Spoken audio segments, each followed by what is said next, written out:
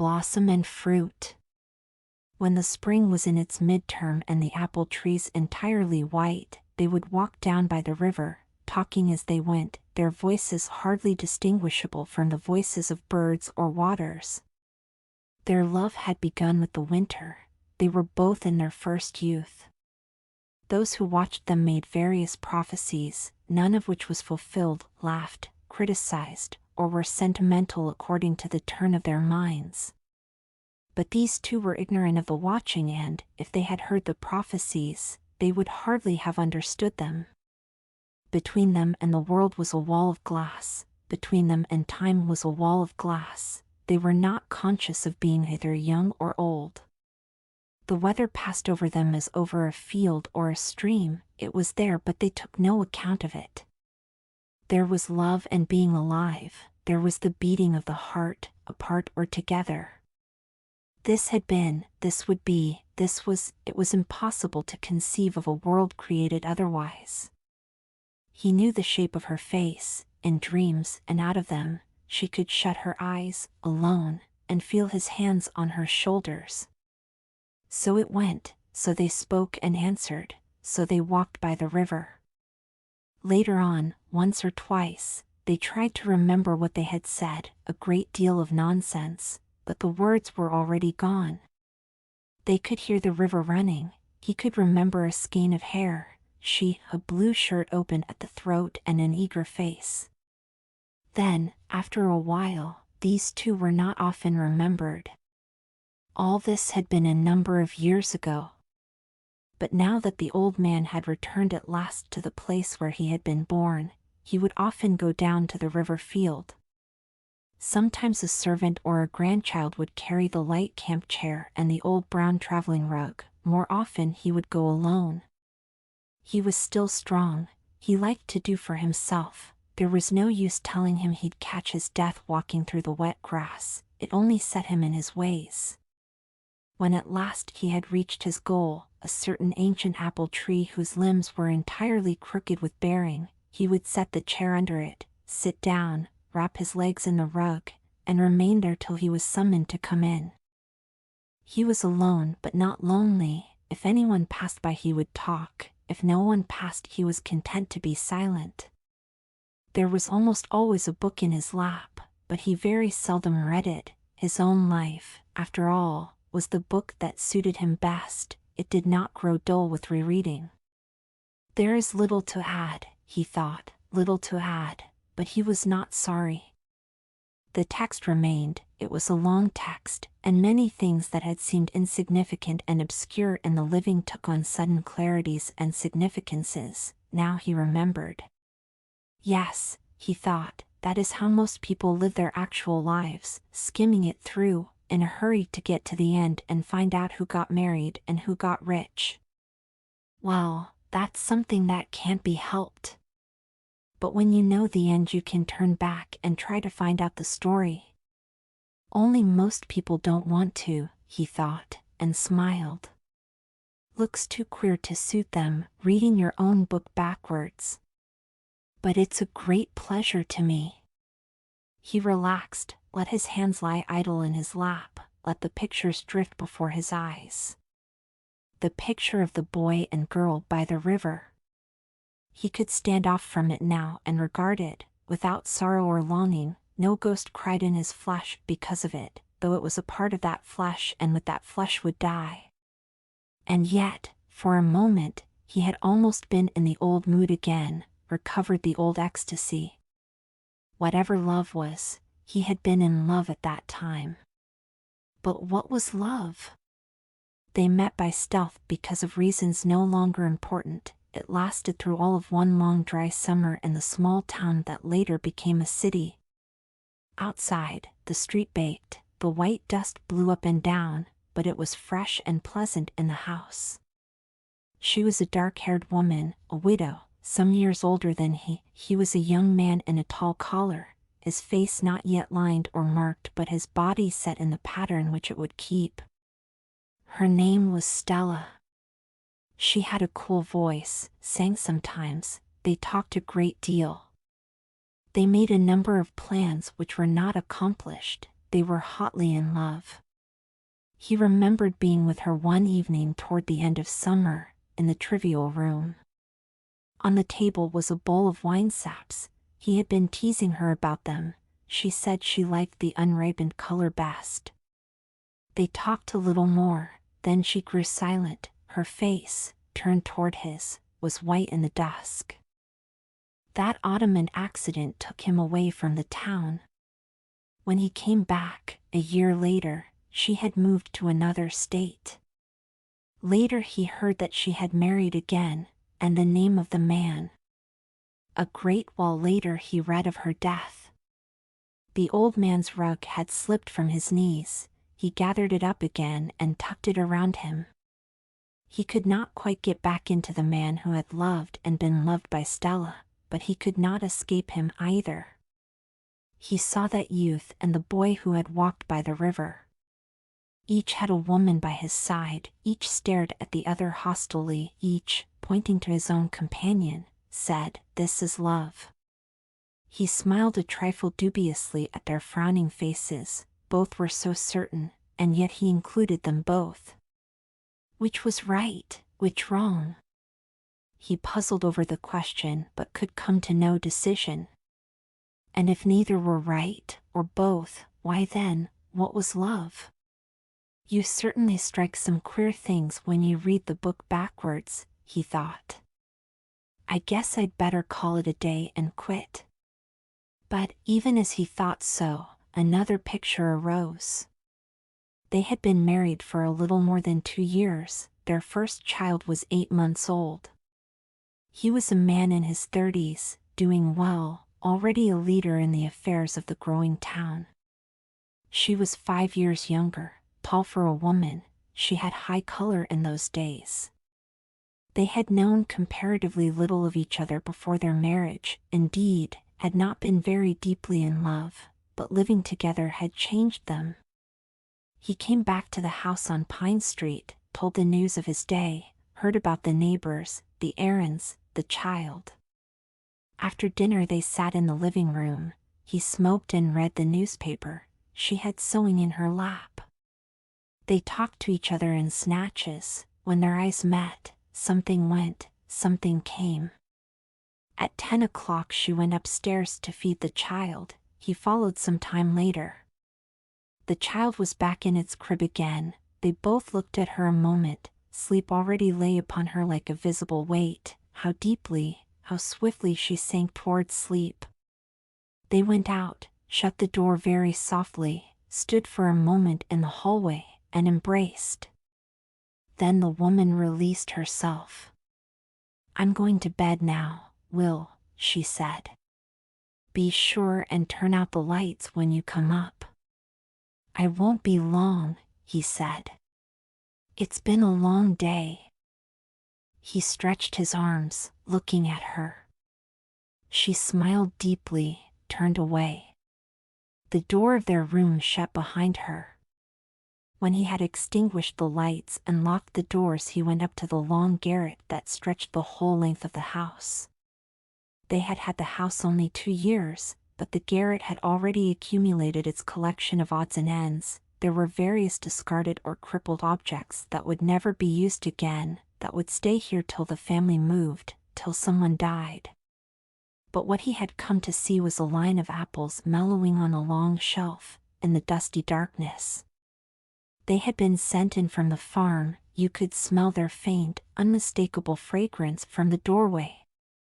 He took one up, turned it over in his hand, felt its weight and texture, firm and smooth and cool. You couldn't get a better eating apple than that, and this was the right place for them to mellow.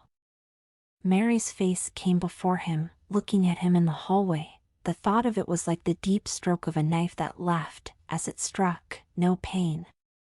Yes, he thought, I'm alive, we're pretty fond of each other. Some impulse made him put down the apple and push up the little skylight of the garret to let the air blow in on his face. It was a clean cold, it was autumn, it made the blood run in him to feel it. He stood there for several minutes, drinking in cold autumn, thinking about his wife.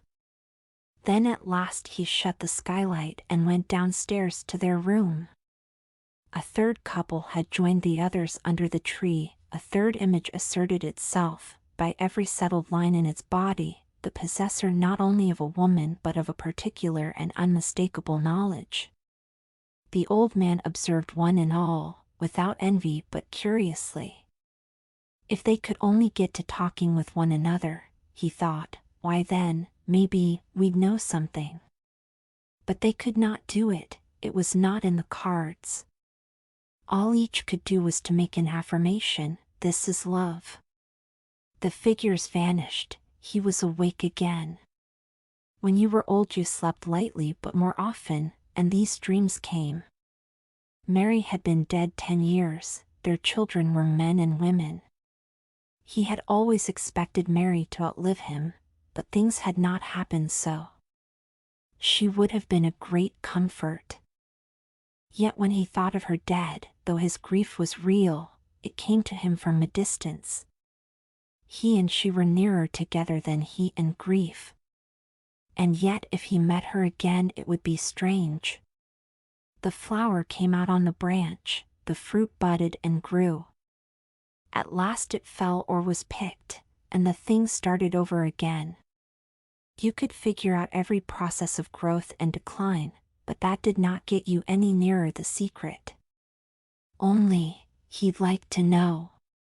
He turned his eyes toward the house, somebody coming for him. His eyes were still better for faraway things than near, and he made out the figure quite plainly. It was the girl who had married his grandnephew, Robert. She called him Father Hancock or Gramp like the rest of them, but still, she was different from the rest. For a moment her name escaped him. Then he had it. Jenny. A dark-haired girl, pleasant-spoken, with a good free walk to her, girls stepped out freer, on the whole, than they had in his day. As for cutting their hair and the rest of it, well, why shouldn't they? It was only the kind of people who wrote to newspapers who made a fuss about such things. And they always had to make a fuss about something. He chuckled deeply, wondering what a newspaper would make of it if a highly respected old citizen wrote and asked them what was love. Crazy old fool, ought to be in an asylum. Well, maybe at that, they'd be right. He watched the girl coming on as he would have watched a rabbit run through the grass or a cloud march along the sky. There was something in her walk that matched both rabbit and cloud, something light and free and unbroken. But there was something else in her walk as well. Lunch, Father Hancock, she called while she was still some yards away. Snapper beans and black cherry pie. Well, I'm hungry, said the old man. You know me, Jenny, never lost appetite yet. But you can have my slice of the pie, you've got younger teeth than mine. Stop playing you're a centenarian, Father Hancock, said the girl. I've seen you with Aunt Maria's pies before. I might take a smidgen, at that, said the old man reflectively, just to taste. But you can have all I don't eat, Jenny, and that's a fair offer. It's too fair, said the girl. I'd eat you out of house and home today. She stretched her arms toward the sky. Gee, I feel hungry, she said. It's right you should, said the old man, placidly. And don't be ashamed of your dinner either. Eat solid and keep your strength up. Do I look as if I needed to keep my strength up? She said with a laugh. No. But it's early to tell, said the old man, gradually disentangling himself from his coverings. He stood up, declining her offered hand. Thank you, my dear, he said. I never expected to see my own great-grandnephew. But don't be thinking of that. It'll be your baby, boy or girl, and that's what's important. The girl's hand went slowly to her throat while color rose in her face. Then she laughed. "Father Hancock," she said. You darned old wizard. Why Robert doesn't know about it yet and—" "He wouldn't," said the old man briefly. "Kind of inexperienced at that age. But you can't fool me, my dear. I've seen too much and too many." She looked at him with trouble in her eyes. "Well, as long as you know," she said. "But you won't let on to the rest of them. Of course I'll tell Robert soon, but—" "I know," said the old man. "They carry on." Never could see so much sense in all that carrying on, but relations do.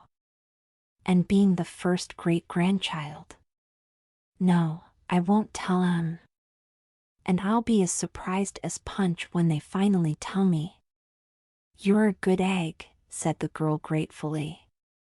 "Thanks ever so much. I don't mind your knowing." They stood for a moment in silence, his hand on her shoulder. The girl shivered suddenly. "Tell me, Father Hancock," she said suddenly, in a muffled voice, not looking at him, "is it going to be pretty bad?" "No, child, it won't be so bad." She said nothing, but he could feel the tenseness in her body relax. "It'll be for around November, I expect," he said, and went on without waiting for her reply. "Well, that's a good time, Jenny. You take our old cat, Marcella. She generally has her second lot of kittens around in October or November. And those kittens, they do right well." "Father Hancock, you're a positive disgrace." So she said, but he knew from the tone of her voice that she was not angry with him, and once more, as they went together towards the house, he felt the stroke of youth upon him, watching her walk so well. About the middle of summer, when the green of the fields had turned to yellow and brown, Will Hancock's old friend John Sturgis drove over one day to visit him. A son and a granddaughter accompanied John Sturgis, as well as two other vaguer female relatives whom the young people called indiscriminately cousin and aunt, and for a while the big porch of the Hancock house knew the bustle of tribal ceremony. Everyone was a little anxious, everyone was a little voluble. This was neither a funeral nor a wedding, but, as an occasion, it ranked with those occasions, and in the heart of every Hancock and Sturgis present was a small individual grain of gratitude and pride at being there to witness the actual meeting of two such perishable old men. The relatives possessed the old men and displayed them. The old men sat quietly, their tanned hands resting on their knees. They knew they were being possessed, but they too felt pride and pleasure. It was, after all, remarkable that they should be here. The young people didn't know how remarkable it was. Finally, however, Will Hancock rose. "Come along down cellar, John," he said gruffly. "Got something to show you." It was the familiar opening of an immemorial gambit. And it brought the expected reply. "Now, Father," said Will Hancock's eldest daughter, "if you'll only wait a minute, Maria will be out with the lemonade, and I had her bake some brownies." "Lemonade," said Will Hancock and sniffed. "Hold your tongue, Mary," he said gently. "I'm going to give John Sturgis something good for what ails him." As he led the way down cellar, he smiled to himself. They would be still protesting, back on the porch. They would be saying that cellars were damp and old men delicate, that cider turned into acid, and that at their age you'd think they'd have more sense. But there would be no real heart in the protestations. And if the ceremonial visit to the cellar had been omitted, there would have been disappointment. Because then their old men would not have been quite so remarkable, after all. They passed through the dairy cellar, with its big tin milk pans, and into the cider cellar. It was cool there, but with a sweet-smelling coolness. There was no scent of damp or mold.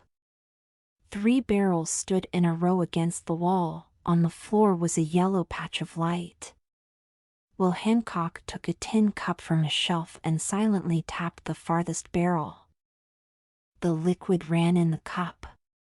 It was old cider, yellow as wheat straw, and when he raised it toward his nostrils the soul of the bruised apple came to him.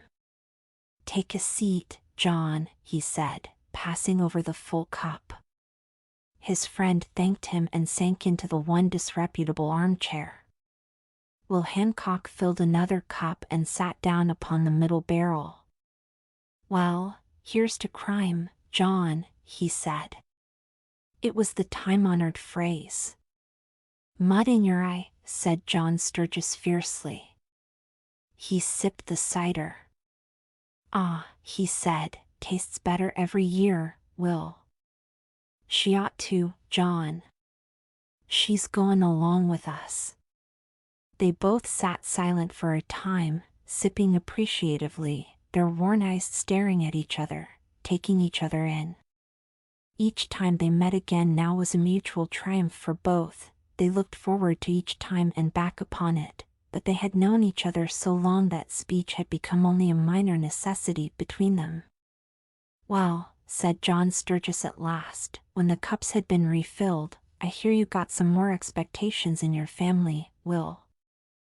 "That's fine. That's what they tell me," said Will Hancock. "She's a nice girl, Jenny." "Yes, she's a nice girl," said John Sturgis indifferently. "It'll be some news for Molly when I get home. She'll be right interested. She was hopin' we might beat you to it, with young Jack and his wife. But no signs yet." He shook his head and a shadow passed over his face. "Well, I don't know that you set so much store by it," said Will Hancock consolingly, "though it's interesting." "Oh, they'll have a piece in the paper," said John Sturgis with a trace of bitterness. "4 generations. Even if it isn't a great-grandchild, so to speak." "I know. He took a larger sip of cider. "That won't do me a speck of good when I get home," he confided. "And Molly, she'll think I was crazy. But what's the use of livin' if you've got to live so tetchy all the time?" "I never saw you looking better, John," said Will Hancock, heartily. "Never did." "I'm spry enough most days," admitted John Sturgis.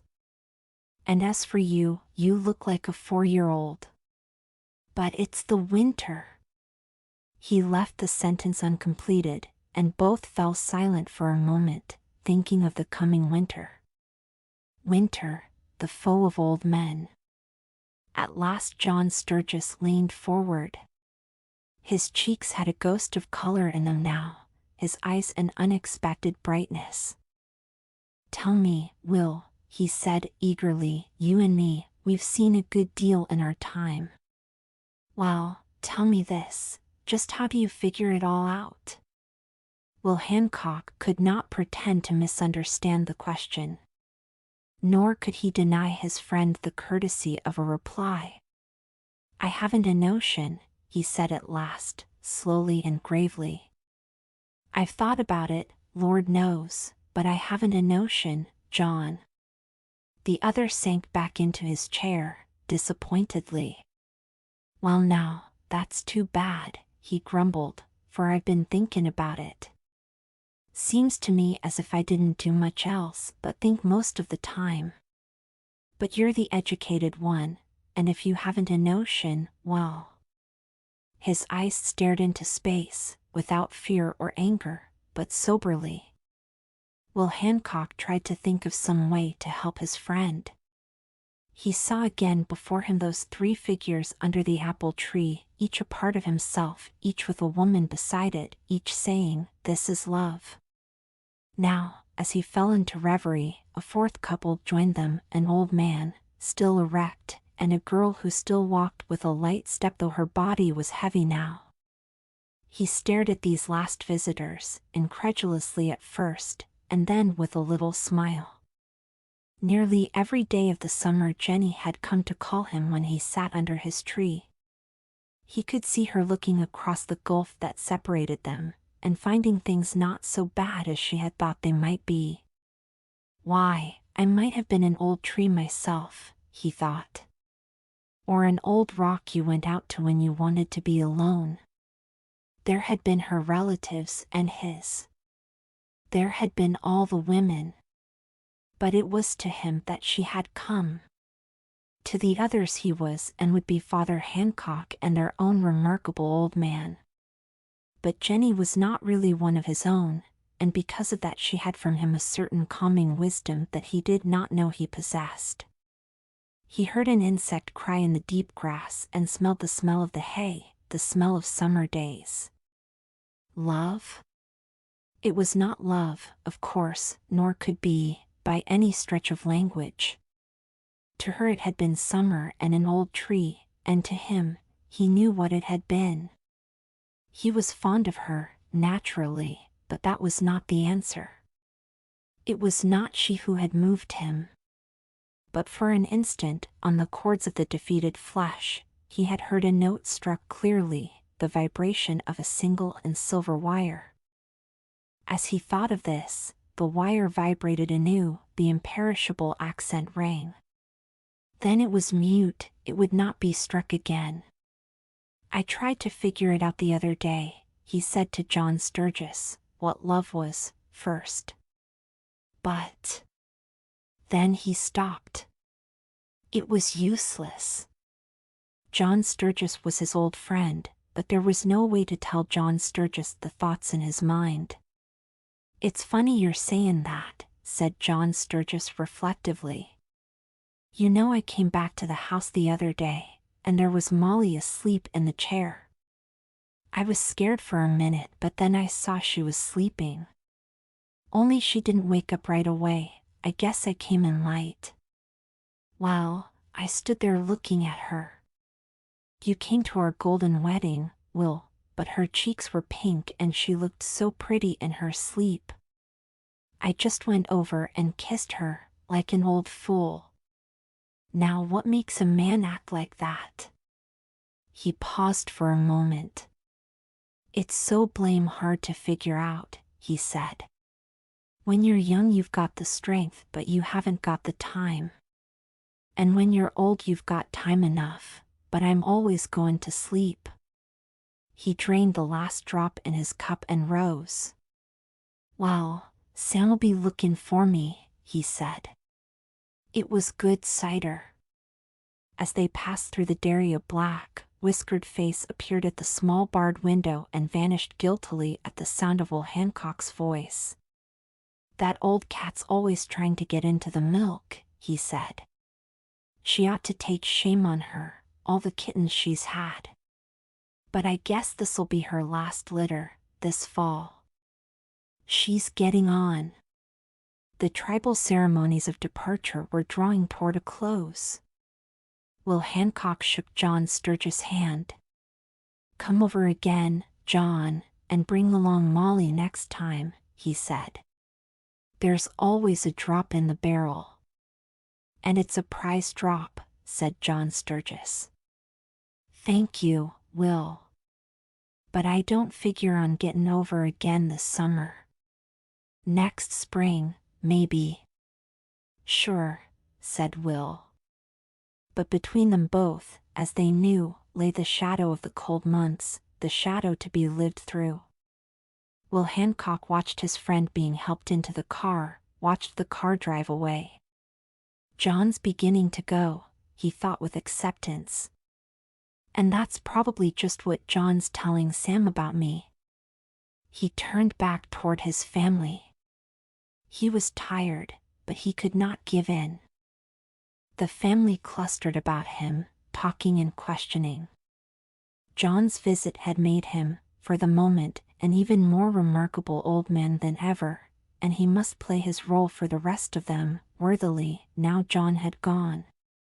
So he played it, and they saw no difference. But he kept wondering what day the winter would set in. The first gales of autumn had come and passed, when Will Hancock got up in the morning he saw white rime on the ground. It had melted away by 11, but next morning it was back again. At last, when he walked down to his apple tree he walked under bare boughs. That night he went early to his room, but before he got in bed he stood for a while at the window, looking at the sky. It was a winter sky, the stars were hard in it. Yet the day had been mild enough. Jenny wanted her child born in the Indian summer. Perhaps she would still have her wish. He slept more lightly than ever these nights. The first thing roused him. So when the noises began in the house he was awake at once. But he lay there for some time, dreamily, not even looking at his watch. The footsteps went up and down stairs, and he listened to them. A voice said something sharply and was hushed. Somebody was trying to telephone. He knew them all, those sounds of whispering haste that wake up a house at night. Yes, he thought, all the same it's hard on the women. Or the men too, for that matter. But sooner or later, the doctor would come and take from his small black bag the miraculous doll wrapped up in a single cabbage leaf. He himself had once been such a doll, though he couldn't remember it. Now they would not want him out there, but he would go all the same. He rose, put on his dressing gown, and tiptoed down the long corridor. He heard a shrill whisper in his ear, "Father, are you crazy? Go back to bed." But he shook his head at the whisper and went on. At the head of the stairs he met his grandnephew, Robert. There was sweat on the boy's face and he breathed as if he had been running. They looked at each other a moment, with sympathy but without understanding. "How is she?" said Will Hancock. "All right, thanks, Gramp," said the boy in a grateful voice as he kept fumbling in his dressing-gown pocket for a cigarette that was not there. "The doctor's coming over but we don't think it's the real thing yet." Someone called to the boy, and he disappeared again. The corridor abruptly seemed very full of Will Hancock's family. They were clustering around him, buzzing reassuringly, but he paid little attention. Suddenly, from behind a closed door, he heard Jenny's voice, clear and amused. "Why, how perfectly sweet of Father Hancock, Bob. But I'm sorry they woke him, and all for a false alarm." The reassuring buzzes around him recommenced. He shook them off impatiently and walked back toward his room.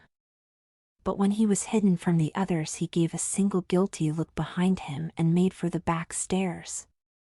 "They won't follow me," he thought, "got too much to talk about." He switched on the light in the cider cellar, drawing his dressing gown closer about him. It was cold in the cellar now, and it would be colder still. But cider was always cider, and he felt thirsty. He drank the yellow liquid reflectively, swinging his heels against the side of the barrel. Upstairs they would still be whispering and consulting. And maybe the doctor would come with his black bag after all, and tomorrow there would be a piece in the paper to make John Sturgis jealous. But there wasn't anything he could do about it. No, even for Jenny, there was nothing more he could do. She had taken his wisdom, such as it was, and used it. And he was glad of that. But now he knew from the light tone of her voice that she was beyond such wisdom as he had. The wire had ceased its vibration, the leaves of the tree were shed, like dry wisdom on the ground. Well, she was a nice girl and Robert a decent boy. They would have other children doubtless, and those children in their turn. He heard a low sound from the other corner of the cellar and went over to see what had made it. Then he whistled. "Well, old lady," he said, "you certainly don't waste your time." It was the old black house cat who had stared through the dairy window at himself and John Sturgis. Already she was licking the third of her new kittens while the two firstborn nuzzled at her, squeaking from time to time. He bent over and stroked her head. She looked at him troubledly. "It's all right," he said reassuringly. "They've forgotten about us both, and no wonder. But I'll stick around."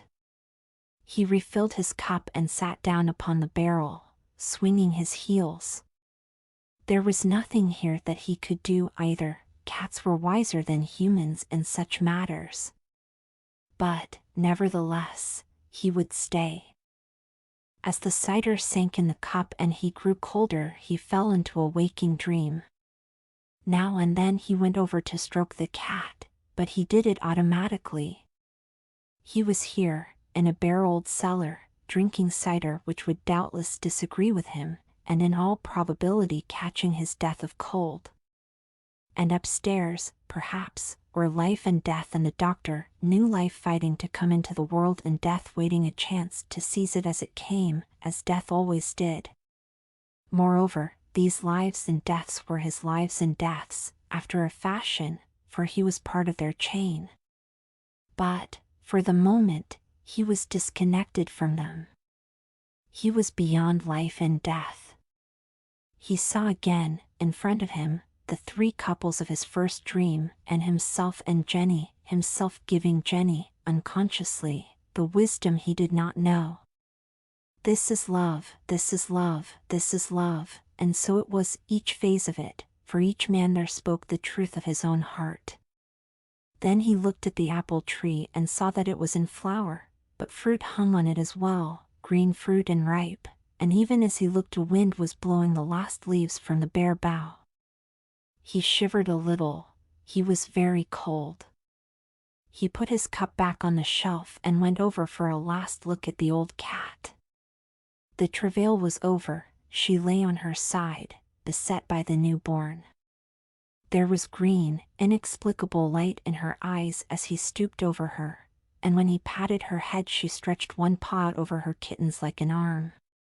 He rose stiffly and left her, turning out the light. As he went up the stairs, adorable life, he thought, I know you. I know you were given only to be given away. The house was silent again, as he tiptoed back to his room. His vigil had been unsuspected, his watch quite useless, and yet he had kept a vigil and a watch. Tomorrow might have been too late for it, even now he trembled with cold. Yet, when he stood before the window, he looked long at the winter sky. The stars were still hard points of light, and he would not see them soft again, but earth would continue to turn round, in spite of all these things. The end. That was an enchanting story. Ready for more? Stay with us and let your mind drift into another captivating tale. Don't forget to like, subscribe, and share this video to help others enjoy learning English while they sleep. And now on to our next story.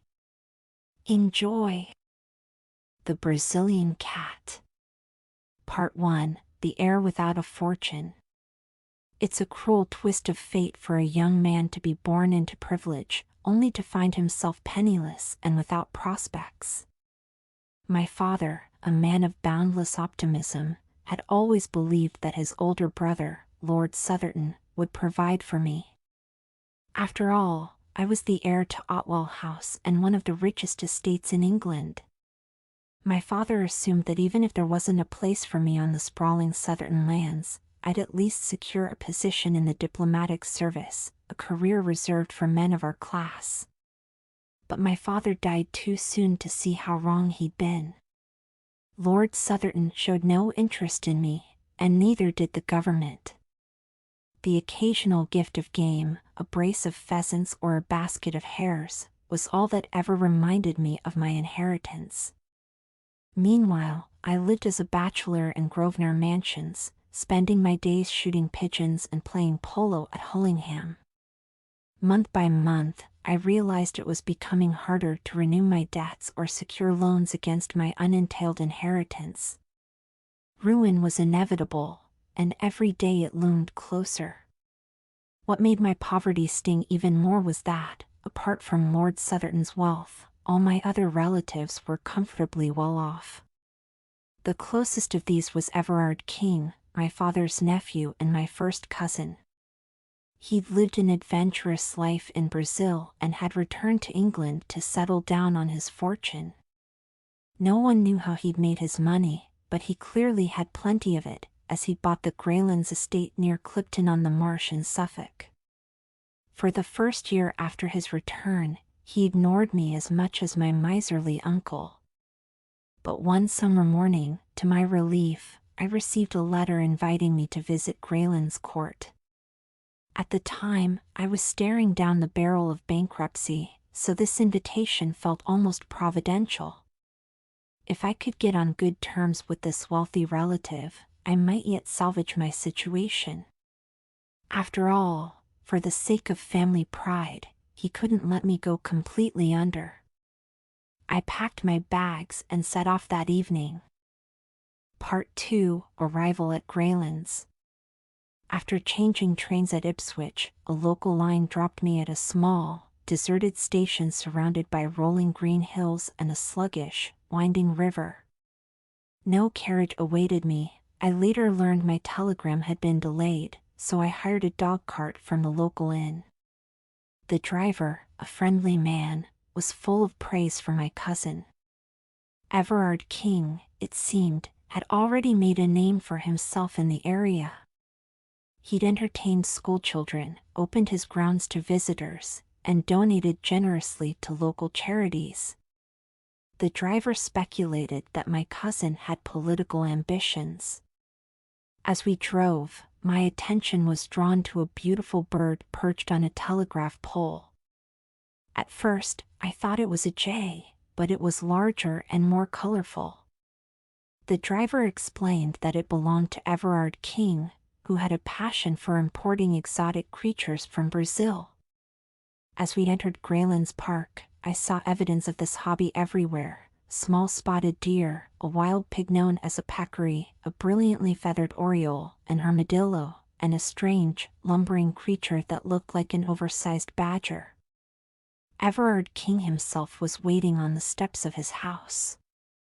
He was a short, stout man of about 45, with a round, sunburned face and a cheerful demeanor. He wore white linen clothes, a Panama hat, and smoked a cigar, a figure straight out of a tropical plantation. He greeted me warmly. "Welcome to Greylands," he cried. "I'm delighted to meet you, Cousin Marshall. It's an honor to have you here." His manner was so hearty that it instantly put me at ease. Unfortunately, the same couldn't be said for his wife, a tall, haggard woman of Brazilian descent. She was polite but cold, and her dark eyes made it clear I wasn't a welcome guest. Still, I wasn't about to let her hostility ruin my plans. My debts were too pressing, and my need for my cousin's help too urgent. Part 3: The Brazilian Cat. Dinner was excellent, and afterward, we sat in the billiard room, smoking cigars and drinking coffee made from beans grown on my cousin's plantation. He was every bit as hospitable as the driver had described. But the next morning, I saw a different side of him. At breakfast, his wife made it clear she wanted me gone. "The best train leaves at 12:15, she said pointedly. "I wasn't planning to leave today," I replied, perhaps a bit defiantly. She gave me a cold look. "If it's up to you."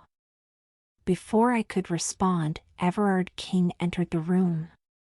He'd overheard our exchange, and his cheerful face turned stormy. He asked me to step outside, and I heard him arguing with his wife in low, furious tones.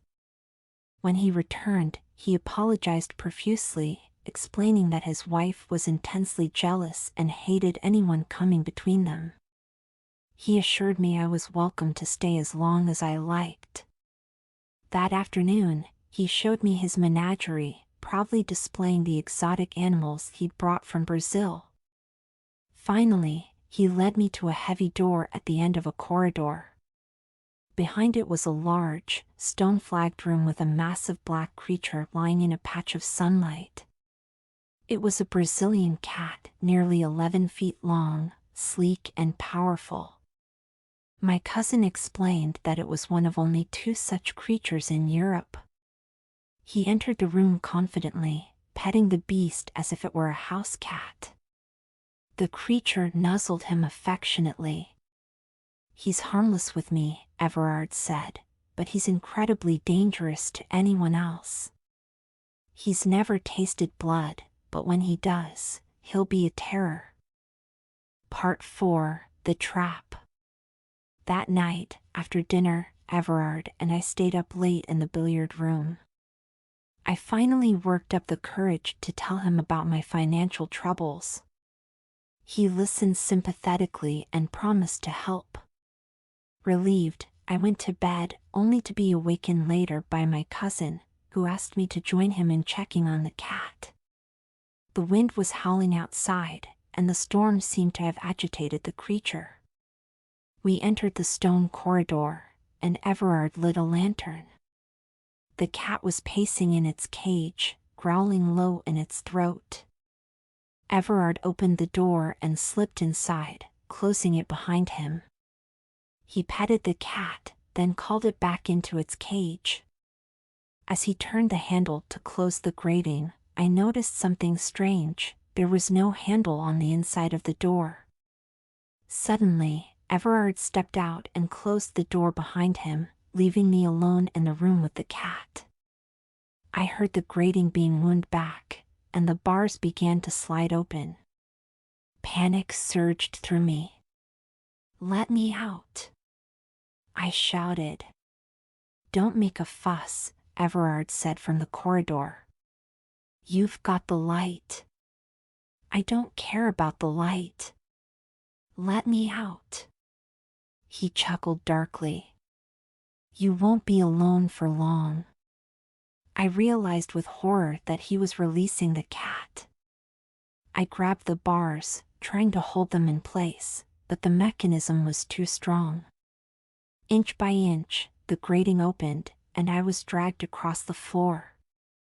Finally, I let go, and the bars clanged shut. Everard's footsteps retreated, and the door slammed. Part 5: The Night of Terror. The cat didn't move at first, just stared at me with its glowing eyes. I dropped the lantern, and its light began to fade. I knew I had to act before the candle went out. Spotting the cage's top grating, I climbed onto it, squeezing myself between the bars and the ceiling.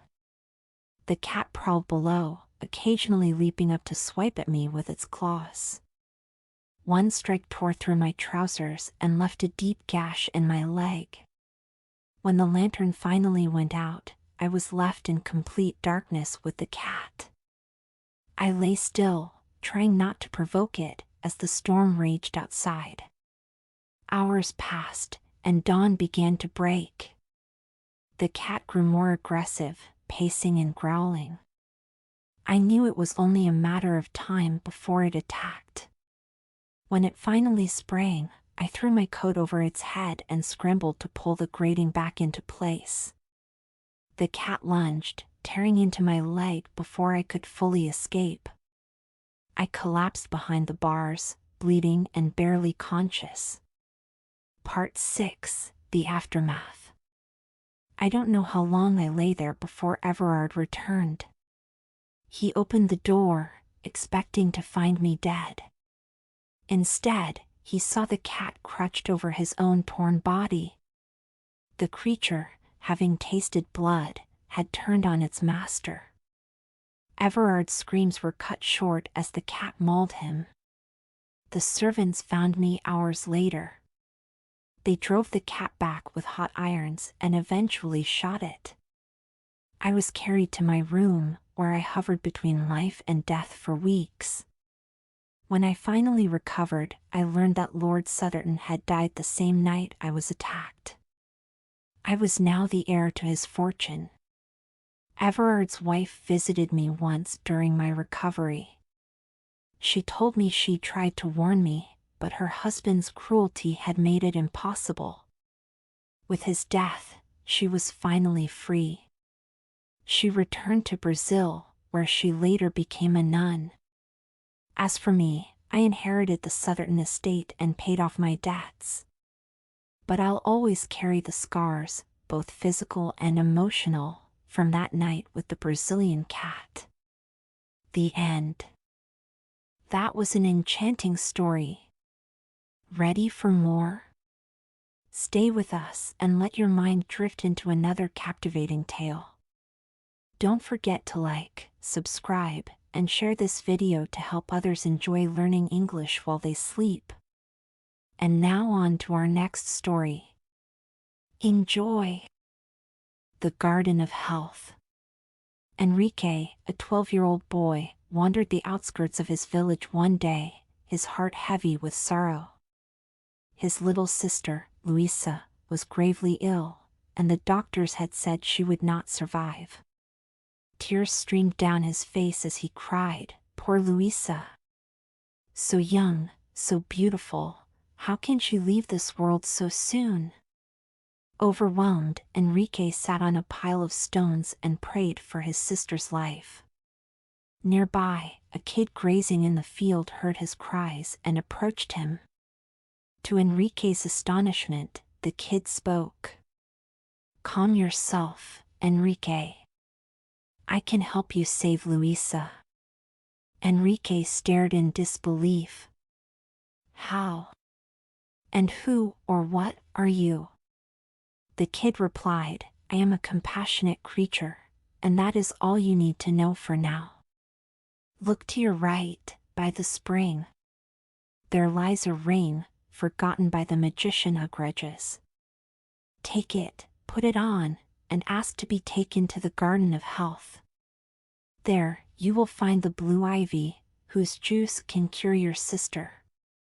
If they refuse to give it to you, use the ring's power." Enrique hesitated but did as the kid instructed. He found the golden ring, adorned with mysterious symbols, and slipped it onto his finger. With a deep breath, he said, "Take me to the Garden of Health." In an instant, a cloud enveloped him, and he was whisked through the air at incredible speed. Moments later, he stood before the gates of a magnificent garden surrounded by a silver fence adorned with golden ornaments. Two maidens stood guard at the entrance, one radiant and smiling, dressed in white, and the other somber and silent, cloaked in black. The maiden in white held an apple, while the one in black gripped a scythe. "Who are you?" Enrique asked. "I am Life," said the maiden in white. "And I am Death," replied the one in black, her voice cold and hollow. "Why have you come here, boy?" they asked in unison. "I need a branch of the blue ivy to save my sister," Enrique explained. Life smiled gently but shook her head. "I cannot give it to you without Death's permission." Death sneered. "Luisa belongs to me. I will not give her up." Life turned to Enrique and whispered, "I cannot give you the ivy, but remember, you can take it without my permission." Enrique's determination hardened. "Then I will enter, no matter the cost." Death raised her scythe, her eyes blazing. "You shall not enter alive." But Life intervened, holding out her apple. "He will enter if he is quick. Do not harm him, he has many years ahead of him." Enrique leaped over the threshold, and Death swung her scythe. The blade would have struck him down, but Life's apple healed him instantly. Inside the Garden of Health, Enrique marveled at the countless plants and trees, each with its own healing properties. "I am the red celery, curing chest ailments," said one plant. "I am the Spanish onion, healing the kidneys," said another. "And I am the valerian, soothing the nerves," chimed in a third. Enrique grew frustrated. "Enough! I need the blue ivy." A soft voice called out, "Here I am, but death hides me well.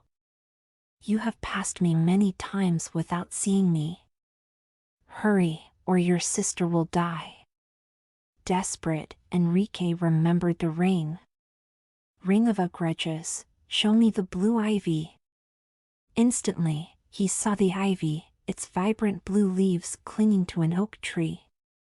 But before he could cut a branch, the ivy warned him, "Do not delay. Death is already at your sister's bedside." Enrique acted quickly. "Ring of Icarus, bring death to me, tied and helpless." Death appeared, bound and furious, her scythe nowhere to be seen. The plants cheered as Enrique confronted her. "What have you done to my sister?" he demanded. "Nothing yet," Death hissed, "but as soon as I am free, she will be mine." Enrique glared at her. "Ring, give this wicked creature a thrashing." Sticks materialized out of thin air and rained down on Death, who howled in pain. Her false teeth fell out, her hair was torn away, and one of her eyes was knocked loose. With Death subdued, Enrique cut a sprig of the blue ivy and commanded the ring, "Take me to my sister's side." In a flash, he was back in Luisa's room, where his family wept by her bedside. Enrique squeezed the ivy's juice into her mouth, and moments later, Luisa opened her eyes and called for her mother. The family rejoiced, praising Enrique for his bravery. But Enrique knew he owed his success to the mysterious kid. He returned to the spring, where he called for the kid using the ring's power. The kid appeared and revealed her true identity. "I am Atala, daughter of the magician Icarus. I left my father's ring for you to save your sister." The kid appeared and revealed her true identity. "I am Atala, daughter of the magician Icarus. I left my father's ring for you to save your sister." Enrique gasped as the kid transformed into a beautiful girl his age. "You're incredible. Come home with me, Luisa will want to thank you herself." Atala smiled. "I cannot refuse while you wear the ring." Enrique removed the ring and handed it to her. Atala disappeared briefly, then returned with her father's permission to visit Enrique's family. The two became fast friends, and Atala visited often to play with Luisa. One day, Icarus himself came to Enrique's home. Before leaving, he touched an old chest and said, "Open it later." Inside, the family found a fortune in gold coins and a note that read, "A gift from Icarus to two wonderful children." With the magician's blessing, Enrique pursued his dreams, and Luisa grew up healthy and happy. The two siblings never forgot the kindness of Atala and the power of love and courage. The end. That was an enchanting story. Ready for more? Stay with us and let your mind drift into another captivating tale. Don't forget to like, subscribe, and share this video to help others enjoy learning English while they sleep. And now on to our next story. Enjoy! The City of Fortune. Once upon a time, in a small village, there lived a boy named Rupert. He was known far and wide as the sharpest and most prudent lad in the region. One evening, Rupert and his friends gathered around a crackling fire to listen to the tales of a grizzled veteran soldier. The man, covered in scars and wearing the modest stripes of a retired sergeant, captivated them with stories of his adventures. The soldier spoke of a legendary place called the City of Fortune, perched atop a towering mountain. "The city is a marvel," he said. "Its streets are paved with gold coins, its houses built of gold, and its fortress walls are solid silver. The cannons that defend it are made of enormous diamonds. Even the dirt is pure gold dust, swept away by carts and discarded into drains. The pebbles you stumble upon are brilliants as large as nuts, so abundant that they are worth nothing to the inhabitants. To live there is to be richer than the most powerful kings of the earth. But the soldier warned, the path to the city is perilous. Few have ever reached it, and those who do often arrive old and broken, their riches useless to them. Rupert, however, was not deterred. When the others had gone, he approached the soldier and asked, "Do you know the way to this city?" The soldier nodded. "I do, but I do not advise you to go. The journey is fraught with danger. There are two paths, one is long and treacherous, filled with enemies and hardships. The other is short and level, but—" Before the soldier could finish, Rupert interrupted. "Enough. Show me the short path. I will take my chances." The soldier sighed. "Very well. But remember, you chose not to hear the rest of my warning." Without a word to his parents or brother, Rupert set off the next morning, following the soldier's directions. He walked for 2 days until he reached the bank of a wide river. There, he found a boat manned by a towering black ferryman. "Good man," Rupert called, "is this the way to the City of Fortune?" "It is," the ferryman replied. "But the crossing costs 50 duros. Rupert frowned. "I have no money. Can you not take me across for free?" The ferryman shook his head. "This river is never crossed for free. If you have no money, I will take a piece of your heart instead. It will hurt, but you will survive." Desperate to continue, Rupert agreed. The ferryman cut a small piece from his heart, and Rupert felt a strange emptiness as he crossed the river. Yet, he pressed on, driven by the vision of the Golden City. Soon, he encountered another obstacle, a narrow pass guarded by a second black figure. "To pass," the guardian said, "you must give me a piece of your heart." Again, Rupert complied, and again he felt his desire for the city wane. Still, he pressed forward, determined to reach his goal. The final challenge was a deep ravine, impossible to cross. As Rupert sat in despair, a giant vulture descended. "I will carry you across," it said, "but you must give me a piece of your heart." Rupert, now desperate, agreed. The vulture tore another piece from his heart and carried him across the ravine. At last, Rupert stood before the gates of the City of Fortune. But as he entered, he felt no joy. The city's dazzling riches meant nothing to him.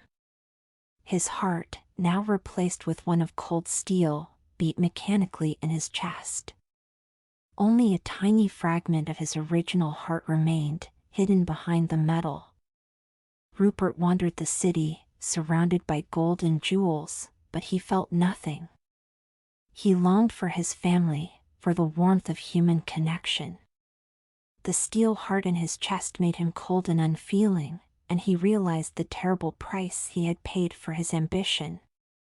Determined to return home, Rupert left the city. As he walked, he felt a strange lightness, as if the city's hold on him was fading.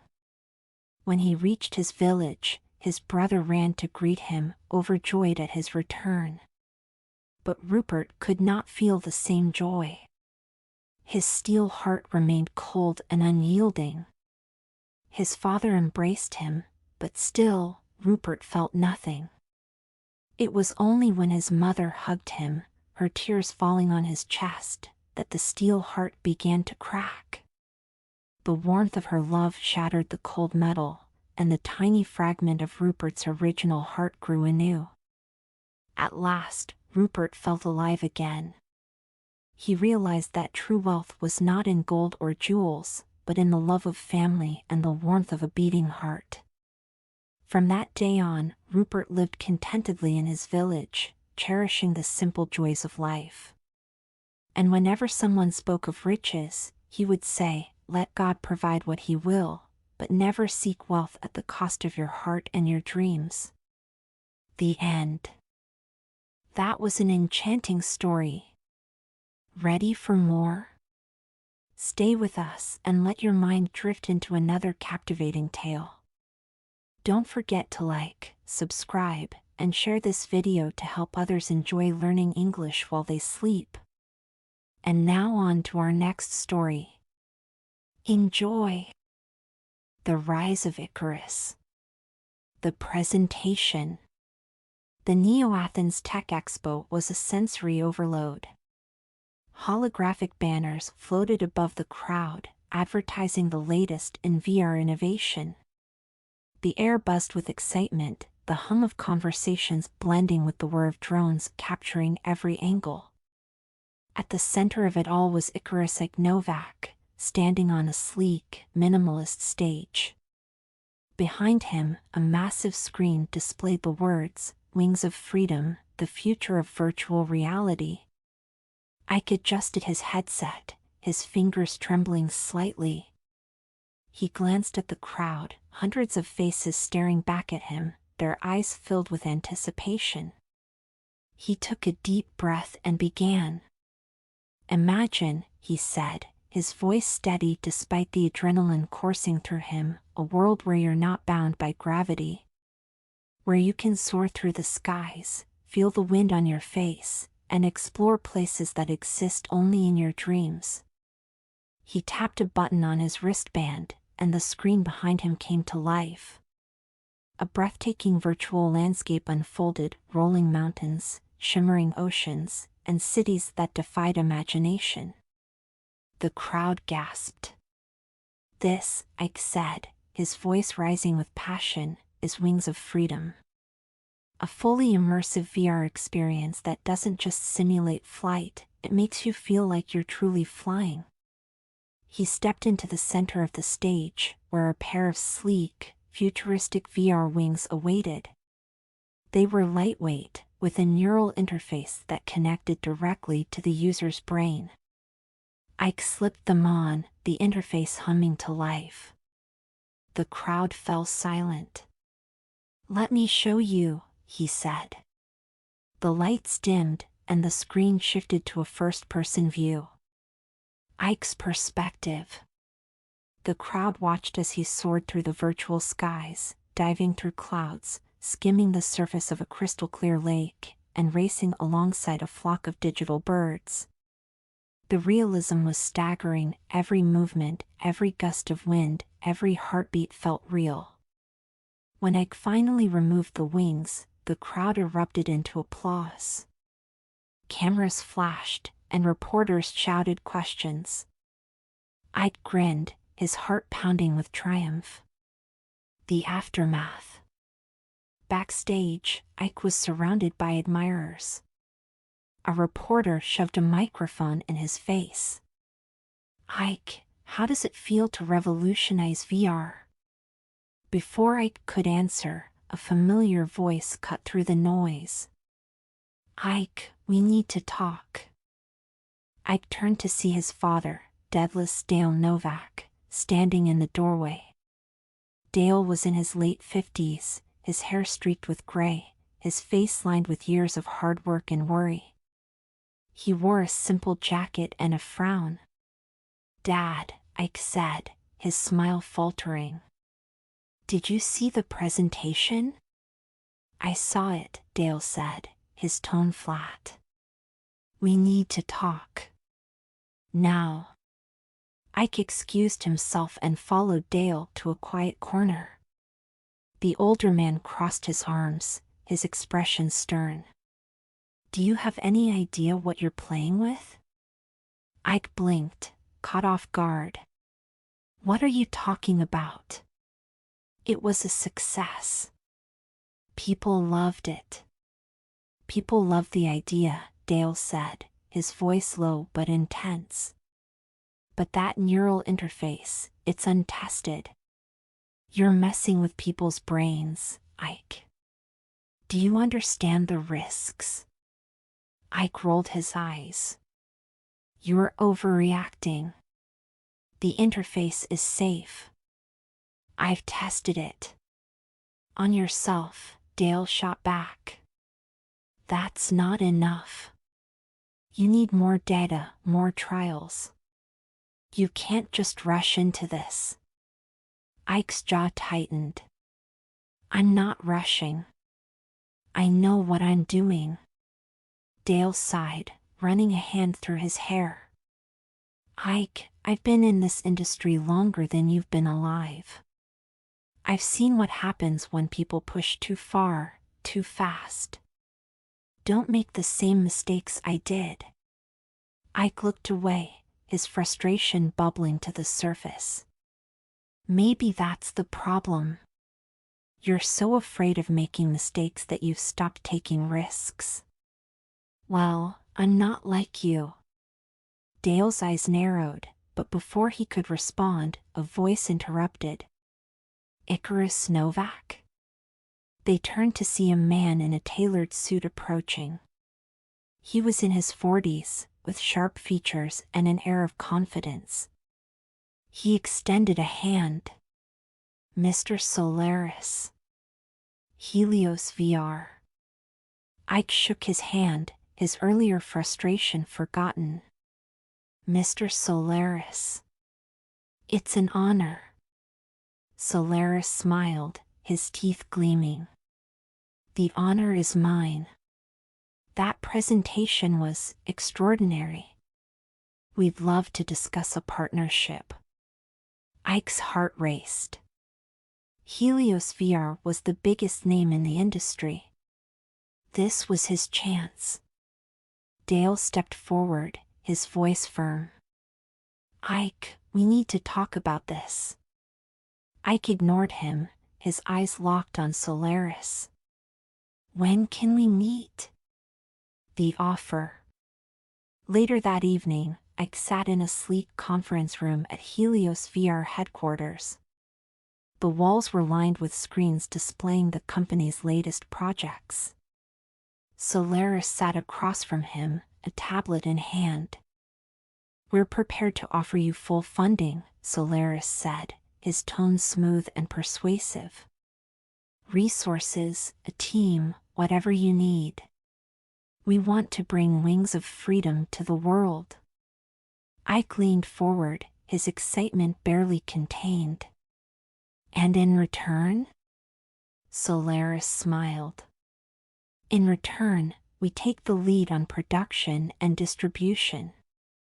You'll retain creative control, of course. But we'll handle the logistics. Ike hesitated, his father's warnings echoing in his mind. But the opportunity was too good to pass up. I'm in. Solaris extended his hand. Welcome to Helios. The warning. Ike returned home to find Dale waiting for him in the living room. The older man sat in his favorite armchair, a cup of coffee in hand. He didn't look up as Ike walked in. I signed the deal, Ike said, his voice defiant. Dale set his cup down, his expression grim. Ike, you're playing with fire. Helios isn't interested in innovation, they're interested in profit. They'll push you to cut corners, to rush the process. And when something goes wrong, they'll leave you to take the fall. Ike crossed his arms. You don't know that. I do, Dale said, his voice rising. I've seen it happen. You think you're invincible, but you're not. You're going to get hurt, or worse, someone else will. Ike shook his head, his frustration boiling over. I'm not a kid anymore, Dad. I don't need you to protect me. Dale stood, his eyes blazing. This isn't about protecting you. It's about doing what's right. You have a responsibility to your users, to yourself. Don't throw that away for a quick payday. Ike turned away, his jaw clenched. I'm not throwing anything away. I'm building something amazing. And if you can't see that, then maybe you're the one who's lost. The room fell silent, the tension thick and unspoken.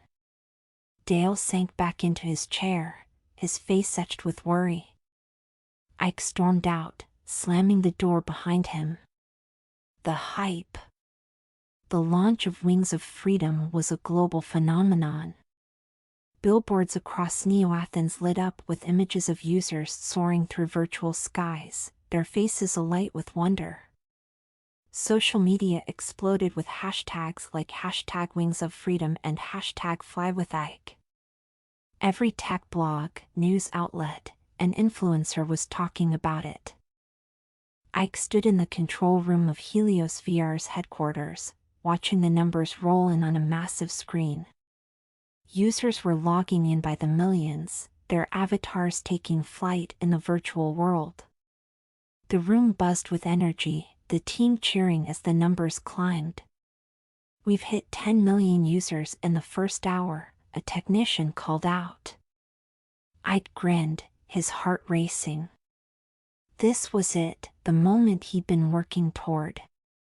He turned to Mr. Solaris, who stood nearby, his arms crossed and a satisfied smile on his face.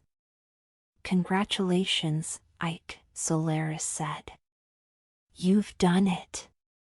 Ike nodded, but his smile faltered as he noticed a small red alert flashing in the corner of the screen.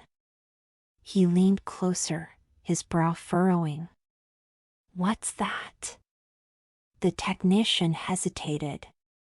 "Just a minor glitch. Probably a server overload. We're handling it." Ike frowned but didn't press further. He couldn't let anything ruin this moment. The first cracks. A week later, Ike sat in his apartment, scrolling through user reviews. Most were glowing, filled with praise for the immersive experience. But a few stood out.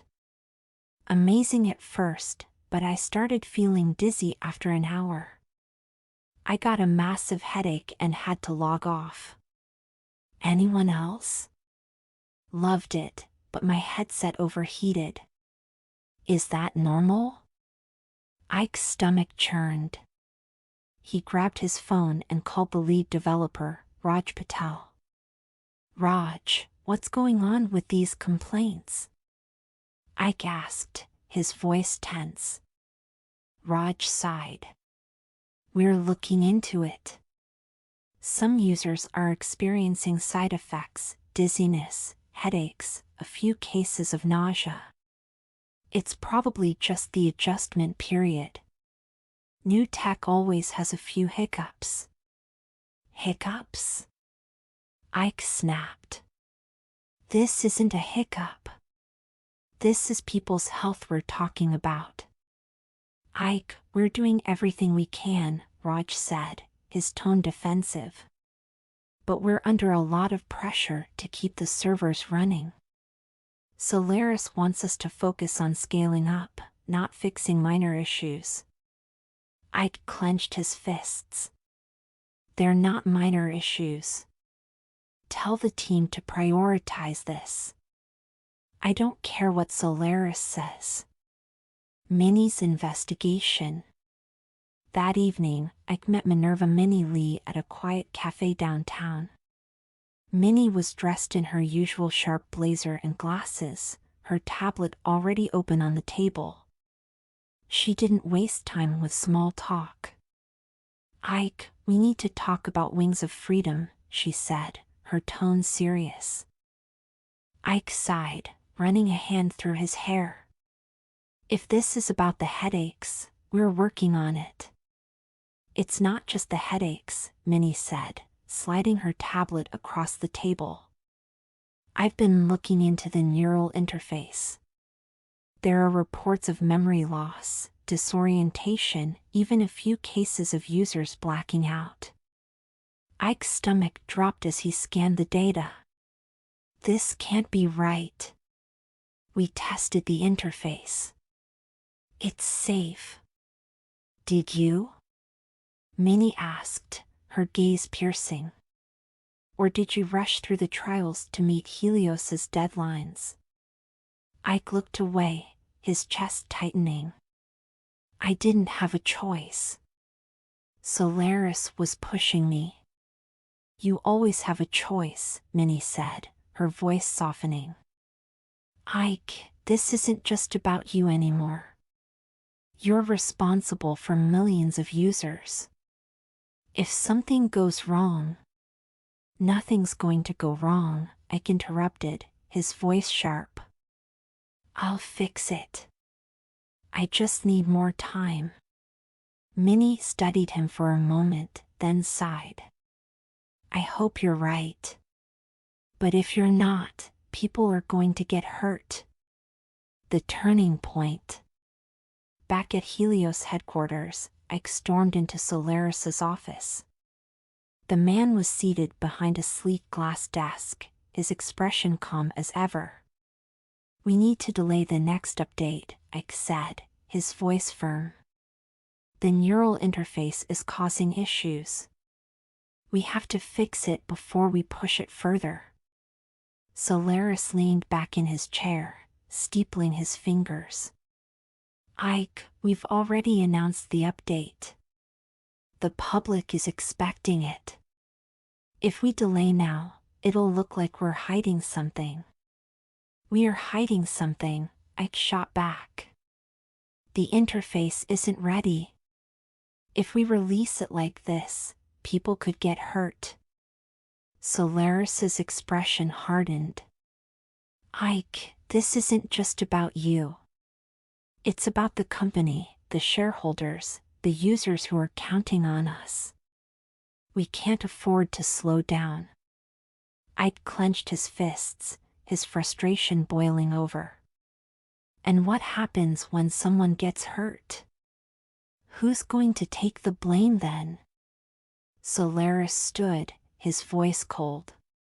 You knew the risks when you signed on. If you can't handle the pressure, maybe you're not cut out for this.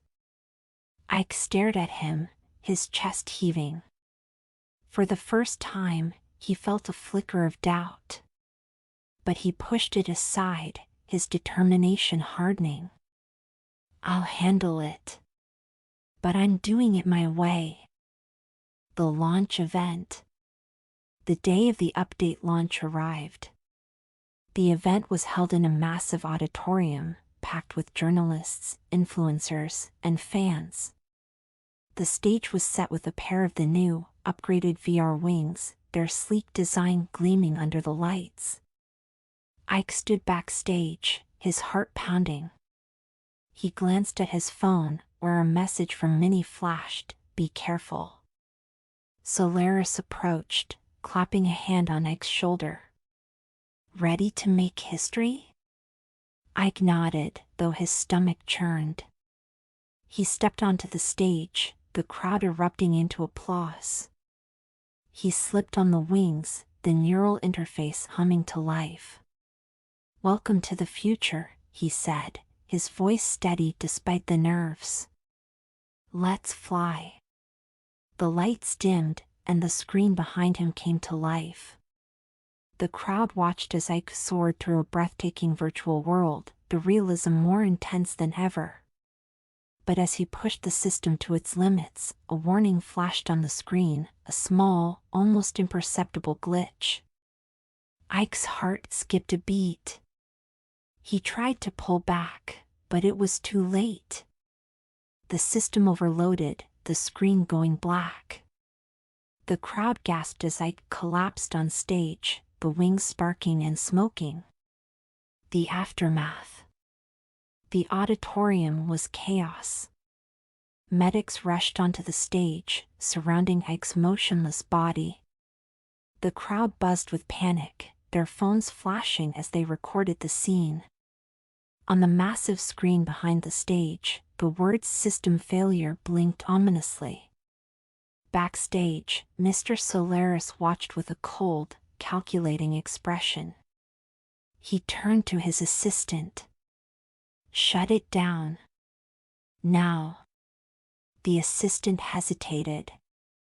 "What about Ike?" Solaris didn't even glance at the stage. "He's on his own." The hospital. Ike woke up in a sterile hospital room, his head throbbing and his body aching. The faint hum of machines filled the air, and the harsh fluorescent lights made his eyes water. He tried to sit up, but a wave of dizziness forced him back down. The door opened, and Minnie stepped in, her face pale with worry. "Ike," she said, her voice trembling. "You scared the hell out of me." Ike tried to speak, but his throat was dry. Minnie handed him a cup of water, and he sipped it slowly. "What happened?" he croaked. "What happened?" Minnie repeated, her tone sharp. "You pushed the system too far, and it nearly killed you. And you're not the only one." Dozens of users reported blackouts, seizures, and memory loss after the update. Ike's stomach churned. "I didn't know. I thought I could fix it." "You didn't want to know," Minnie said, her voice rising. "You were so caught up in proving yourself that you ignored the warnings. And now people are paying the price." Ike looked away, his chest tight with guilt. "What do I do?" Minnie sat down beside him, her expression softening. "You start by taking responsibility. And then you fix this. Not for fame or money, but because it's the right thing to do." The fallout. The media storm was relentless. Headlines blared: "Wings of Freedom crashes and burns, Icarus Novak, genius or reckless?" Social media was flooded with angry posts, lawsuits were filed, and Helios VR distanced itself from Ike, blaming him for the failure. Ike's apartment was a mess: empty takeout containers, crumpled papers, and half-finished code scattered everywhere. He sat at his desk, staring at his computer screen, his eyes bloodshot from lack of sleep. A knock at the door startled him. He opened it to find Dale standing there, his expression unreadable. For a moment, neither of them spoke. Then Dale stepped inside, surveying the chaos. "I tried to warn you," Dale said, his voice quiet but firm. Ike sank into a chair, his shoulders slumped. "I know. I should have listened." Dale sat down across from him, his gaze steady. "What are you going to do now?" Ike ran a hand through his hair, his voice barely above a whisper. "I don't know. I've ruined everything." Dale leaned forward, his tone softening. "You haven't ruined everything. You've made mistakes, yes. But you're not done yet. You have a chance to make this right." Ike looked up, his eyes filled with doubt. "How?" "By fixing what you broke," Dale said. "Not for fame or glory, but because it's the right thing to do. The redemption."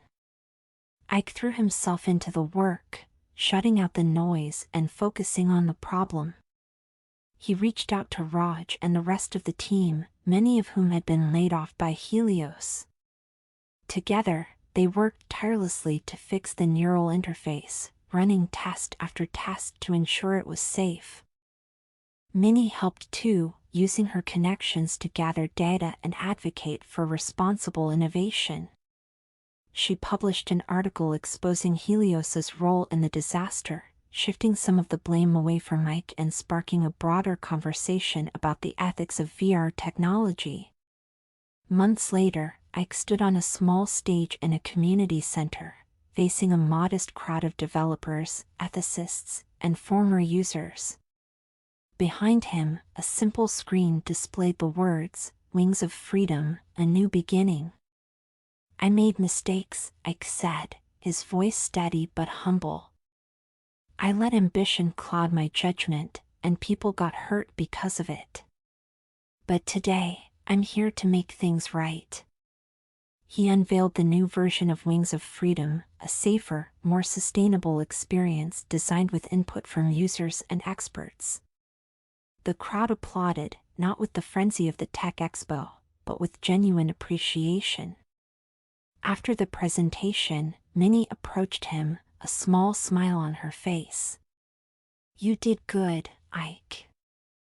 Ike smiled back, a weight lifting from his shoulders. "I couldn't have done it without you. Or my dad." Dale, standing nearby, nodded.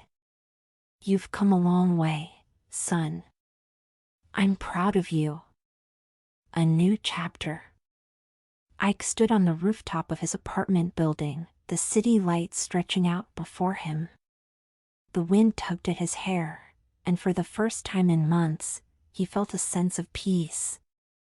Minnie joined him, handing him a cup of coffee. "What's next?" Ike took a sip, his gaze fixed on the horizon. "I don't know. But I'm done chasing fame.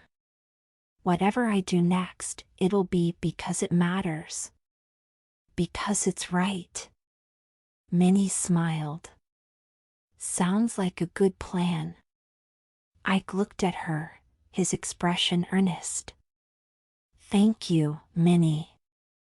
For everything."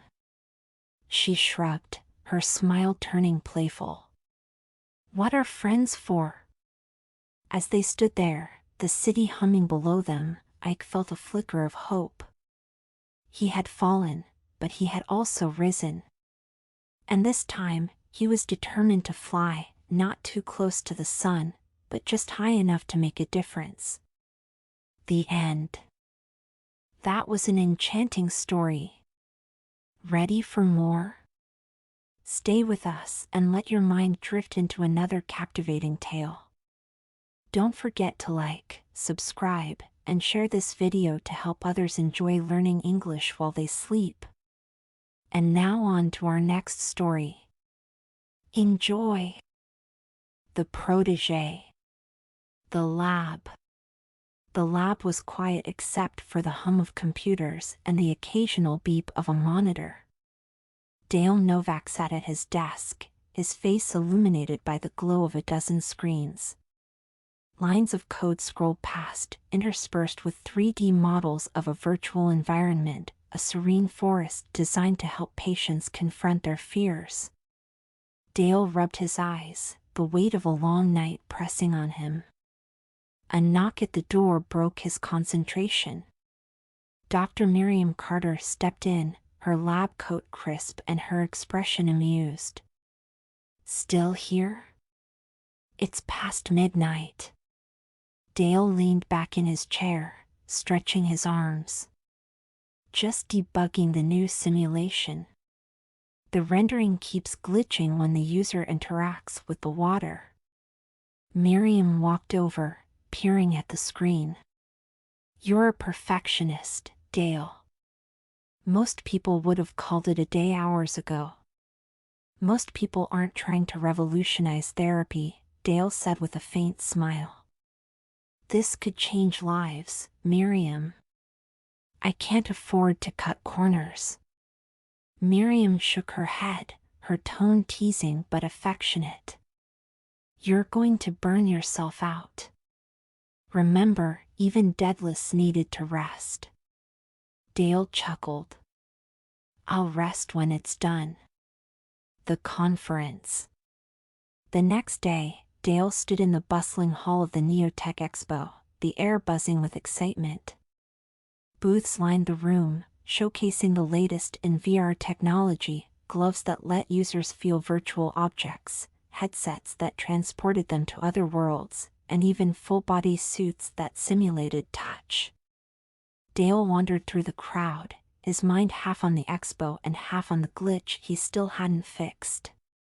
At a booth near the back, a small crowd had gathered. Dale edged closer, curious. A young woman stood at the center, her dark hair pulled into a messy bun and her hands moving animatedly as she spoke. She was demonstrating a VR headset, her voice confident and her eyes alight with passion. "Imagine," she said, "a world where you can step into someone else's shoes, literally. Feel what they feel, see what they see. That's what we're building." The crowd murmured in awe, but Dale frowned. He stepped forward, his tone cautious. "That's impressive, but have you considered the ethical implications? Letting people experience someone else's emotions, that's a lot of power." The woman turned to him, her gaze sharp but not unkind. "Power comes with responsibility. But if we're too afraid to push boundaries, we'll never move forward." Dale raised an eyebrow. "And if pushing boundaries hurts people?" She smiled, undeterred. "Then we learn, adapt, and try again. Isn't that what innovation is all about?" Dale studied her for a moment, intrigued.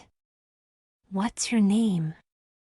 "Elena Vasquez," she said, extending a hand. "And you're Dale Novak. I've read all your papers." Dale shook her hand, surprised. "Well, Elena, it's not every day I meet someone who's read my work and challenged me in the same conversation." The offer. Later that evening, Dale sat in a cafe with Elena, the two of them poring over her notes. Her ideas were bold, even reckless, but there was no denying her talent. She had a knack for seeing possibilities where others saw obstacles. "This neural interface," Dale said, tapping a diagram, "it's ambitious. But it's also risky. If it malfunctions, it could cause serious harm." Elena leaned forward, her eyes gleaming. "That's why we test it. Carefully, methodically. But we can't let fear stop us from trying." Dale hesitated, torn between admiration and caution. "You remind me of myself when I was younger. Full of ideas, convinced I could change the world." "And you did," Elena said. "Your work on VR therapy, it's incredible. But imagine what we could do if we pushed further." Dale studied her, his mind racing. Finally, he nodded. "How would you like to join my lab? I could use someone with your enthusiasm." Elena's face lit up. "Are you serious?" "Dead serious," Dale said. "But there's one condition. You follow my rules. No cutting corners, no reckless experiments." "Agreed?" Elena hesitated, then nodded. "Agreed." The first day. Elena's first day at the lab was a whirlwind. She moved through the space with restless energy, examining every piece of equipment, every line of code. Dale watched her, a mix of pride and unease settling in his chest. "This is incredible," Elena said, her voice filled with awe. "I've never seen a setup like this." "It's taken years to build," Dale said. "And a lot of late nights." Elena turned to him, her expression serious. "I won't let you down, Dale. I promise." Dale nodded, but a flicker of doubt crossed his mind. Elena's ambition was undeniable, but it was also untamed. He could only hope he was making the right choice. The first project. Dale assigned Elena to work on the VR therapy program for PTSD patients. She threw herself into the project, her enthusiasm infectious. But as the days turned into weeks, Dale began to notice subtle changes in her approach. One evening, he found her in the lab, her face lit by the glow of a monitor. She was running a simulation he didn't recognize, a neural interface that seemed far more advanced than anything they'd discussed. "Elena," Dale said, his voice sharp. "What is this?" She looked up, startled but unapologetic. "It's an upgrade to the interface. I thought if we could deepen the emotional connection, the therapy would be more effective." Dale's stomach tightened. "We agreed to stick to the plan. This is too risky." Elena stood, her eyes flashing. "You said innovation requires risk. I'm just doing what you taught me." Dale stared at her, a sinking feeling in his chest. He had seen that look before, the hunger to prove oneself, no matter the cost. And he knew, deep down, that he was partly to blame. The breakthrough. The lab was quiet, the soft hum of computers the only sound. Elena sat at her workstation, her fingers flying across the keyboard. On the screen, lines of code cascaded like a waterfall, interspersed with 3D models of a neural interface far more advanced than anything Dale had approved. Dale walked in, carrying a cup of coffee. He paused, his eyes narrowing as he caught sight of Elena's screen. "What's this?" Elena didn't look up. "An upgrade to the interface. I've been working on it all night." Dale set the coffee down, his tone cautious. "We agreed to stick to the plan. This is outside the scope of the project." Elena finally turned to him, her eyes bright with excitement. "I know, but listen, this could change everything. If we can deepen the emotional connection, the therapy will be 10 times more effective. Imagine what we could do for PTSD patients, for people with phobias, for—" "Elena," Dale interrupted, his voice firm. "This is too risky. We don't know how this will affect users. We need more testing, more safeguards." Elena's excitement faltered, replaced by frustration. "Testing takes time. Time we don't have. Victor's already breathing down your neck about deadlines." Dale's jaw tightened. "Victor doesn't understand the risks. But I do. And I won't let you put people in danger." Elena stood, her chair scraping against the floor. "You're holding me back, Dale. You're so afraid of making a mistake that you're missing the chance to do something incredible." Dale stared at her, a flicker of doubt crossing his mind. But he shook it off. "We'll discuss this later. For now, shut it down." Elena hesitated, then nodded reluctantly. But as Dale walked away, she glanced back at the screen, her fingers hovering over the keyboard. The pressure. Later that day, Dale sat in a meeting with Victor Kane, the venture capitalist funding his lab. Victor leaned back in his chair, his polished shoes propped up on the table.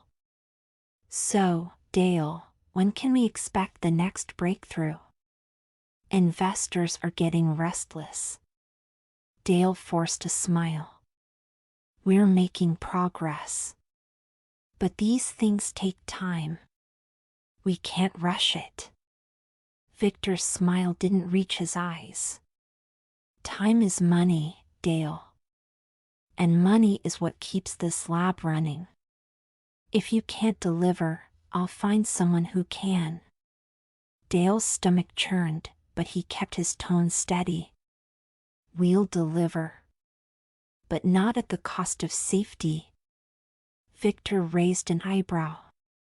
Safety?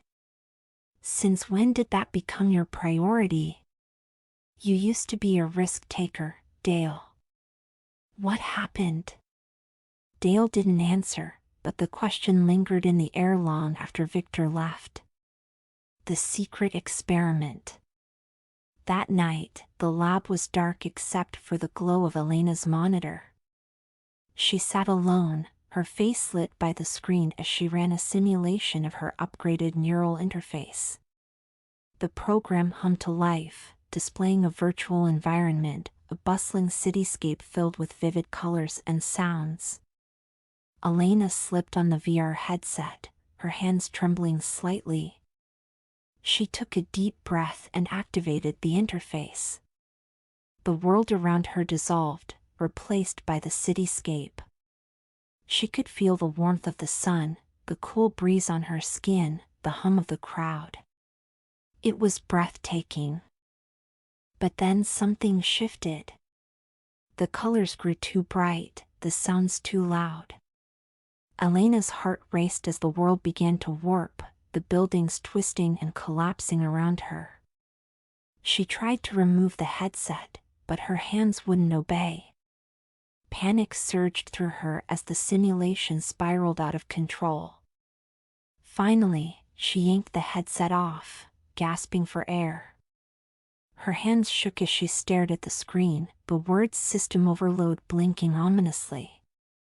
The confrontation. The next morning, Dale arrived at the lab to find Elena slumped over her desk, her face pale and her eyes shadowed. He frowned, his concern outweighing his frustration. "Elena? Are you okay?" She looked up, her expression haunted. I tested the interface last night." Dale's stomach dropped.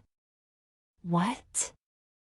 Elena stood, her voice trembling.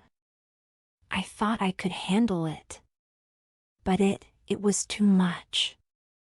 The simulation, it felt real. Too real. I couldn't control it." Dale's hands clenched into fists.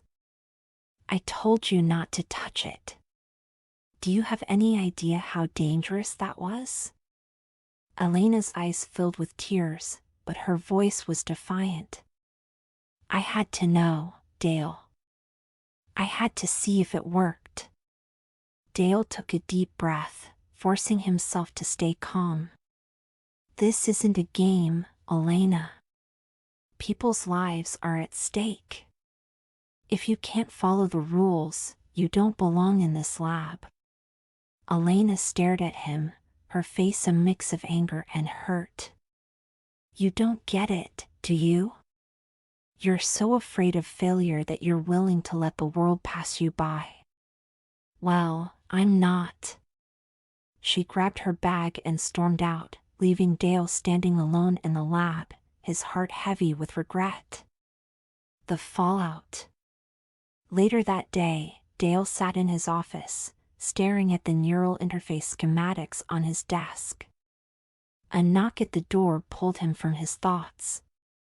Dr. Miriam Carter stepped in, her expression concerned. "I heard what happened," she said, sitting across from him. "Are you okay?" Dale sighed, running a hand through his hair. "I don't know, Miriam. I thought I could guide her, but I think I failed." Miriam shook her head. "You didn't fail, Dale. You tried to teach her the importance of caution. But sometimes, people have to learn the hard way." Dale looked at her, his eyes filled with doubt. What if she doesn't learn? What if she keeps pushing, and someone gets hurt? Miriam reached across the desk, her hand resting on his. "Then you'll be there to pick up the pieces. That's what mentors do." Dale nodded, but the weight of responsibility pressed heavily on his shoulders. The test. The lab was eerily quiet, the hum of computers the only sound.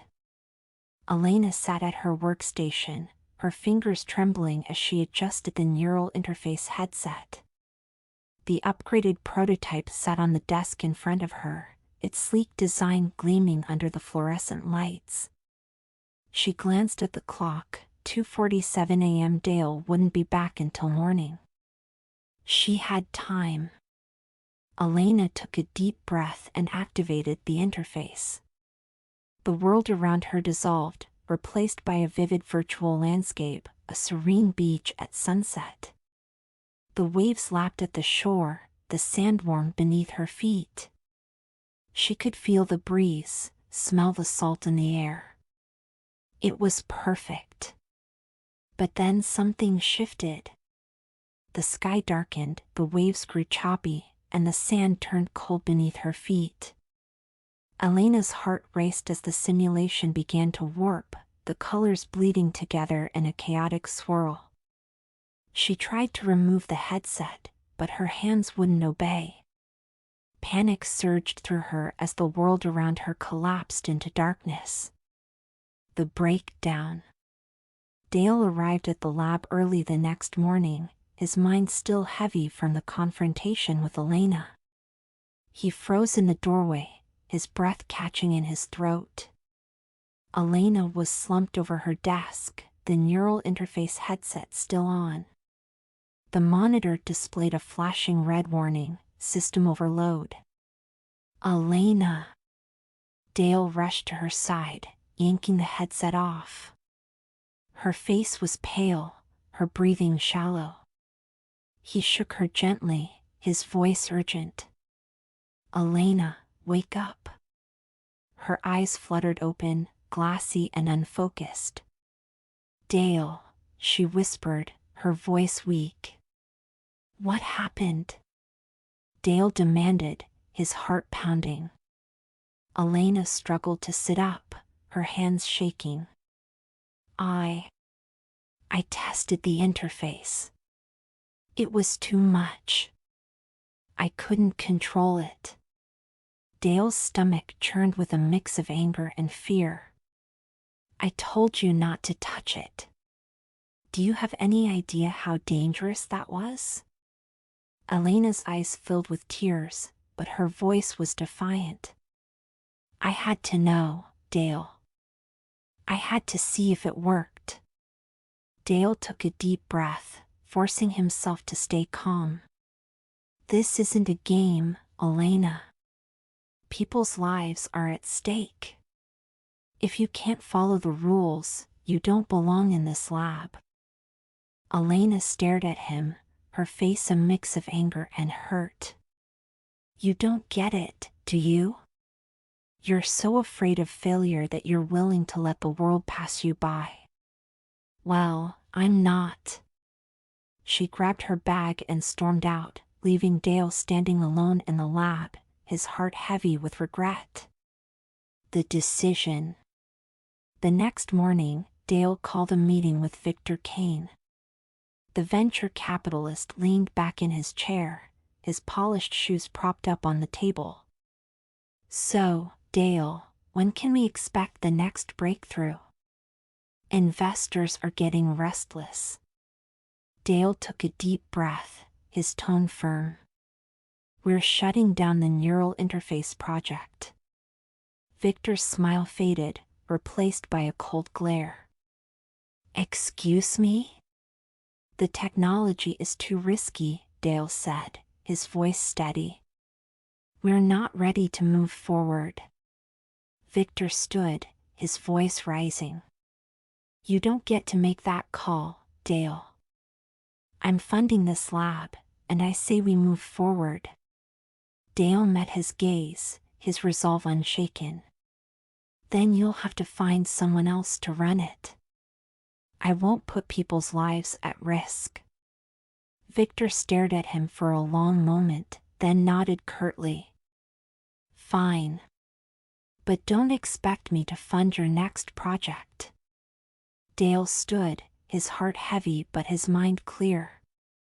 I don't need your money, Victor. I need to do what's right. The resolution. Later that evening, Dale sat in the lab, the neural interface prototype in his hands. He turned it over, studying the sleek design. It was a thing of beauty, but also a reminder of the dangers of unchecked ambition. The door opened, and Elena stepped in, her face pale but determined. Dale, I need to talk to you. Dale looked up, his expression guarded. What is it? Elena took a deep breath, her voice trembling. I'm sorry. I was reckless, and I put myself and others at risk. I see that now. Dale studied her for a moment, then nodded. I'm glad you understand. But this isn't just about you, Elena. It's about the responsibility we have as creators. Elena nodded, her eyes filled with regret. I know. And I want to make it right. If you'll let me. Dale hesitated, then gestured to the chair beside him. Sit down. We have a lot of work to do. The end. The algorithm of redemption. The fallout. The small cafe was quiet, the kind of place where the hum of the espresso machine and the occasional clink of a spoon against a cup were the only sounds. Ike Novak sat in the corner, his hands wrapped around a lukewarm coffee, staring at the steam rising from the mug. His laptop was open in front of him, the screen displaying a news article from 3 years ago, Wings of Freedom crashes and burns, the rise and fall of Icarus Novak. He scrolled through the comments, his jaw tightening with each one. He deserved it. Who did he think he was? Another tech bro who thought he could play God. A notification popped up on his screen, an email from a recruiter. He clicked it open, his eyes scanning the words. Dear Mr. Novak, we're reaching out on behalf of Ether Systems. I closed the laptop with a sharp click, his chest tightening. Ether Systems. Once a leader in AI innovation, now a shadow of its former self. He'd heard the rumors, layoffs, plummeting stock prices, a board desperate for a miracle. He stood, leaving the coffee untouched, and stepped out into the crisp autumn air. The city buzzed around him, but he felt detached, like he was watching it all from behind a screen. The meeting. The Ether Systems headquarters was a sleek glass tower in the heart of the city, its lobby filled with the hum of activity. Ike stood in the elevator, his reflection staring back at him from the polished metal doors. He adjusted his tie, his hands trembling slightly. The doors opened, and he stepped into the boardroom. The table was long and polished, surrounded by high-backed chairs. At the head of the table sat Eleanor Hart, the chairwoman of the board. She was in her 50s, with sharp features and an even sharper gaze. Mr. Novak, she said, standing to shake his hand. Thank you for coming. Ike nodded, his throat dry. Thank you for the opportunity. They sat, and Eleanor leaned forward, her hands clasped on the table. We'll cut to the chase. Ether is in trouble. Our stock is down, our investors are restless, and our competitors are eating us alive. We need a leader who can turn this ship around.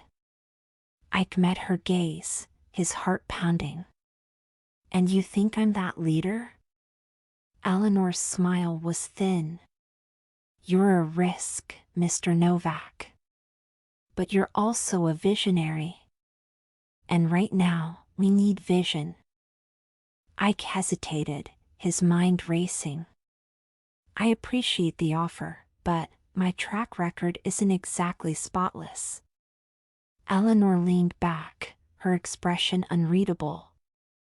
We're aware of your history, but we're also aware of your potential.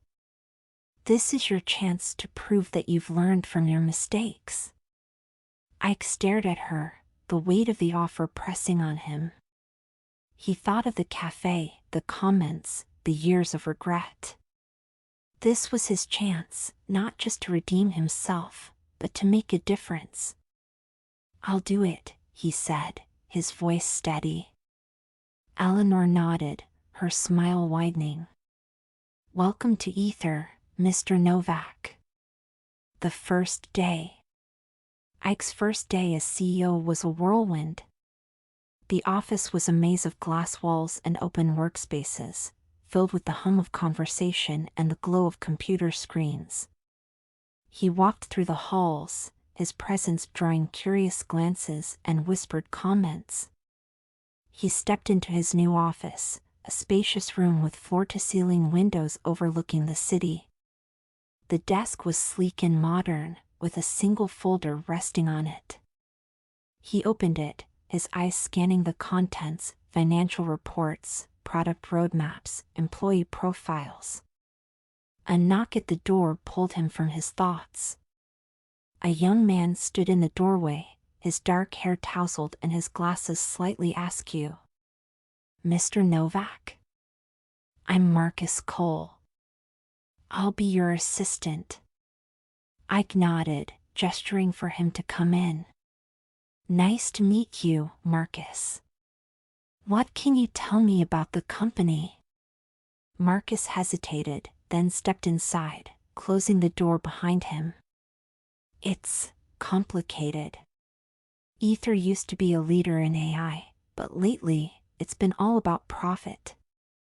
The board's been pushing us to cut corners, and morale is, well, it's not great." Ike frowned, his stomach tightening. "What about Eidolon? How's it performing?" Marcus shifted uncomfortably. "It's popular. But there have been complaints. Privacy issues, data leaks. The board doesn't seem to care, as long as the numbers look good." Ike's jaw tightened. He'd heard the rumors, but hearing it confirmed was another thing entirely. "Thank you, Marcus. I'll take it from here." The discovery.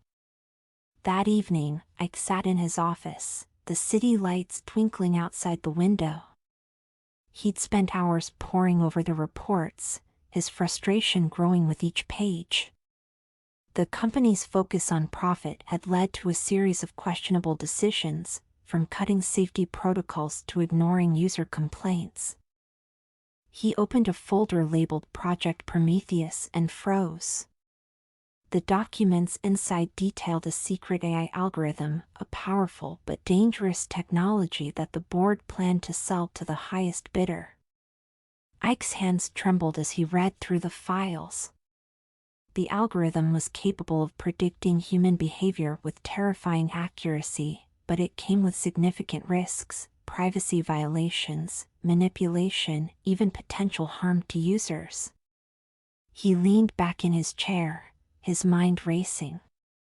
This was exactly the kind of reckless innovation he'd sworn to avoid. But if he shut it down, he'd be going against the board, risking his position before he'd even begun. The decision. The next morning, Ike stood in front of the board, his expression grim. "We need to shift our focus," he said, his voice steady.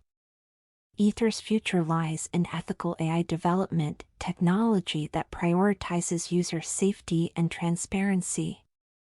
The board members exchanged uneasy glances. Eleanor leaned forward, her tone sharp. "Ethics don't pay the bills, Mr. Novak.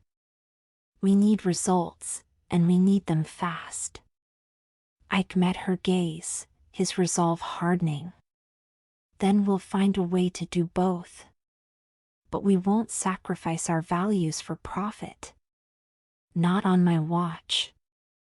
The room fell silent, the tension thick and unspoken. Ike knew he was taking a risk, but he also knew it was the right thing to do. This was his chance to make a difference, to prove that he'd learned from his mistakes. The announcement. The Ether Systems auditorium was packed, the air buzzing with anticipation. Employees filled the rows, their faces a mix of curiosity and skepticism. Ike stood at the podium, his hands gripping the edges as he surveyed the crowd. "Thank you all for being here," he began, his voice steady. "I know there's been a lot of uncertainty lately. But I'm here to tell you that Ether's best days are ahead of us." He paused, letting the words sink in. "Our mission is simple, to create AI technology that improves lives. But to do that, we need to prioritize ethics, transparency, and user safety. That means no more cutting corners, no more rushing products to market. We're going to do things the right way." The room was silent, the weight of his words hanging in the air. Then, a single pair of hands began to clap. It was Marcus Cole, his face alight with admiration. Slowly, others joined in, the applause building until it filled the room. But not everyone was convinced. In the back row, a group of senior engineers exchanged uneasy glances. One of them, Gregory Hayes, leaned over to his colleague. "Ethics don't pay the bills," he muttered. "This is going to be a disaster." The resistance.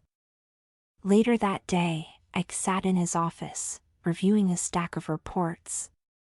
A knock at the door pulled him from his thoughts. Dr. Priya Mehta stepped in, her expression guarded. "I heard your speech," she said, her tone neutral. It was ambitious. Ike gestured for her to sit. "I meant every word. But I know it's not going to be easy." Priya crossed her arms, her gaze piercing. "You're right about that. The board isn't going to like this. And neither will some of the employees. They're used to doing things a certain way." Ike leaned forward, his expression earnest. "That's why I need your help. I want you to be our chief ethics officer. Help me make sure we're doing this right." Priya hesitated, her eyes narrowing. "Why me?" "Because you're the best," Ike said simply. "And because I trust you to tell me when I'm wrong." Priya studied him for a long moment, then nodded. "All right. But don't expect me to go easy on you." Ike smiled faintly. "I wouldn't have it any other way." The boardroom battle. The boardroom was tense, the air thick with unspoken tension. Ike stood at the head of the table, his hands resting on the polished surface. The board members sat around him, their expressions ranging from skeptical to outright hostile. "Let me get this straight," Eleanor Hart said, her voice sharp. "You want to delay the launch of Eidolon 2.0 to implement, what, exactly?" "Safety protocols," Ike said, his tone firm. "User privacy safeguards. Ethical guidelines.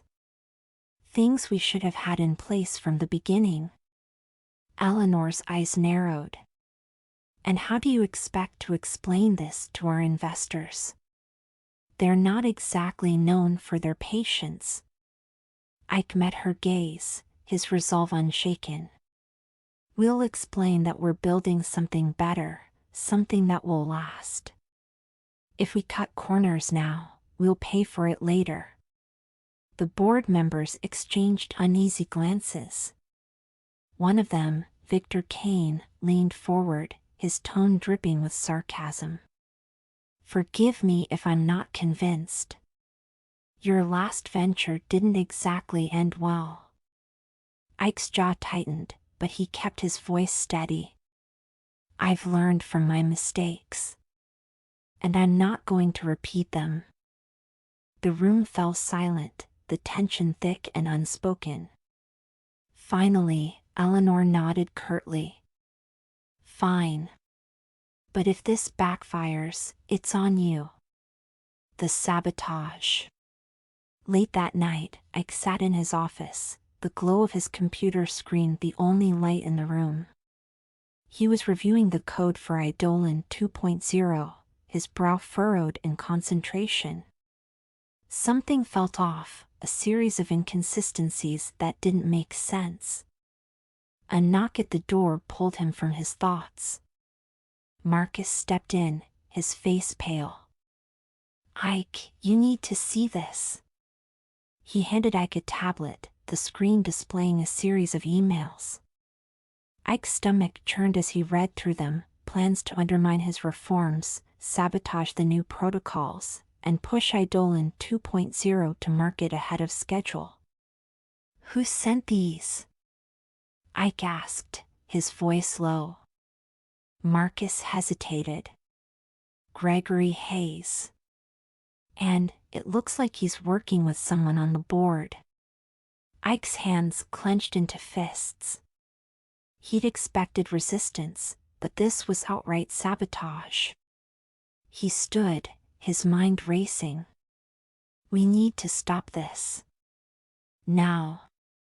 The confrontation. Ike found Gregory in the lab, hunched over a workstation.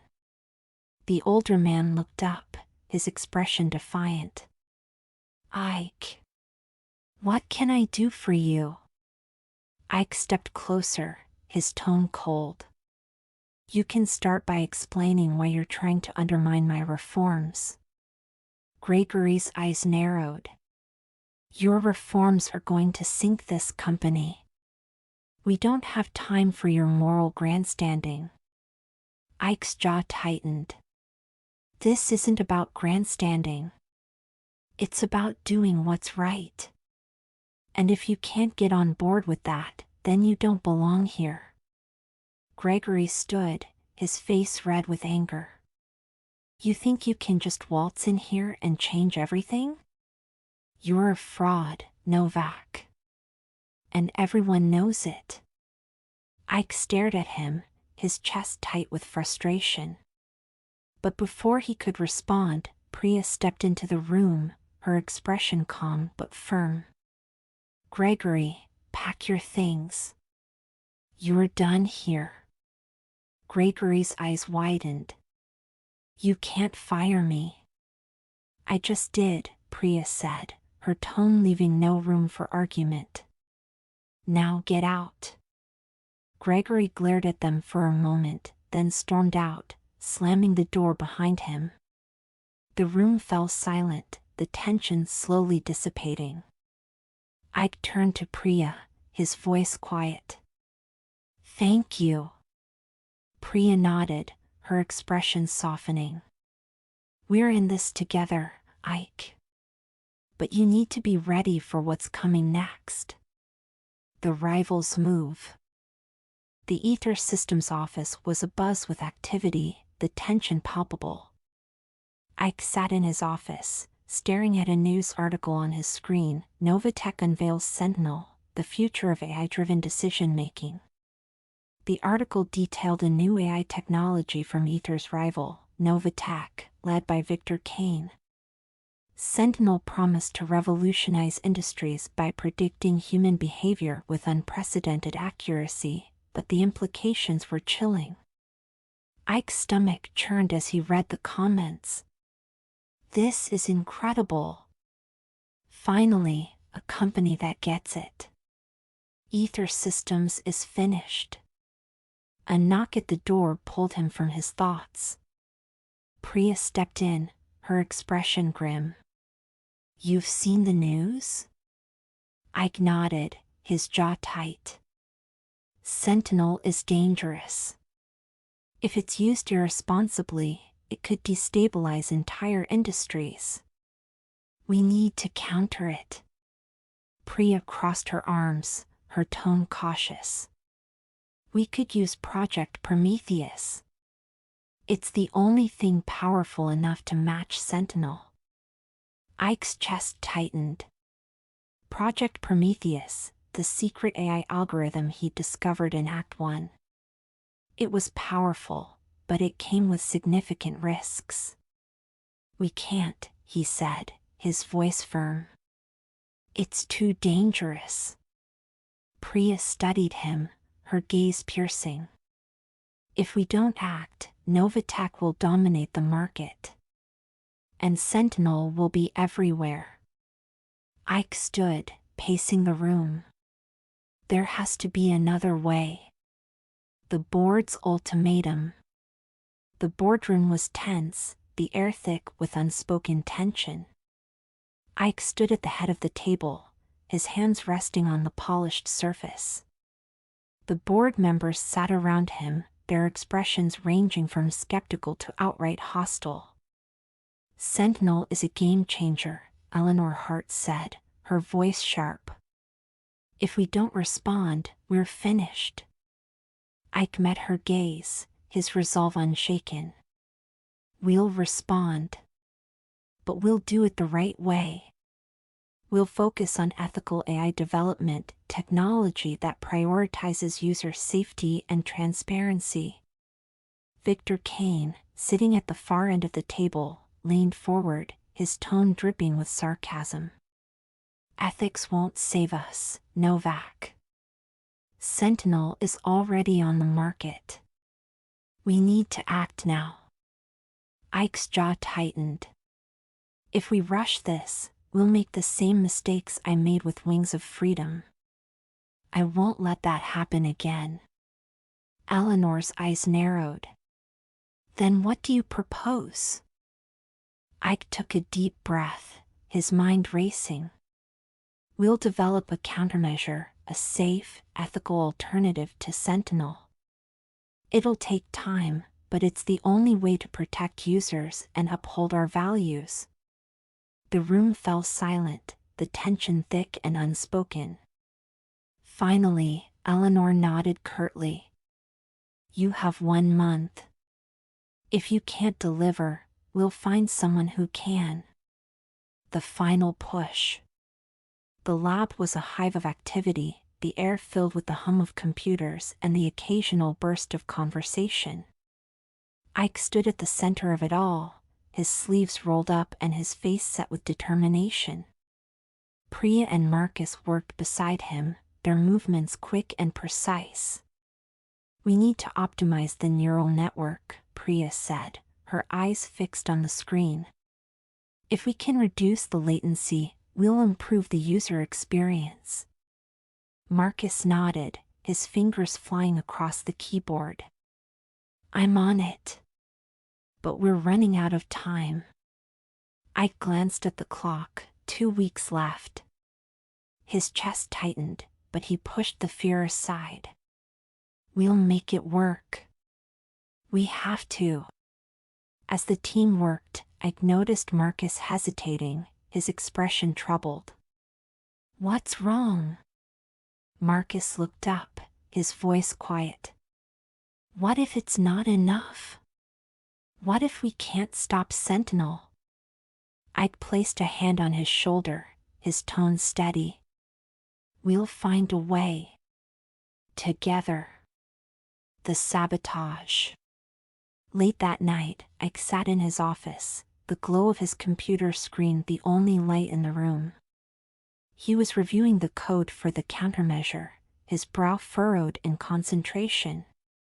Something felt off, a series of inconsistencies that didn't make sense. A knock at the door pulled him from his thoughts. Priya stepped in, her face pale. Ike, we have a problem. She handed him a tablet, the screen displaying a series of error messages. The countermeasure's code had been corrupted, the progress of weeks undone in an instant. Ike's stomach churned. How did this happen? Priya's expression was grim. Someone sabotaged the system. And I think I know who. They found Gregory Hayes in the lab, his face pale and his hands trembling. "I didn't mean to," he stammered. "They threatened me. Said they'd ruin me if I didn't help." Ike's jaw tightened. "Who?" Gregory hesitated, then whispered, "Victor Kane." The resolution. The final presentation was held in the Ether Systems auditorium, the room packed with employees, investors, and journalists. Ike stood at the podium, his hands gripping the edges as he surveyed the crowd. "Thank you all for being here," he began, his voice steady. "Today, we unveil not just a product, but a promise to prioritize ethics, transparency, and user safety." He gestured to the screen behind him, which displayed the new AI platform, Aegis. Aegis is designed to protect users from the dangers of unchecked AI. It's not just a countermeasure to Sentinel, it's a new standard for ethical innovation. The room erupted into applause, the tension of the past weeks dissipating. Ike stepped down from the podium, his heart pounding with relief. Priya approached him, her expression softening. "You did it." Ike shook his head. "We did it. Together." Marcus joined them, his face alight with admiration. "What's next?" Ike smiled faintly. "We keep fighting. For ethical AI, for user safety, for a better future." The end. Johnny Pie and the Fool Killer. Part 1. Johnny Pie's early life. Johnny Pie grew up in Martinsville, a sleepy little town where everyone knew everyone else's business. It wasn't a bad place, but it wasn't exactly kind to Johnny. His mother died when he was just a baby, and his father was a bitter, restless man who blamed the world for his troubles.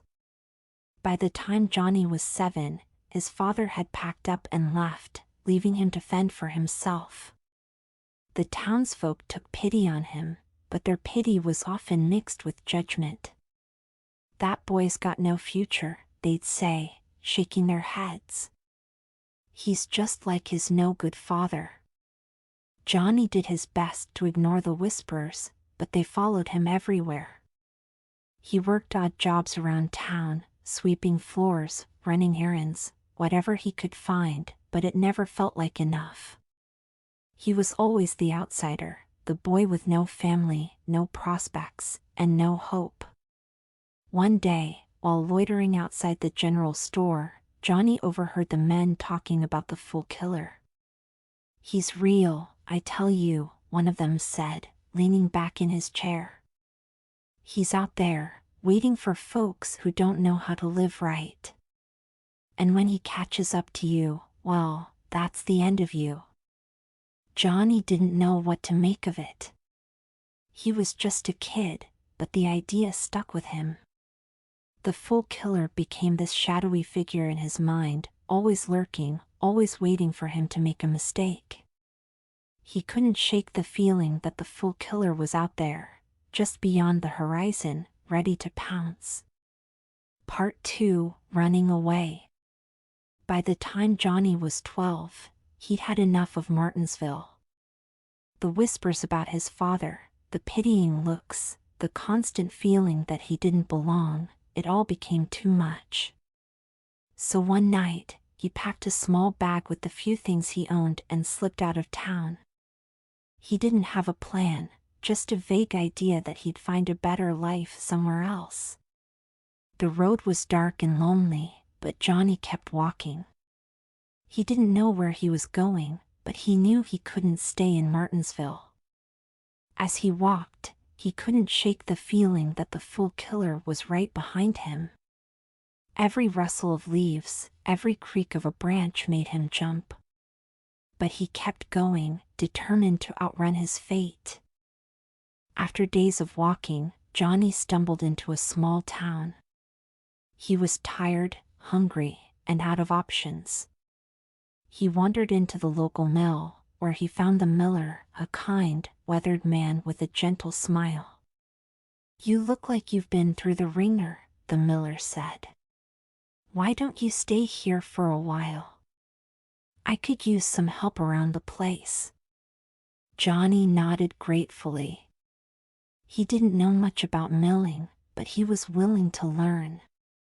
For the first time in his life, he felt like he had a chance to start over. Part 3: The Miller. Life at the mill was simple but satisfying. Johnny worked hard, learning the ins and outs of grinding grain and maintaining the machinery. The miller was a good boss, fair and patient, but he had a strange way of looking at the world. "Life's like grinding grain," he told Johnny one day. "You take what you're given, and you make the best of it. But don't expect too much, or you'll just end up disappointed." Johnny thought about that for a long time. He liked the miller, but he couldn't shake the feeling that there was more to life than just grinding grain. He couldn't stop thinking about the fool killer either. One day, he worked up the courage to ask the miller about it. "Do you believe in the fool killer?" he said. The miller chuckled. "The fool killer's just a story, Johnny. But if you spend your life worrying about him, you'll never really live." Johnny nodded, but he wasn't convinced. The fool killer felt real to him, like a shadow he couldn't escape. Still, he tried to push the thought out of his mind and focus on his work. Part 4: The Doctor. After a few years at the mill, Johnny grew restless. The work was steady, but it felt like he was going in circles. He wanted more out of life, something bigger, something meaningful. So when he heard that a doctor in a nearby town was looking for an assistant, he packed his bags and said goodbye to the miller. The doctor was a sharp, no-nonsense man who believed in science and reason above all else. He took Johnny under his wing, teaching him about medicine, anatomy, and the importance of logic. "The world's a rational place," the doctor said one day, adjusting his glasses. "There's no room for superstition or fear. If you want to succeed, you have to use your brain." Johnny admired the doctor's intelligence and dedication, but he couldn't shake the feeling that the fool killer was still out there, waiting for him. One night, after a long day of tending to patients, he asked the doctor about it. "Do you think the fool killer's real?" he said. The doctor laughed. "The fool killer's just a myth, Johnny. A story people tell to scare themselves. The real danger is ignorance. If you educate yourself, you'll be fine." Johnny nodded, but the fear never really went away. He threw himself into his work, studying late into the night and helping the doctor with everything from setting broken bones to delivering babies. For a while, he felt like he was making progress, like he was finally outsmarting the fool killer. But then, one day, the doctor died suddenly of a heart attack. Johnny was left alone, with no job, no mentor, and no direction. He felt like he was back at square one, with the fool killer breathing down his neck. Part 5: The Banker. With nowhere else to go, Johnny headed to the city. It was a bustling, chaotic place, full of noise and opportunity. He found work at a bank, starting as a clerk and working his way up. The banker he worked for was a shrewd, ambitious man who believed that money was the key to everything. "Success is all about money," the banker told him one day, leaning back in his leather chair. "If you've got money, you've got power. And if you've got power, you've got nothing to fear." Johnny worked hard, learning the ins and outs of finance and climbing the ranks at the bank. He even started to believe that he'd outsmarted the fool killer. He had a nice apartment, a steady income, and a sense of security he'd never known before. But then, the stock market crashed. The bank collapsed, and Johnny lost everything. He sat in his empty office, staring at the piles of unpaid bills and foreclosure notices, and wondered if the fool killer had finally caught up to him. Part 6: The Soldier. With nothing left to lose, Johnny joined the army. He thought that maybe, in the chaos of war, he could finally escape the fool killer. But war wasn't what he expected. It was brutal and senseless, and Johnny quickly realized that there was no glory in it. He spent months in the trenches, dodging bullets and watching his friends die. It was a grim, exhausting existence, and Johnny often found himself wondering if he'd made a mistake. One night, as he sat in the mud, staring up at the stars, he asked a fellow soldier about the fool killer. "Do you think he's real?" he said. The soldier shrugged. "I don't know about the fool killer, but I do know this: if you spend your life running from something, you'll never really live." Johnny thought about that for a long time. Maybe the fool killer wasn't something you could outrun. Maybe he was something you had to face. Part 7: The Old Man.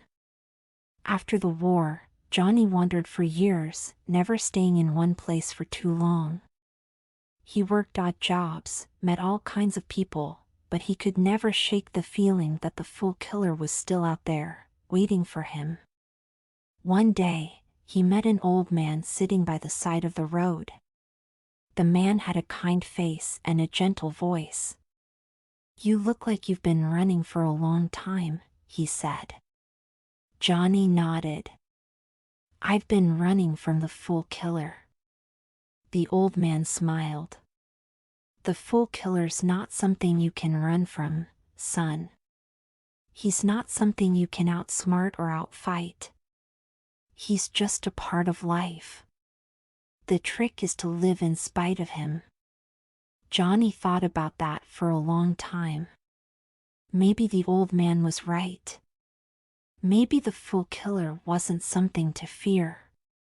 Maybe he was just a reminder to live your life the best you can.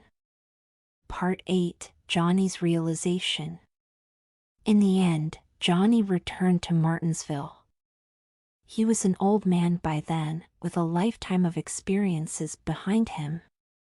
As he walked through the town, he realized that the fool killer had never been chasing him. He'd been chasing himself. He sat down by the river and thought about everything he'd learned. Life wasn't about running or hiding. It was about living, even when things were hard. And if the fool killer ever did catch up to him, well, he'd face him with his head held high. The end. Trompetilla and Trompetin. "What are you doing here, boy?" asked an elderly friar, spotting Rupert sitting near his accordion at the edge of a forest. The boy looked as though he were preparing to serenade the trees. "I'm resting after a long walk," Rupert replied. "They say sleep is food, and I was hoping to forget that I haven't eaten a bite in hours." The friar's face softened. "Poor boy. If you're hungry, go to the third cork tree on the right. Walk around it 3 times while playing your accordion, and a door will open.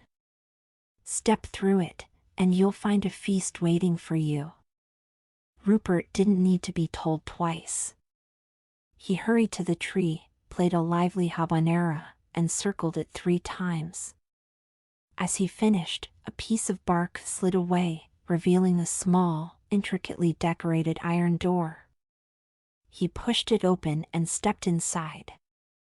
The sight that greeted him was astonishing. He found himself in a magnificent palace, its rooms bathed in a soft, fragrant light that seemed to come from nowhere and everywhere at once. "These smells are nice," Rupert muttered, "but I'd rather they came from a juicy chop." No sooner had he spoken than 100 succulent chops appeared, floating in the air as if taunting him. "Eat me," they seemed to say. Rupert lunged for the nearest one, but they all darted away, zipping around the room like mischievous spirits. A table laden with delicious food materialized in the center of the room, but every time Rupert approached, the dishes flew away as if on invisible wings. A stuffed turkey smacked him in the nose, and a chicken breast nearly knocked him over. "This isn't a meal, it's torture," Rupert cried, his stomach growling louder than ever. The moment he spoke, his teeth began to grow, wildly and uncontrollably. Within seconds, the shortest tooth was at least 3 yards long. The floating food impaled itself on his teeth like kebabs on skewers, leaving Rupert even more frustrated. Just then, a monkey appeared, climbing onto Rupert's absurdly long teeth and shamelessly eating the food stuck there. The creature grinned and made mocking gestures, sending Rupert into a rage. "You thieving little pest," he shouted. Grabbing his accordion, he hurled it at the monkey, hitting it square on the head and knocking it out cold. A loud crash echoed through the room. The monkey vanished, Rupert's teeth shrank back to normal, and his accordion began playing the popular tune Nomi Mattis on its own. Suddenly, a woman appeared in the middle of the room. She was enormous, with a turned-up nose, one eye weeping oil and the other vinegar. She was bald, toothless, and would have been beautiful if not for her bizarre features. "Who are you?" Rupert asked, startled. "I am the witch Trompetilla," she declared, daughter of the great Trompetin and granddaughter of Trompetazzo. "I've been searching everywhere for my son, Trompetin, but I can't find him." "Why are you telling me about Trompetilla and Trompetin? I've never even played a trumpet." "Oh, woe is me," Trompetilla wailed. "I've offered a reward, a penny's worth of toasted chickpeas and a handful of tiger nuts, to anyone who can find my son. I've cried so much oil and vinegar that I've ruined all my furniture." "You could make a fine salad if you added some lettuce," Rupert quipped. "You'll get a salad of blows if you don't help me find Trompetin," the witch snapped. "But if we find him, I'll treat you to supper and give you a penny so you'll never have to work again." Tempted by the offer, Rupert agreed to help. "What does Trompetin look like?" "He's the size of a pea, with a head like a pin and legs like needles." "Then he must be stuck in a pincushion or a needle case." "A needle case wouldn't hold him, he has a beard 2 yards long." "It must drag on the ground," Rupert exclaimed, amazed. "While I go mend some clothes, start looking for him," Trompetilla said, vanishing as suddenly as she had appeared. Rupert, still hungry and now thoroughly confused, began searching the room. "Trompetin, where are you?" he called. "Here," came a tiny voice. "Where?" "I can't see you." In this crack, the voice replied. Rupert peered into a crack between 2 bricks and found Trompetin. The witch's son was indeed tiny, with a single hair 2 yards long growing from his nose like a beard. Rupert carefully picked him up. "Are you Trompetin, son of Trompetilla?" "The same." "Why have you been lost so long?" "Because my mother is deaf and can't see well. No matter how much I shouted, she never heard me." "Well, tell me this, who's the monkey that climbed on my teeth?" "That's a wizard," Trompetin explained. "He's nastier than medicine and holds a grudge against us because his grandfather died from a trumpet blast my great-great-grandfather played in his ear. He's the one who made your teeth grow and kept you from eating. Knock on that wall, and he'll appear." Then pull out my hair and thrash him with it. I thrashing with a hair? That's ridiculous. Just try it. Rupert knocked on the wall, and the monkey reappeared, sparks flying from its eyes. It lunged at Rupert, but the boy yanked out Trompetin's hair, which transformed into a sturdy cudgel. Rupert swung it with all his might, delivering a beating so thorough that the monkey eventually begged for mercy, offering Rupert as much wealth as he desired. "Call Trompetilla," Rupert said. "Let's settle this." The witch appeared, overjoyed to see her son. She kissed him and tucked him safely into her dress so he wouldn't get lost again.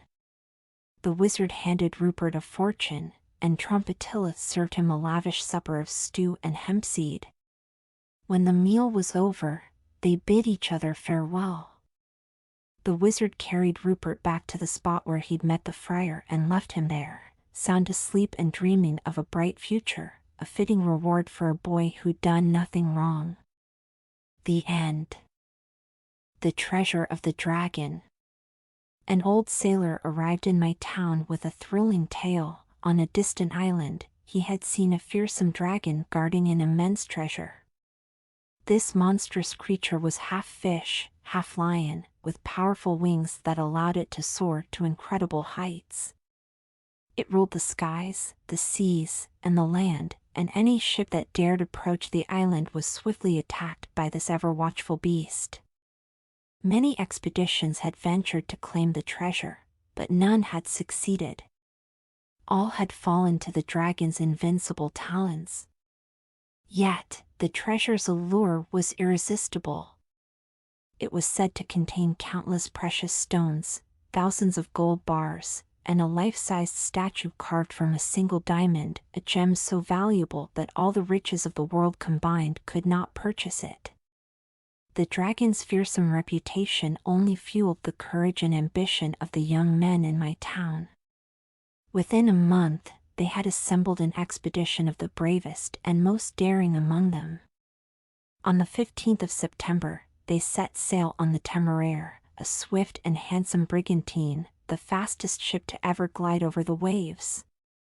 After 14 days at sea, they found themselves just a league away from the island of the dragon and its treasure. But what happened next? The expedition gathered to plan their approach.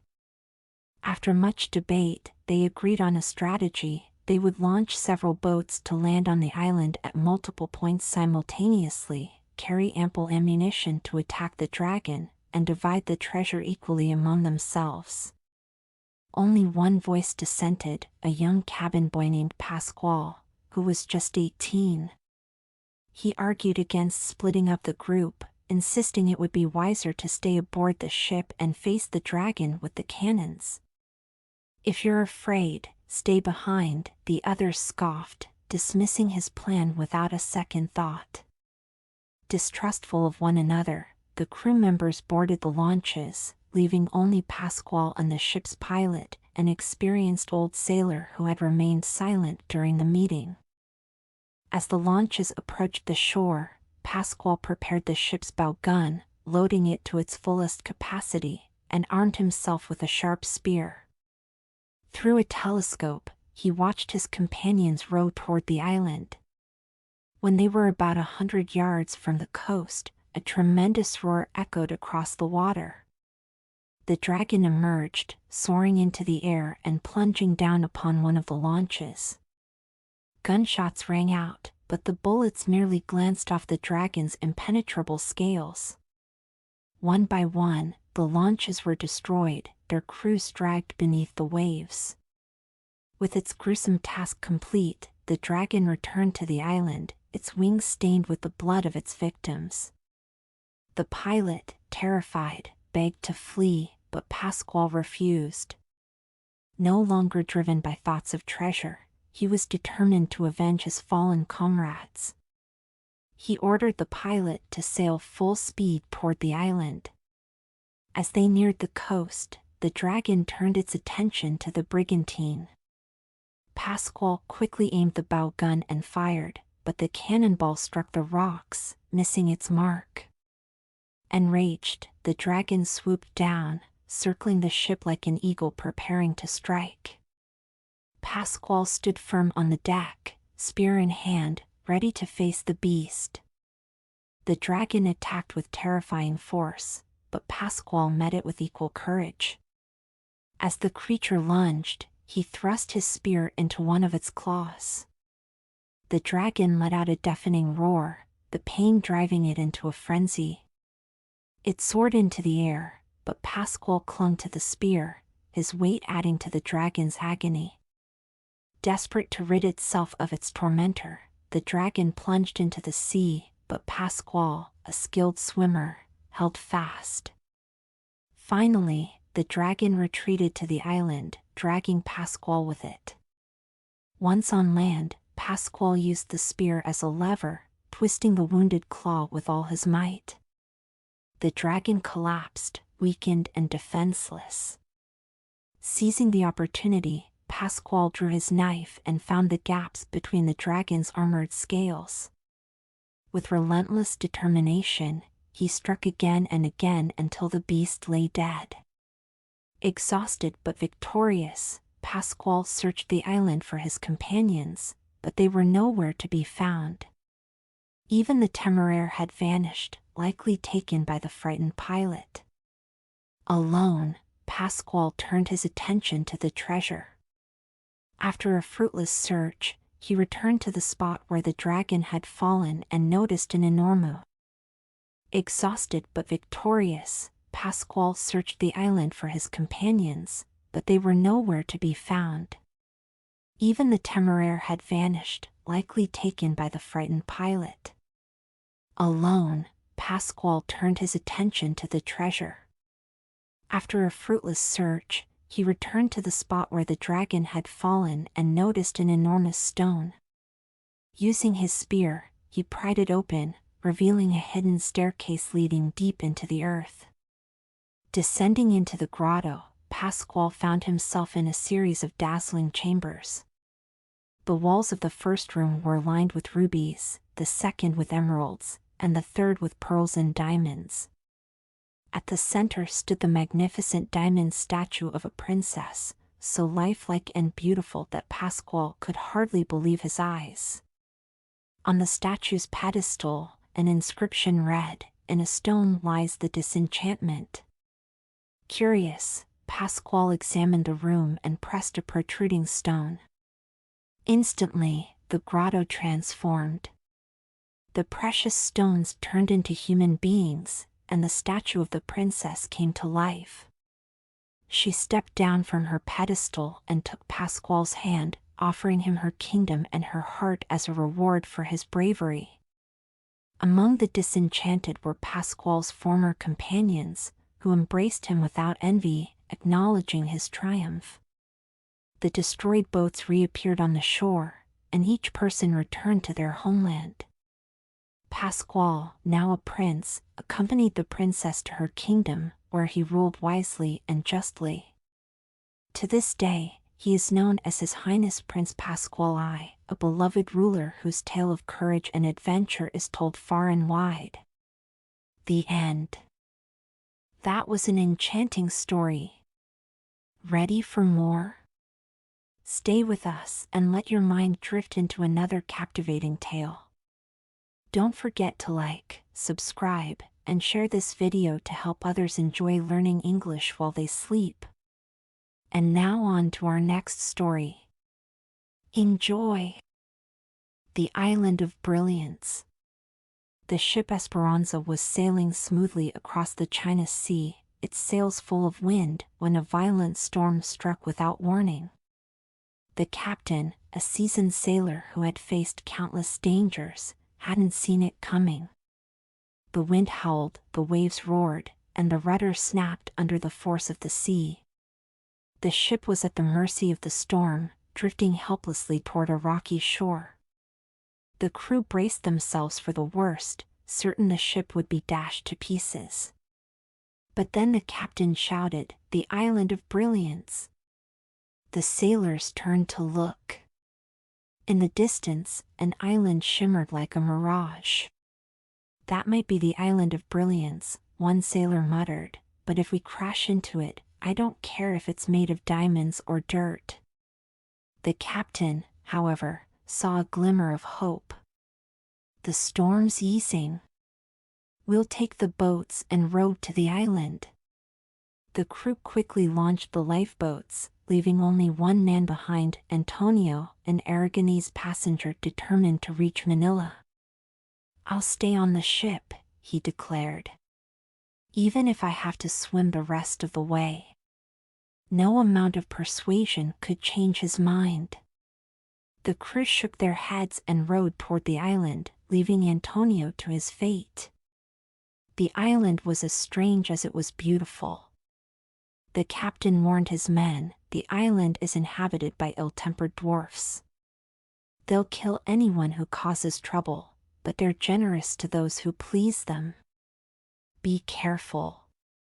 The crew nodded, but their curiosity was piqued. As they approached the shore, they saw a cluster of small, white houses shaped like upside-down jars. The windows and doors were tiny, clearly built for inhabitants no taller than children. "This must be the dwarf city," the captain said. "Stay alert." A sailor whispered, "But where are the Brilliants?" The captain pointed to a towering mountain. "Up there. But the path is guarded.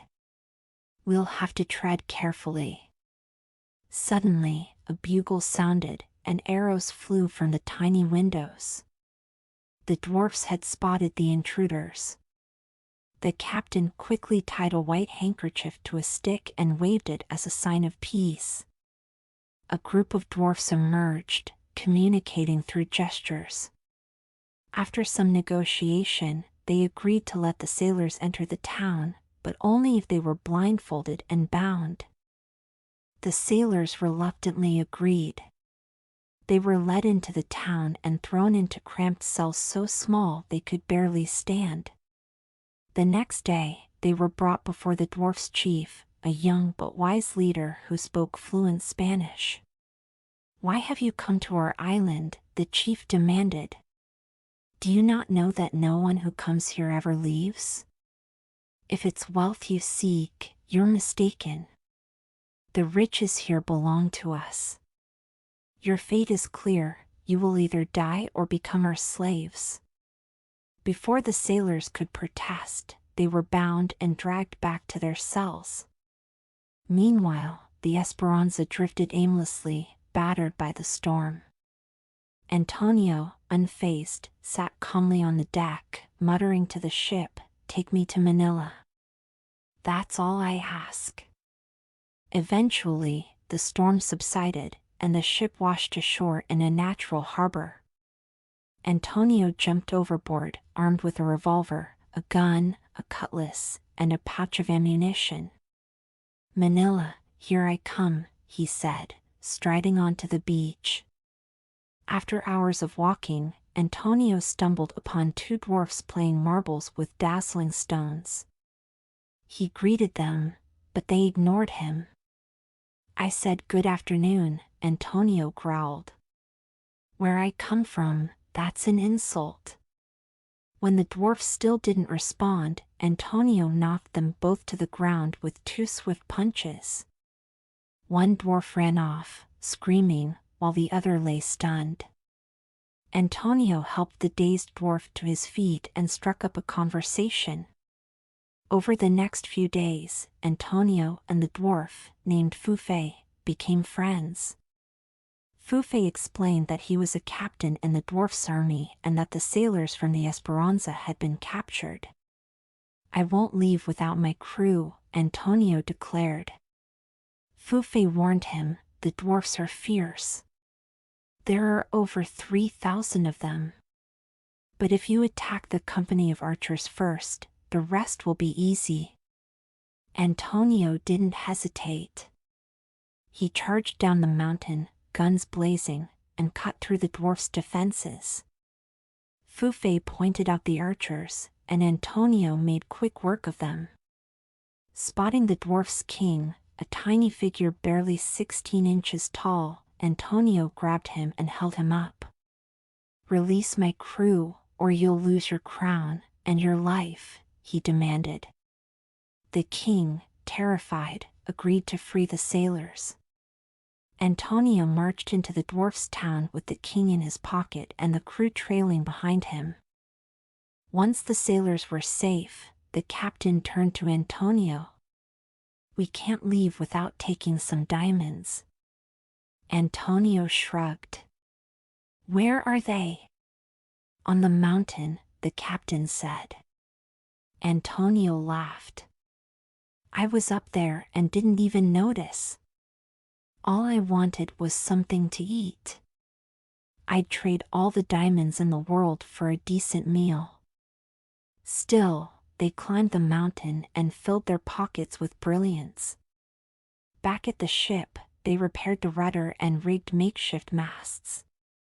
After months of hard work, they set sail for Manila. When they finally arrived, Antonio grinned. "I told you the ship would bring me here." Fufay, who had refused to leave Antonio's side, became a local celebrity in Manila, his tiny stature and long beard drawing crowds wherever he went. The crew eventually returned to Spain, where they sold the diamonds and bought farms, living together in peace and prosperity. The end. The Blue Cross. Between the silver ribbon of morning and the green glittering ribbon of sea, the boat touched Harwich and let loose a swarm of folk like flies, among whom the man we must follow was by no means conspicuous, nor wished to be. There was nothing notable about him, except a slight contrast between the holiday gaiety of his clothes and the official gravity of his face. His clothes included a slight, pale gray jacket, a white waistcoat, and a silver straw hat with a gray-blue ribbon. His lean face was dark by contrast, and ended in a curt black beard that looked Spanish and suggested an Elizabethan ruff. He was smoking a cigarette with the seriousness of an idler. There was nothing about him to indicate the fact that the gray jacket covered a loaded revolver, that the white waistcoat covered a police card, or that the straw hat covered one of the most powerful intellects in Europe.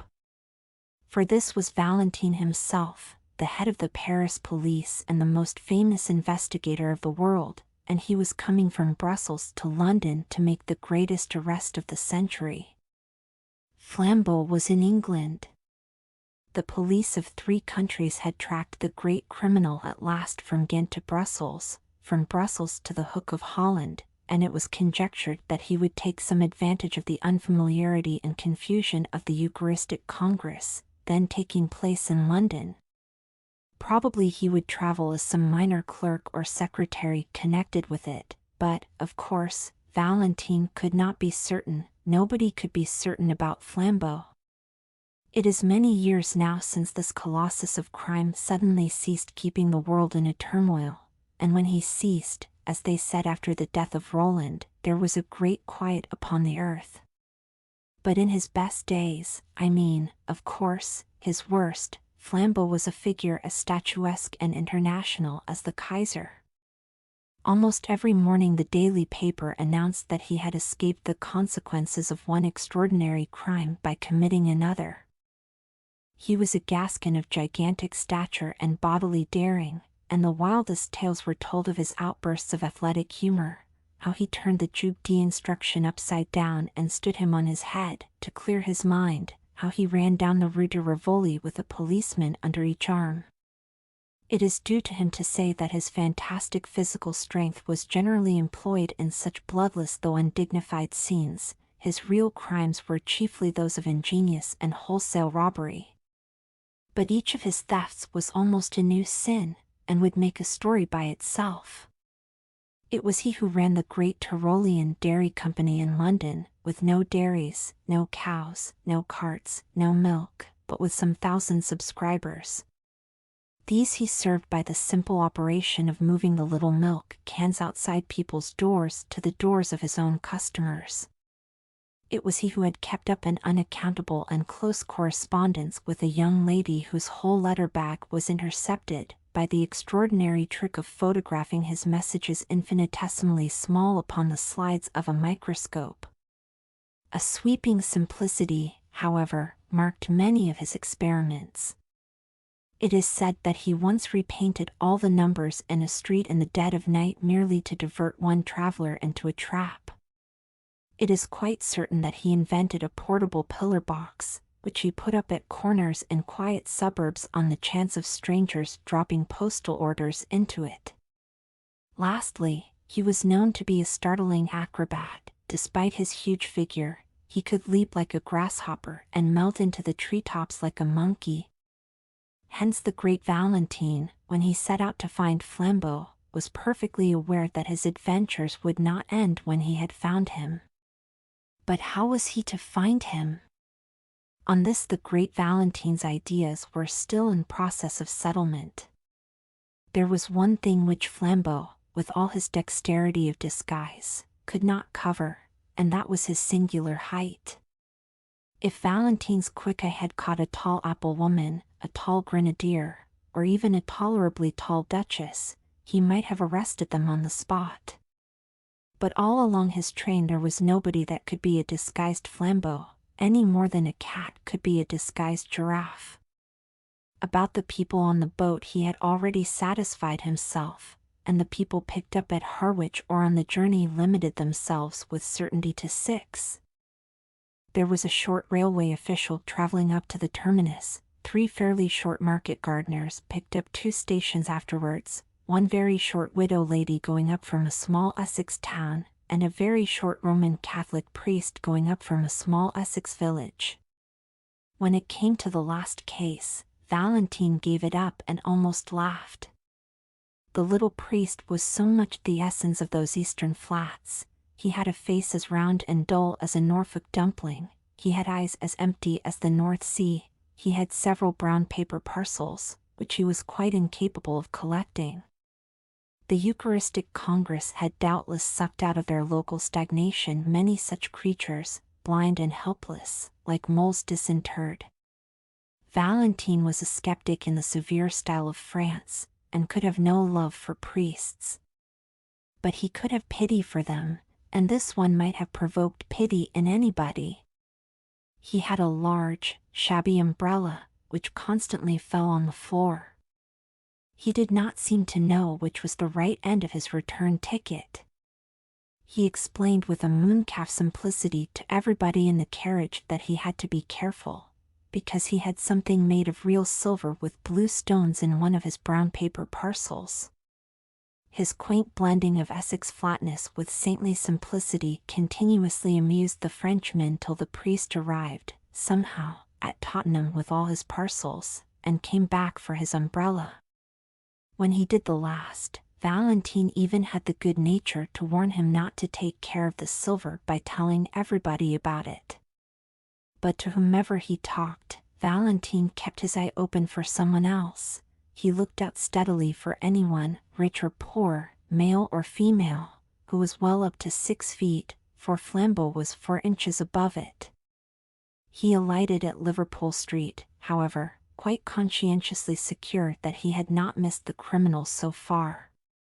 He then went to Scotland Yard to regularize his position and arrange for help in case of need. He then lit another cigarette and went for a long stroll in the streets of London. As he was walking in the streets and squares beyond Victoria, he paused suddenly and stood. It was a quaint, quiet square, very typical of London, full of an accidental stillness. The tall, flat houses round looked at once prosperous and uninhabited, the square of shrubbery in the center looked as deserted as a green Pacific islet. One of the 4 sides was much higher than the rest, like a dais, and the line of this side was broken by one of London's admirable accidents, a restaurant that looked as if it had strayed from Soho. It was an unreasonably attractive object, with dwarf plants in pots and long, striped blinds of lemon yellow and white. It stood specially high above the street, and in the usual patchwork way of London, a flight of steps from the street ran up to meet the front door almost as a fire escape might run up to a first-floor window.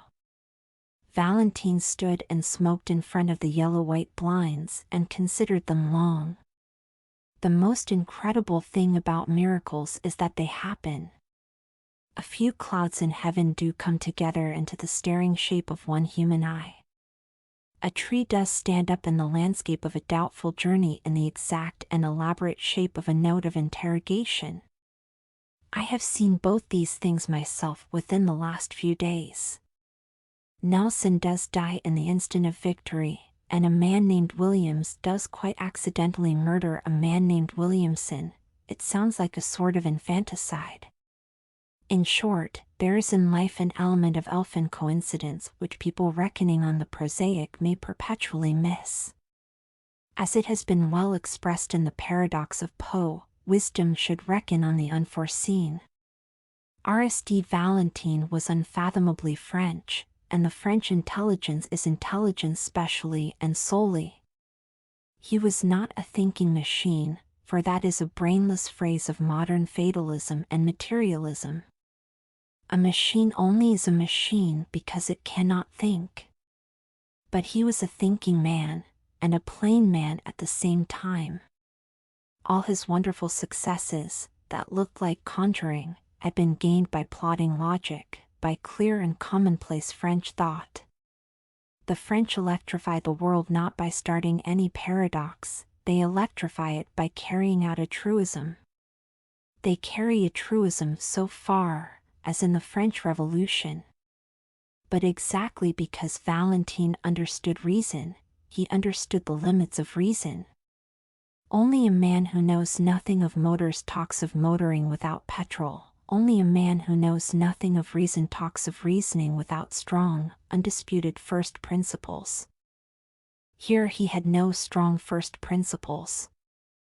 Flambeau had been missed at Harwich, and if he was in London at all, he might be anything from a tall tramp on Wimbledon Common to a tall toastmaster at the Hotel Metropole.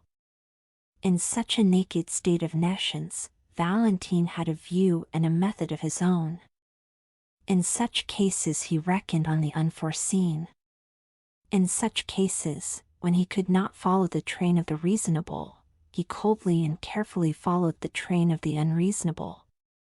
Instead of going to the right places, banks, police stations, rendezvous, he systematically went to the wrong places, knocked at every empty house, turned down every cul-de-sac, went up every lane blocked with rubbish, went round every crescent that led him uselessly out of the way. He defended this crazy course quite logically. He said that if one had a clue this was the worst way, but if one had no clue at all it was the best, because there was just the chance that any oddity that caught the eye of the pursuer might be the same that had caught the eye of the pursued. Somewhere a man must begin, and it had better be just where another man might stop. Something about that flight of steps up to the shop, something about the quietude and quaintness of the restaurant, roused all the detective's rare romantic fancy and made him resolve to strike at random. He went up the steps, and sitting down at a table by the window, asked for a cup of black coffee. It was halfway through the morning, and he had not breakfasted. The slight litter of other breakfasts stood about on the table to remind him of his hunger, and adding a poached egg to his order, he proceeded musingly to shake some white sugar into his coffee, thinking all the time about Flambeau.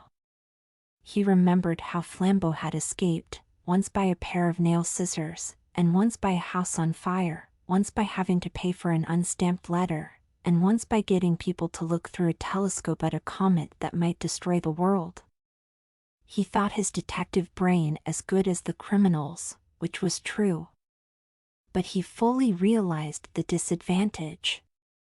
The criminal is the creative artist, the detective only the critic, he said with a sour smile, and lifted his coffee cup to his lips slowly, and put it down very quickly. He had put salt in it. He looked at the vessel from which the silvery powder had come. It was certainly a sugar basin, as unmistakably meant for sugar as a champagne bottle for champagne. He wondered why they should keep salt in it. He looked to see if there were any more orthodox vessels. Yes, there were 2 salt cellars quite full. Perhaps there was some speciality in the condiment in the salt cellars. He tasted it, it was sugar. Then he looked round at the restaurant with a refreshed air of interest, to see if there were any other traces of that singular artistic taste which puts the sugar in the salt cellars and the salt in the sugar basin. Except for an odd splash of some dark fluid on one of the white-papered walls, the whole place appeared neat, cheerful, and ordinary. He rang the bell for the waiter. When that official hurried up, fuzzy-haired and somewhat blear-eyed at that early hour, the detective, who was not without an appreciation of the simpler forms of humor, asked him to taste the sugar and see if it was up to the high reputation of the hotel. The result was that the waiter yawned suddenly and woke up. "Do you play this delicate joke on your customers every morning?" inquired Valentine. "Does changing the salt and sugar never pall on you as a jest?" The waiter, when this irony grew clearer, stammeringly assured him that the establishment had certainly no such intention.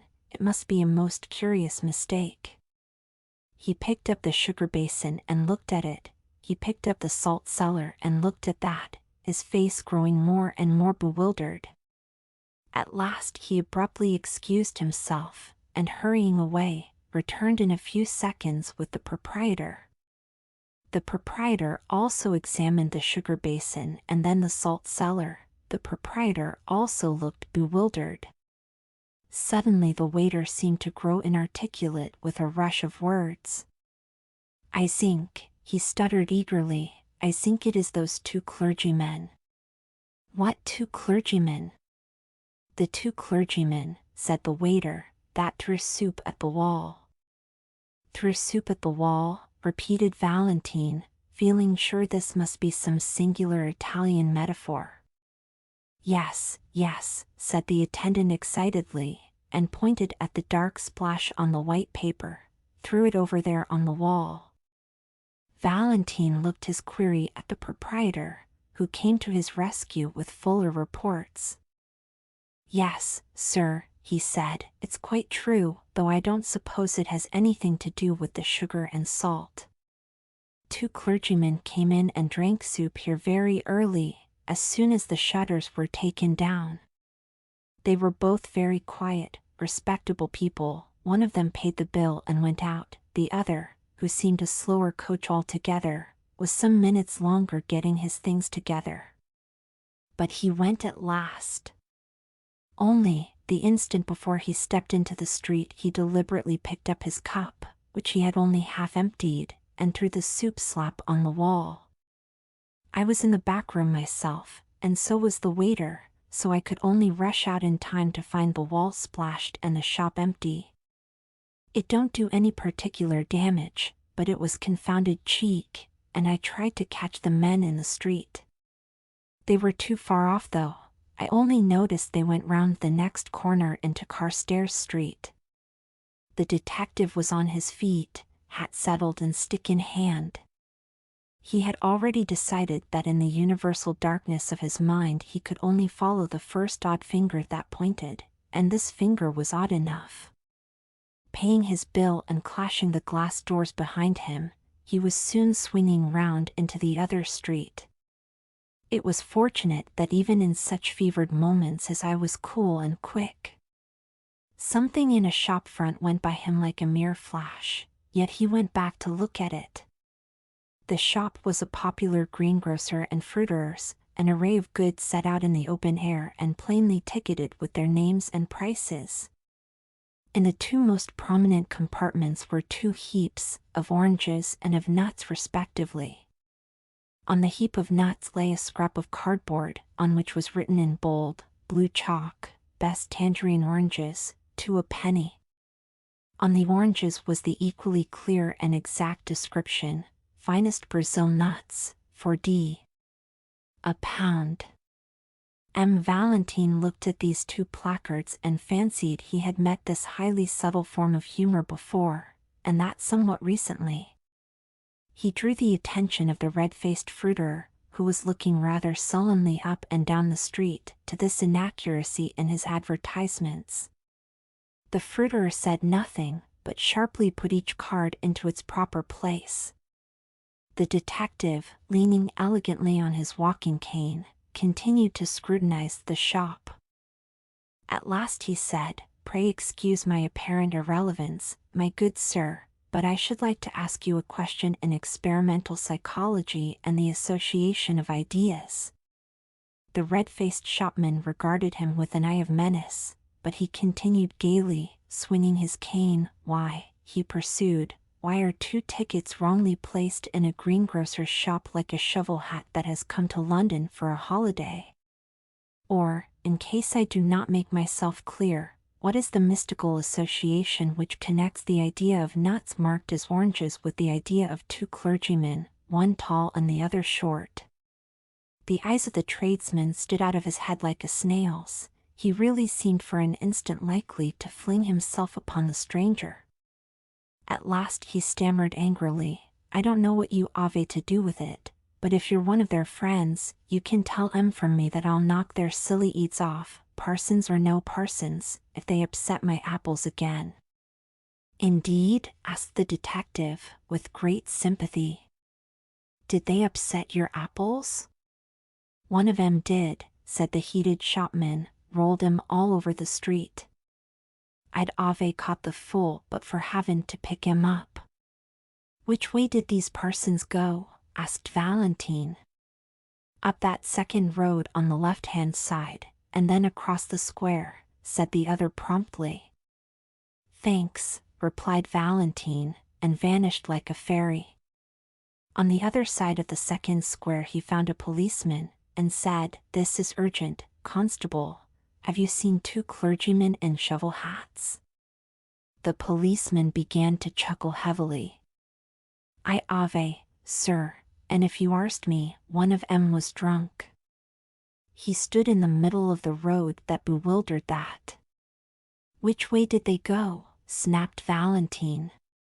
"They took one of them yellow buses over there," answered the man, "them that go to Hampstead." Valentine produced his official card and said very rapidly, "Call up 2 of your men to come with me in pursuit," and crossed the road with such contagious energy that the ponderous policeman was moved to almost agile obedience. In a minute and a half the French detective was joined on the opposite pavement by an inspector and a man in plain clothes.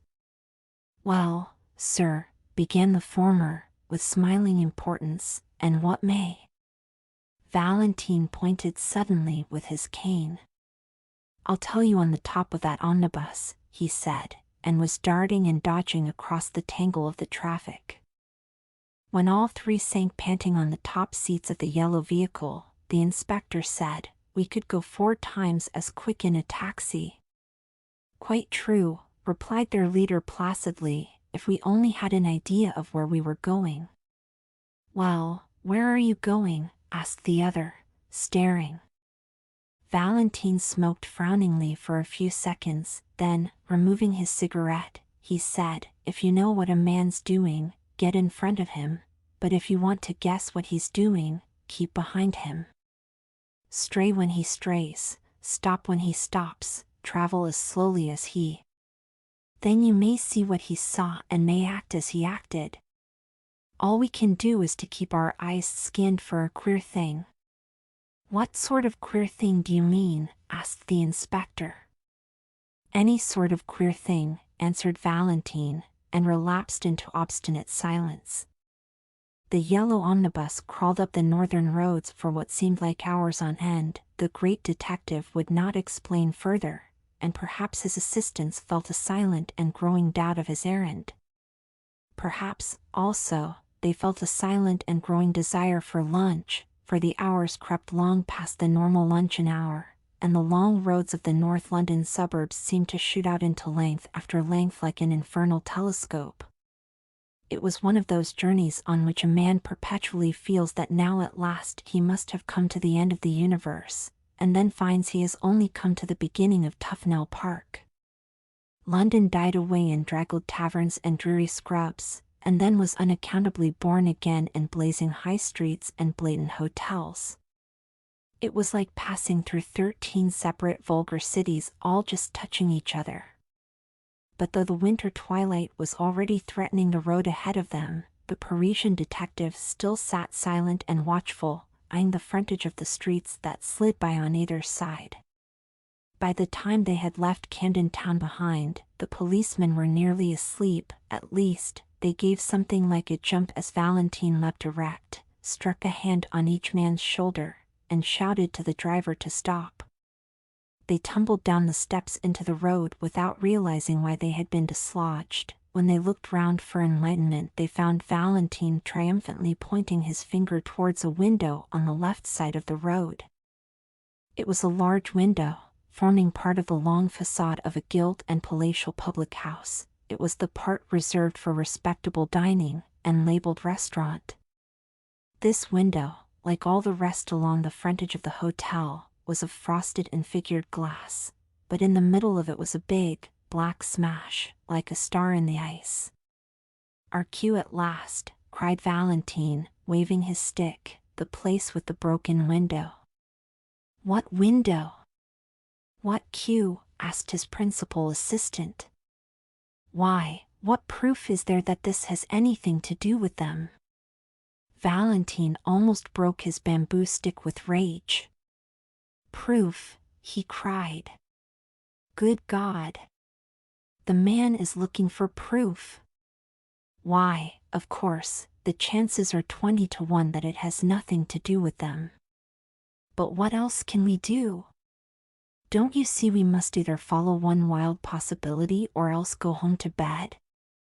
He banged his way into the restaurant, followed by his companions, and they were soon seated at a late luncheon at a little table, and looked at the star of smashed glass from the inside. Not that it was very informative to them even then.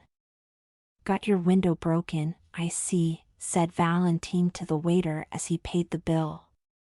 "Yes, sir," answered the attendant, bending busily over the change, to which Valentine silently added an enormous tip.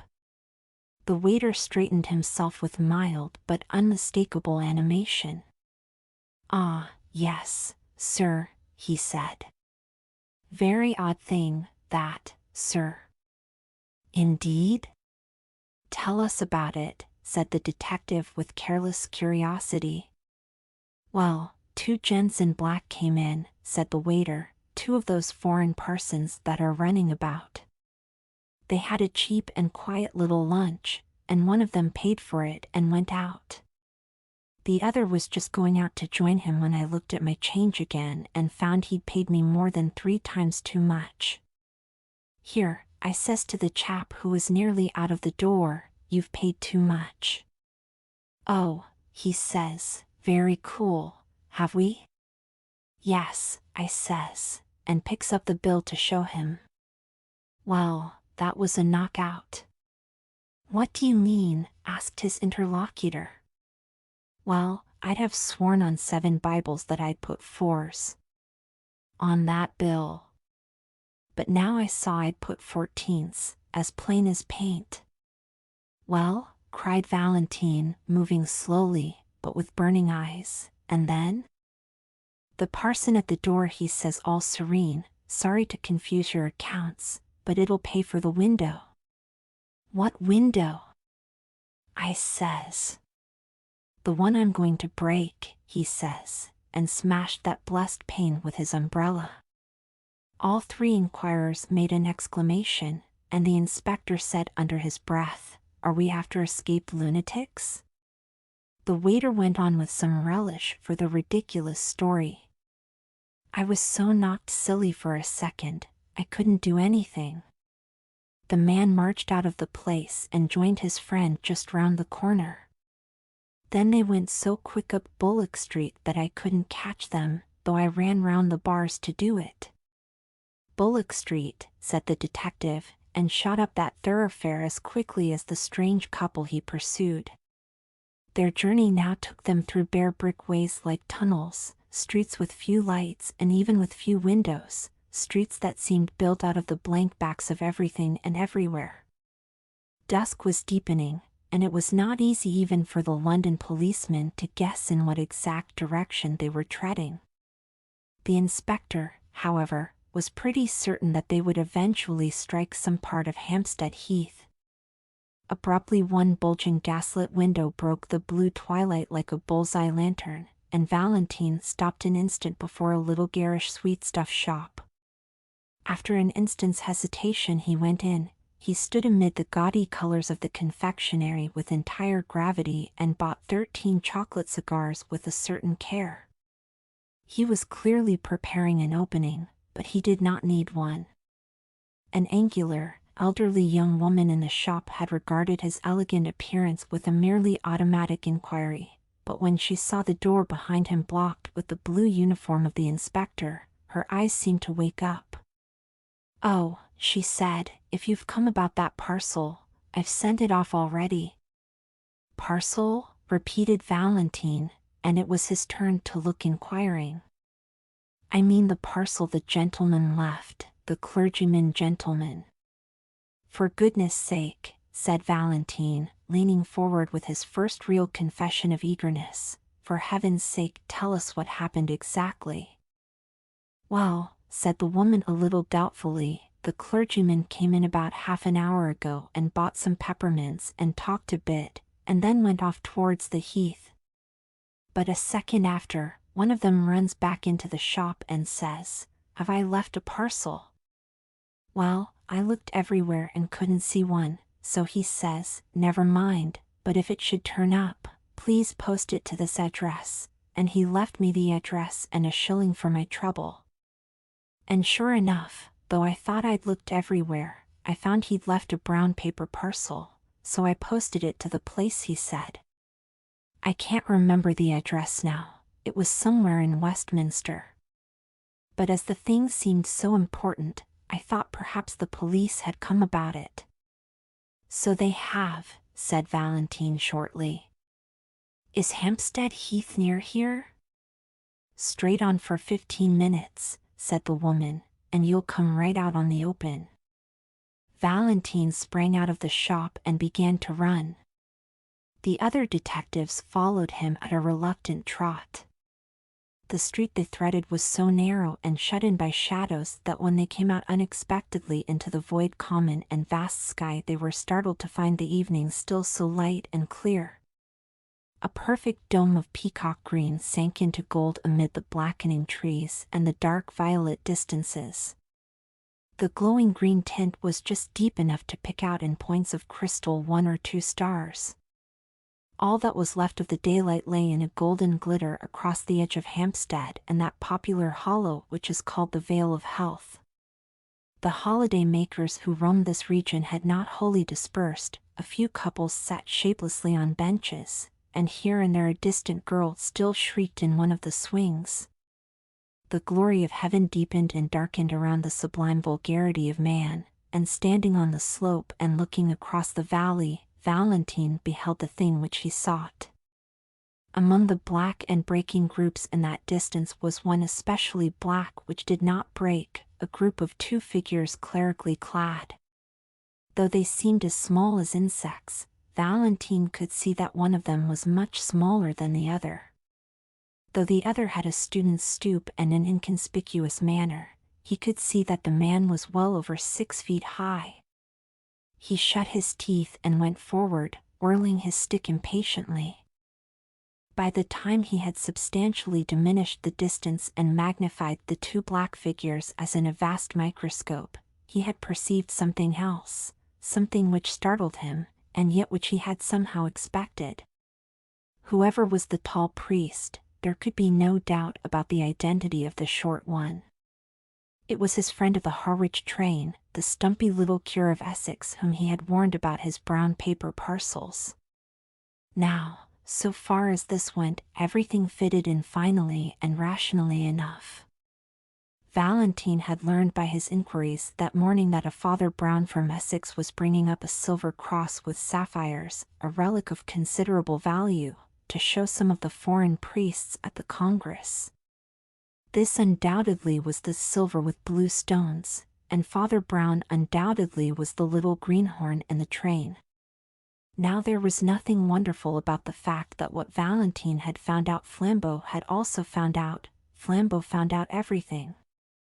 Also there was nothing wonderful in the fact that when Flambeau heard of a sapphire cross he should try to steal it. That was the most natural thing in all natural history. And most certainly there was nothing wonderful about the fact that Flambeau should have it all his own way with such a silly sheep as the man with the umbrella and the parcels. He was the sort of man whom anybody could lead on a string to the North Pole. It was not surprising that an actor like Flambeau, dressed as another priest, could lead him to Hampstead Heath. So far the crime seemed clear enough, and while the detective pitied the priest for his helplessness, he almost despised Flambeau for condescending to so gullible a victim. But when Valentine thought of all that had happened in between, of all that had led him to his triumph, he racked his brains for the smallest rhyme or reason in it. What had the stealing of a blue and silver cross from a priest from Essex to do with chucking soup at wallpaper? What had it to do with calling nuts oranges, or with paying for windows first and breaking them afterwards? He had come to the end of his chase, yet somehow he had missed the middle of it. When he failed, which was seldom, he had usually grasped the clue, but nevertheless missed the criminal. Here he had grasped the criminal, but still he could not grasp the clue. The two figures that they followed were crawling like black flies across the huge green contour of a hill. They were evidently sunk in conversation, and perhaps did not notice where they were going, but they were certainly going to the wilder and more silent heights of the heath. As their pursuers gained on them, the latter had to use the undignified attitudes of the deerstalker, to crouch behind clumps of trees and even to crawl prostrate in deep grass. By these ungainly ingenuities the hunters even came close enough to the quarry to hear the murmur of the discussion, but no word could be distinguished except the word reason recurring frequently in a high and almost childish voice. Once over an abrupt dip of land and a dense tangle of thickets, the detectives actually lost the two figures they were following. They did not find the trail again for an agonizing 10 minutes, and then it led round the brow of a great dome of hill overlooking an amphitheater of rich and desolate sunset scenery. Under a tree in this commanding yet neglected spot was an old ramshackle wooden seat. On this seat sat the two priests still in serious speech together. The gorgeous green and gold still clung to the darkening horizon, but the dome above was turning slowly from peacock green to peacock blue, and the stars detached themselves more and more like solid jewels. Mutely motioning to his followers, Valentine contrived to creep up behind the big branching tree, and, standing there in deathly silence, heard the words of the strange priests for the first time. After he had listened for a minute and a half, he was gripped by a devilish doubt. Perhaps he had dragged the two English policemen to the wastes of a nocturnal heath on an errand no saner than seeking figs on its thistles. For the two priests were talking exactly like priests, piously, with learning and leisure, about the most aerial enigmas of theology. The little Essex priest spoke the more simply, with his round face turned to the strengthening stars. The other talked with his head bowed, as if he were not even worthy to look at them. But no more innocently clerical conversation could have been heard in any white Italian cloister or black Spanish cathedral. The first he heard was the tale of one of Father Brown's sentences, which ended, what they really meant in the Middle Ages by the heavens being incorruptible. The taller priest nodded his bowed head and said, "Ah, yes, these modern infidels appeal to their reason, but who can look at those millions of worlds and not feel that there may well be wonderful universes above us where reason is utterly unreasonable?" "No," said the other priest, "reason is always reasonable, even in the last limbo, in the lost borderland of things. I know that people charge the church with lowering reason, but it is just the other way. Alone on earth, the church makes reason really supreme. Alone on earth, the church affirms that God himself is bound by reason. The other priest raised his austere face to the spangled sky and said, "Yet who knows if in that infinite universe—" "Only infinite physically," said the little priest, turning sharply in his seat, "not infinite in the sense of escaping from the laws of truth." Valentine behind his tree was tearing his fingernails with silent fury. He seemed almost to hear the sniggers of the English detectives whom he had brought so far on a fantastic guess only to listen to the metaphysical gossip of two mild old parsons. In his impatience he lost the equally elaborate answer of the tall cleric, and when he listened again it was again Father Brown who was speaking. "Reason and justice grip the remotest and the loneliest star. Look at those stars. Don't they look as if they were single diamonds and sapphires? Well, you can imagine any mad botany or geology you please. Think of forests of adamant with leaves of brilliance. Think the moon is a blue moon, a single elephantine sapphire. But don't fancy that all that frantic astronomy would make the smallest difference to the reason and justice of conduct. On plains of opal, under cliffs cut out of pearl, you would still find a notice board, 'Thou shalt not steal.'" Valentine was just in the act of rising from his rigid and crouching attitude and creeping away as softly as might be, felled by the one great folly of his life. But something in the very silence of the tall priest made him stop until the latter spoke. When at last he did speak, he said simply, his head bowed and his hands on his knees, "Well, I think that other worlds may perhaps rise higher than our reason. The mystery of heaven is unfathomable, and I for one can only bow my head." Then, with brow yet bent and without changing by the faintest shade his attitude or voice, he added, "Just hand over that sapphire cross of yours, will you? We're all alone here, and I could pull you to pieces like a straw doll." The utterly unaltered voice and attitude added a strange violence to that shocking change of speech. But the garter of the relic only seemed to turn his head by the smallest section of the compass. He seemed still to have a somewhat foolish face turned to the stars. Perhaps he had not understood. Or, perhaps, he had understood and sat rigid with terror. "Yes," said the tall priest, in the same low voice and in the same still posture, "yes, I am Flambeau." Then, after a pause, he said, "Come, will you give me that cross?"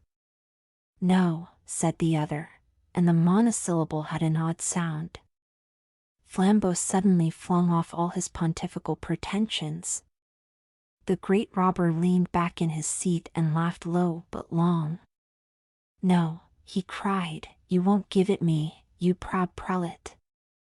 You won't give it me, you little celibate simpleton. Shall I tell you why you won't give it me? Because I've got it already in my own breast pocket." The small man from Essex turned what seemed to be a dazed face in the dusk, and said, with the timid eagerness of the private secretary, Are you sure?" Flambeau yelled with delight. "Really, you're as good as a 3-act farce," he cried.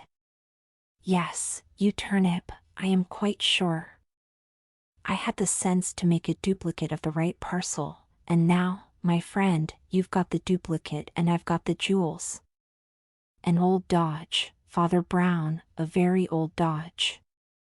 "Yes," said Father Brown, and passed his hand through his hair with the same strange vagueness of manner. "Yes, I've heard of it before." The colossus of crime leaned over to the little rustic priest with a sort of sudden interest. "You have heard of it?" he asked. "Where have you heard of it?" "Well, I mustn't tell you his name, of course," said the little man simply. "He was a penitent, you know. He had lived prosperously for about 20 years entirely on duplicate brown paper parcels. And so, you see, when I began to suspect you, I thought of this poor chap's way of doing it at once." "Began to suspect me?" repeated the outlaw with increased intensity. Did you really have the gumption to suspect me just because I brought you up to this bare part of the heath? No, no, said Brown with an air of apology. You see, I suspected you when we first met. It's that little bulge up the sleeve where you people have the spiked bracelet. How in Tartarus, cried Flambeau, did you ever hear of the spiked bracelet? Oh, one's little flock, you know, said Father Brown, arching his eyebrows rather blankly. When I was a curate in Hartlepool, there were 3 of them with spiked bracelets. So, as I suspected you from the first, don't you see, I made sure that the cross should go safe, anyhow. I'm afraid I watched you, you know. So at last I saw you change the parcels. Then, don't you see, I changed them back again. And then I left the right one behind. Left it behind? Repeated Flambeau, and for the first time there was another note in his voice beside his triumph.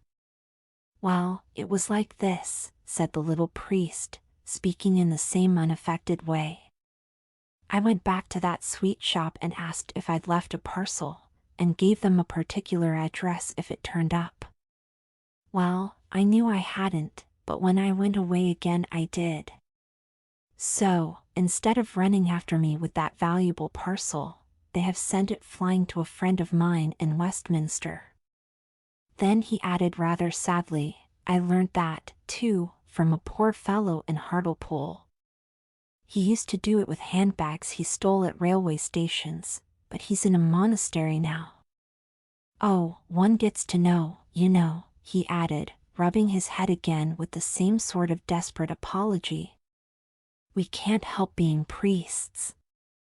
People come and tell us these things. Flambeau tore a brown paper parcel out of his inner pocket and rent it in pieces. There was nothing but paper and sticks of lead inside it. He sprang to his feet with a gigantic gesture, and cried, I don't believe you. I don't believe a bumpkin like you could manage all that. I believe you've still got the stuff on you, and if you don't give it up, why, we're all alone, and I'll take it by force. No, said Father Brown simply, and stood up also, you won't take it by force. First, because I really haven't still got it. And, second, because we are not alone. Flambeau stopped in his stride forward. Behind that tree, said Father Brown, pointing, are 2 strong policemen and the greatest detective alive. How did they come here, do you ask? Why, I brought them, of course. How did I do it? Why, I'll tell you if you like. Lord bless you, we have to know 20 such things when we work among the criminal classes. Well, I wasn't sure you were a thief, and it would never do to make a scandal against one of our own clergy. So I just tested you to see if anything would make you show yourself. A man generally makes a small scene if he finds salt in his coffee. If he doesn't, he has some reason for keeping quiet. I changed the salt and sugar, and you kept quiet. A man generally objects if his bill is 3 times too big. If he pays it, he has some motive for passing unnoticed.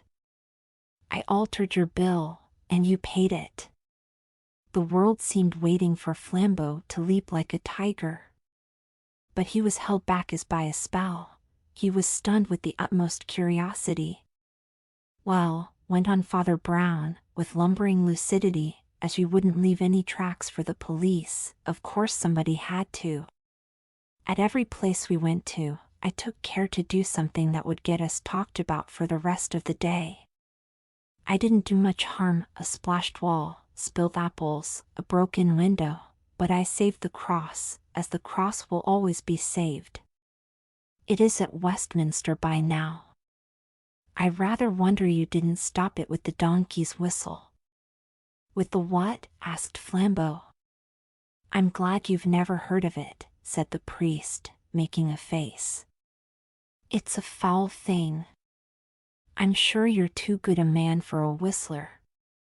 I couldn't have countered it even with the spots myself. I'm not strong enough in the legs. What on earth are you talking about? Asked the other.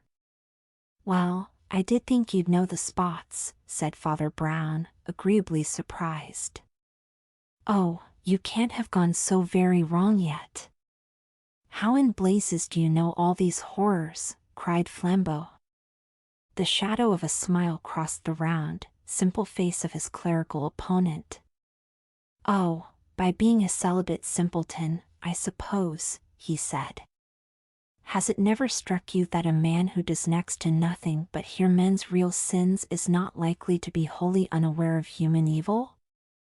But, as a matter of fact, another part of my trade, too, made me sure you weren't a priest.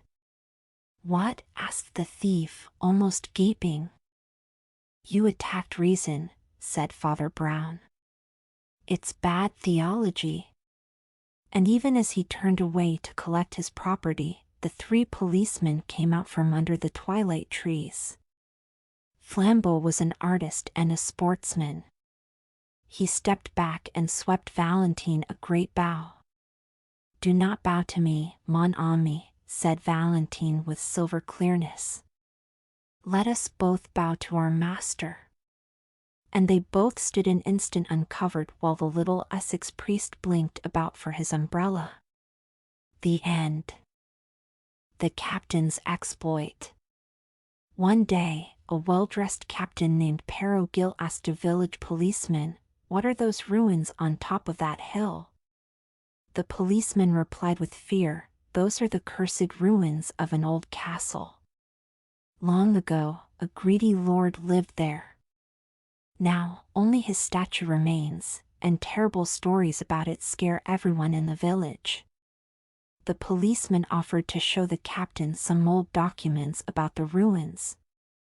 That night, Perot read the papers. One document caught his attention. It said, "There's a treasure hidden under the castle's tower, guarded by 100 dwarfs with long beards.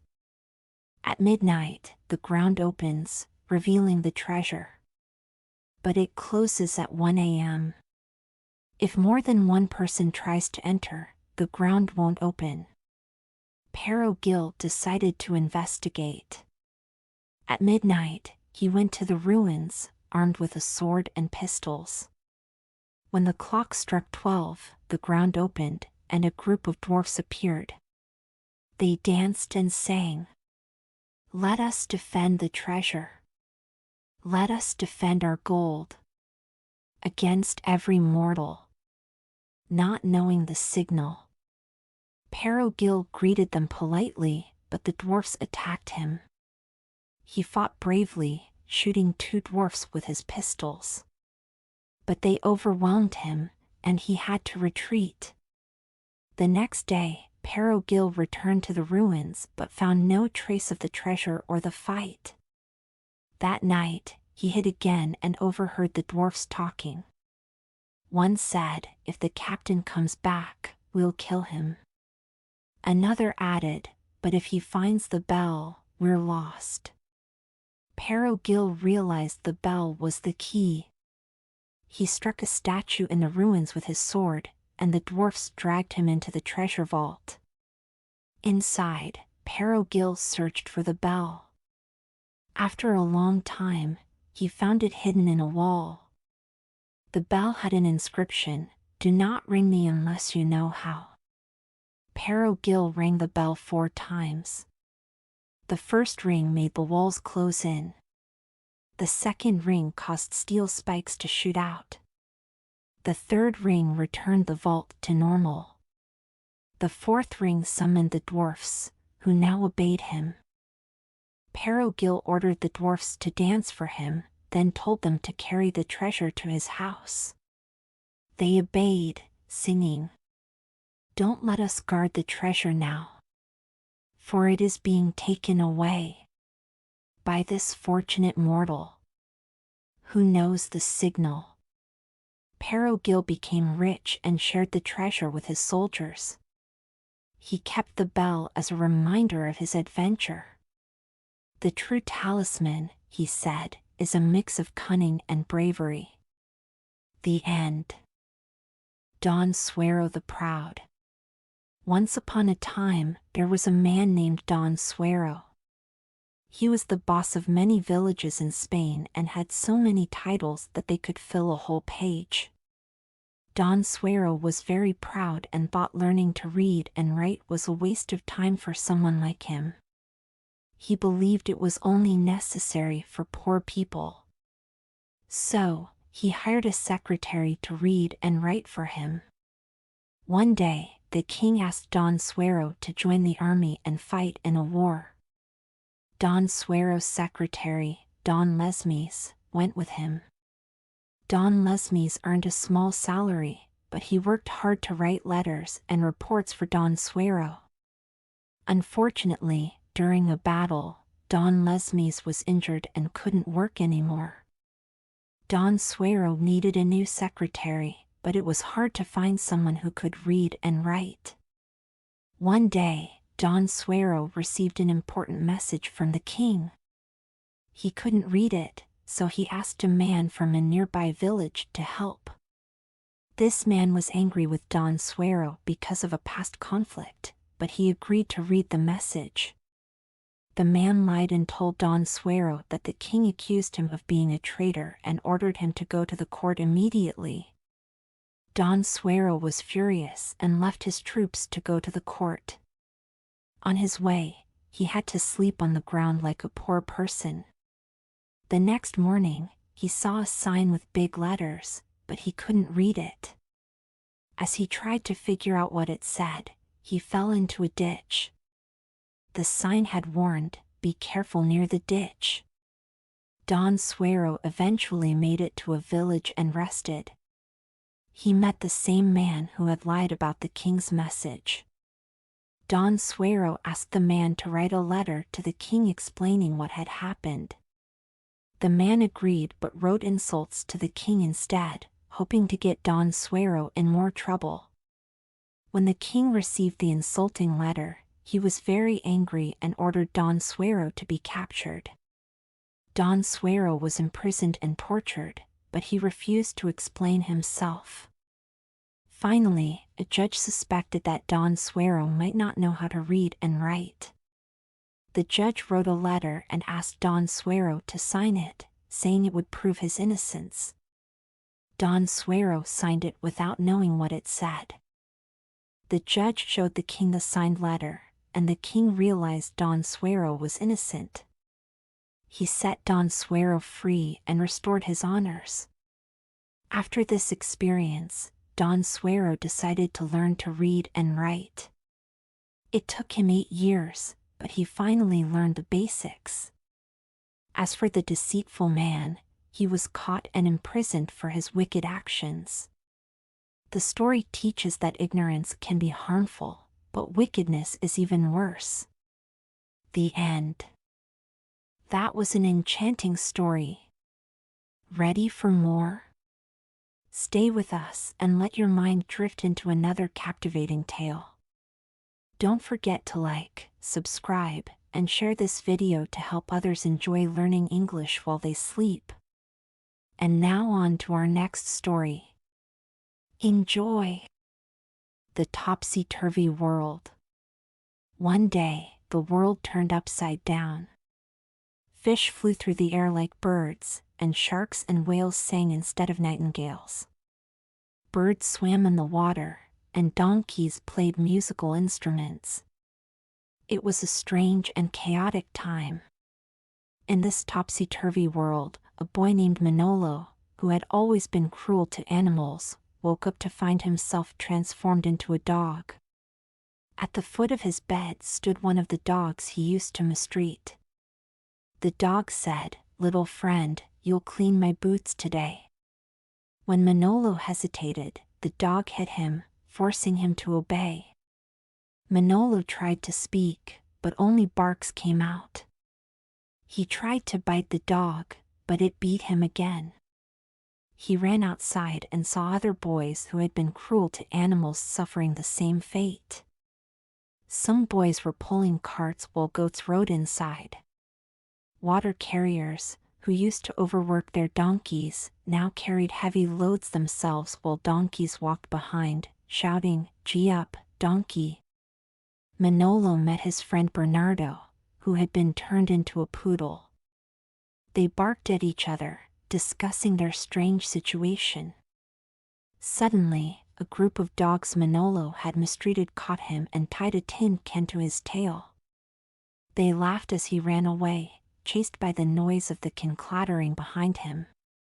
Exhausted, Manolo stopped near a pond and saw fish fishing for boys with rods. He was caught by an old, blind horse who made him perform tricks for an audience of animals. Manolo danced while the horse played a drum, but he soon escaped.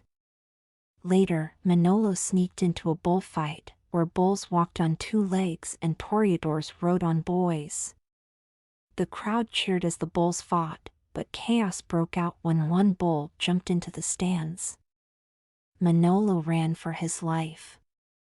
In the streets, geese in Roman helmets pretended to keep order, while a camel dressed as a woman begged for money, holding Manolo like a baby. Manolo bit the camel and fled to the countryside, where kind doves and a swallow cared for him. That night, Manolo dreamed of an angel who said, "Your suffering is over. Let this be a lesson to treat everyone, including animals, with kindness." When Manolo woke up, he was back in his bed, human again. He vowed never to mistreat animals, remembering the lesson of the topsy-turvy world: cruelty can come back to haunt you. The end. The Weber women. The Weber family. The morning sun rose over the Bavarian Alps, casting a golden glow across the village of Bergdorf. The air was crisp, carrying the faint scent of pine and the distant clang of cowbells. Smoke curled from the chimneys of timber-framed houses, and the cobblestone streets were already alive with activity. But the heart of the village wasn't the church or the town square, it was the Weber Brewery, a sprawling stone building nestled at the edge of the forest. Inside the brewery, the rhythmic clatter of bottles and the hum of machinery filled the air. Greta Weber, the eldest of the three sisters, stood at a wooden table, her sleeves rolled up and her hands stained with ink as she meticulously filled out the brewery's ledger. Her brow was furrowed in concentration, her auburn hair pulled back in a no-nonsense braid. She glanced up as her sister Lena burst into the room, her cheeks flushed and her apron streaked with flour. "Greta, have you seen the new hops shipment?" Lena asked, her voice sharp with urgency. "I need them for the seasonal brew, and Papa said they were supposed to arrive yesterday." Greta sighed, setting down her pen. "They're in the storage room, where they always are." "Did you even look?" Lena rolled her eyes. "Of course I looked." "They're not there." Then asked Clara. She was helping with inventory this morning. As if on cue, Clara Weber appeared in the doorway, her arms laden with a crate of hops. Her blonde curls framed her face, and her blue eyes sparkled with mischief. "Looking for these?" she asked, her voice light and teasing. Lena groaned. "Clara, I've been searching everywhere." Clara set the crate down with a grin. "You should have asked me first. I moved them to make room for the new barrels." Greta shook her head, a small smile tugging at her lips. "You two are impossible." The sisters worked in harmony, their movements practiced and efficient. Greta managed the books and oversaw the brewery's operations, her sharp mind and steady hands keeping everything running smoothly. Lena, the middle sister, was the creative force behind their award-winning beers, her fiery spirit and bold ideas pushing the brewery to new heights. And Clara, the youngest, brought warmth and charm to the tasting room, her easy smile and gentle nature making her a favorite among the villagers. But despite their differences, the sisters shared one thing in common: their father's protectiveness. Hans Weber was a towering figure, both in stature and in presence. His broad shoulders and calloused hands spoke of years of hard work, and his piercing blue eyes missed nothing. He stood in the doorway of the brewery now, watching his daughters with a mixture of pride and concern. "Greta," he called, his voice deep and commanding. "The ledgers can wait. Come help me with the new batch." Greta nodded, closing the ledger with a decisive snap. "Coming, Papa." As she followed her father into the brewing room, Lena turned to Clara. "Do you think he'll ever let us make our own decisions?" she asked, her voice low. Clara tilted her head, her expression thoughtful. "He just wants what's best for us." "What's best for us?" Lena scoffed. "Or what's best for the brewery?" Clara didn't answer. She didn't need to. They both knew the truth. The Weber Brewery was more than just a business, it was their legacy, their identity. And Hans Weber would do whatever it took to protect it. Later that afternoon, the sisters walked into the village to deliver a shipment of beer to the local tavern. The streets were bustling with activity, and the villagers greeted them with warm smiles and friendly waves. But as they passed the town square, they overheard a group of women whispering. "Have you seen the Weber sisters?" one woman said, her voice carrying just enough to be heard. "They're beautiful, yes, but Hans keeps them locked up like treasures." "When will they marry?" "Perhaps he's waiting for the right suitor," another replied. "Someone worthy of the Weber name." Lena's jaw tightened, and she quickened her pace. Clara glanced at her, concern flickering in her eyes. "Don't listen to them," she said softly. "They don't understand." "They don't need to understand," Lena snapped. "They just need to mind their own business." Greta, walking a few steps ahead, glanced back at her sisters. "Enough," she said, her voice firm. "We have work to do." That evening, the Weber family gathered around the large oak table in their cozy farmhouse. The room was warm and inviting, with a fire crackling in the hearth and the smell of roasted pork and fresh bread filling the air. Hans sat at the head of the table, his presence commanding as always. "The new batch is coming along well," he said, his voice tinged with satisfaction. "Lena, your recipe is a stroke of genius." Lena smiled, but there was a flicker of restlessness in her eyes. "Thank you, Papa. But I've been thinking, what if we tried something even bolder? Something that would really set us apart." Hans frowned. "We don't need to take risks. The brewery is doing fine as it is. But what if we could do better?" Lena pressed. "What if we could?" "Enough," Hans interrupted, his tone firm. "We stick to what we know. That's what keeps us strong."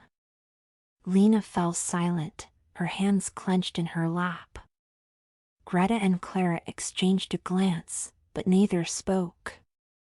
The weight of tradition hung heavy in the air, a silent reminder of the expectations that bound them. The arrival of Johann Muller. The village tavern, Zum Golden in Lowen, was the social hub of Bergdorf. Its wooden beams were darkened with age, and the walls were lined with faded photographs of villagers past. The air was thick with the smell of beer, roasted meat, and the faint tang of spilled ale. On a chilly autumn evening, the tavern was packed with locals, their laughter and chatter filling the room. Greta, Lena, and Clara sat at their usual table near the hearth, sipping steins of their family's signature brew.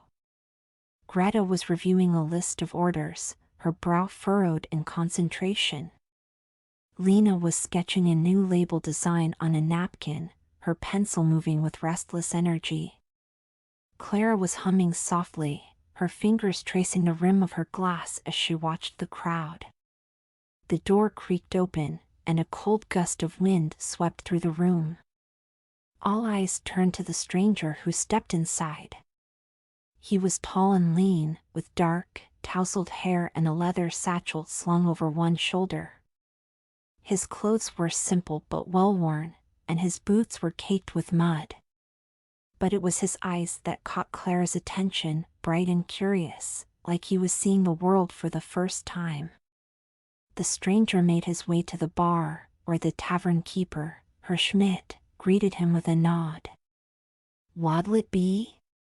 "A beer, please," the stranger said, his voice warm and melodic. "Whatever's best." Herr Schmidt poured him a stein of Weber Brewery's finest and slid it across the bar. The stranger took a sip, his eyes widening in appreciation. "This is incredible. Who makes it?" "The Weber family," Herr Schmidt replied, gesturing toward the sisters' table.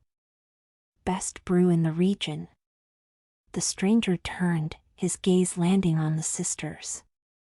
He smiled, a slow, easy grin that made Clara's cheeks flush. He picked up his stein and walked over to their table. "Mind if I join you?" he asked, his tone polite but confident. Greta looked up, her expression guarded. "We're busy." "Greta," Clara said softly, her eyes still on the stranger. "It's just one drink." Lena smirked, leaning back in her chair. "Why not? We could use some entertainment." The stranger pulled up a chair and introduced himself. "I'm Johann Muller.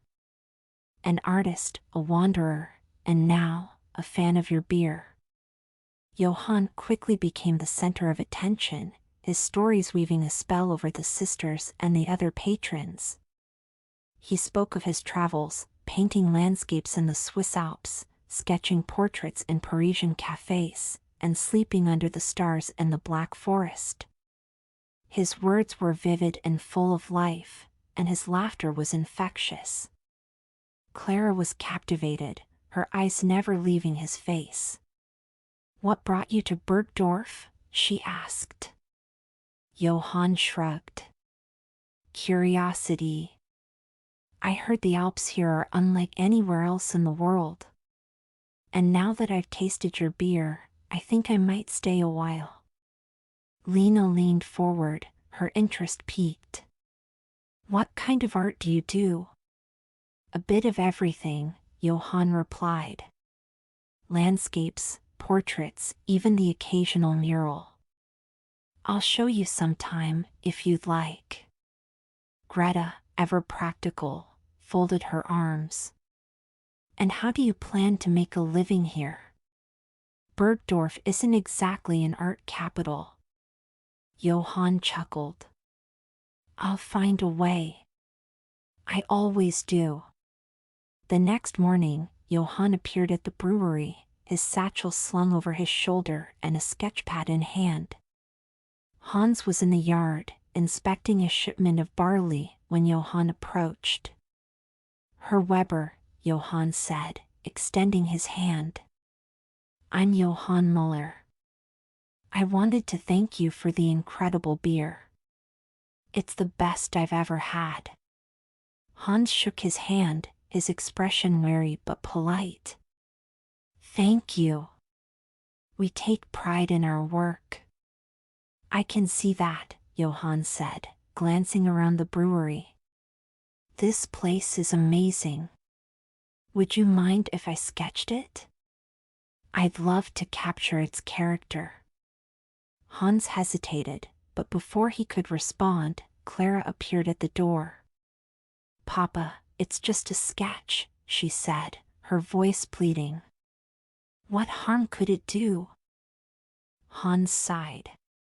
Fine. But stay out of the way. Johann grinned. Thank you, Herr Weber.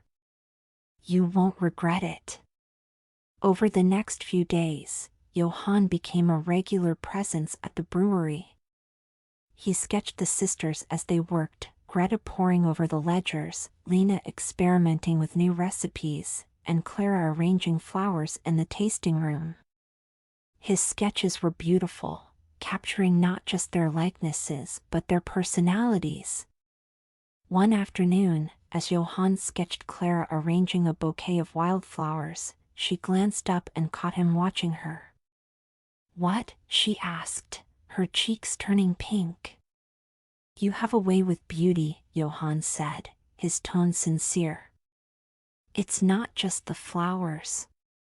It's you. Clara looked away, her heart racing.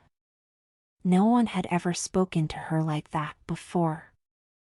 Nearby, Lena watched the exchange with a mixture of amusement and curiosity. She approached Johann later, her arms crossed. What's your game, Muller? Johann raised an eyebrow. Game? You show up out of nowhere, charm everyone, and now you're sketching my sister like she's some muse. What do you want? Johann met her gaze, his expression serious. I'm not playing a game, Lena. I'm just inspired. Lena studied him for a moment, then nodded. Fair enough. But if you hurt her, you'll answer to me. That evening, Hans sat at the head of the dinner table, his expression grim. I don't like it, he said, his voice low. That artist, Johann. He's too familiar. Too free. Greta nodded. I agree.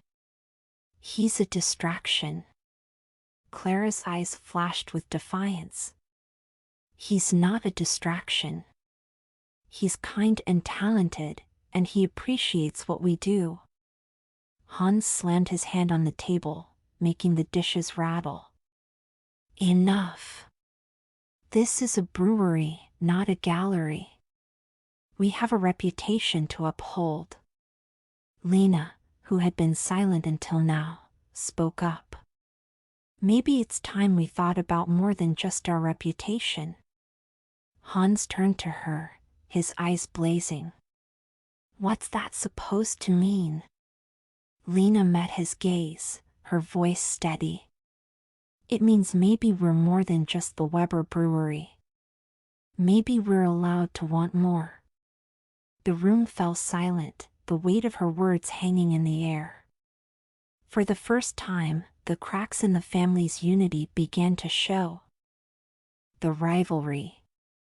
The village buzzed with excitement as a sleek black car rolled into Bergdorf, its polished exterior gleaming in the sunlight.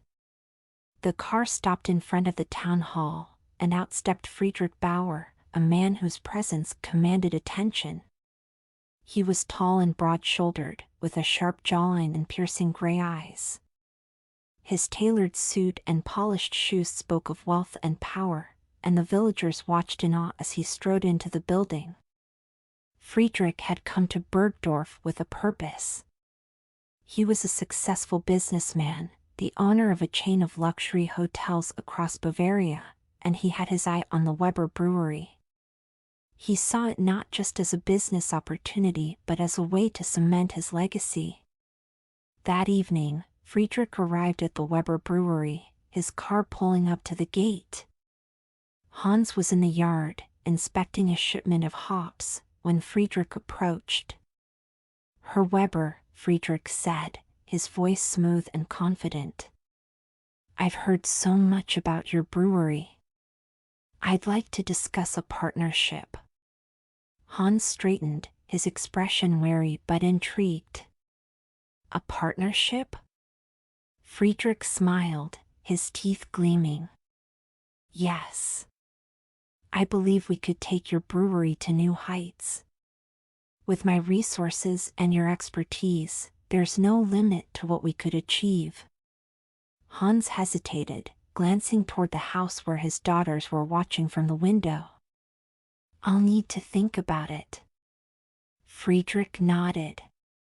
Of course. Take your time. But don't wait too long. Opportunities like this don't come often. Inside the house, the sisters gathered in the kitchen, their voices hushed but intense. Did you see him?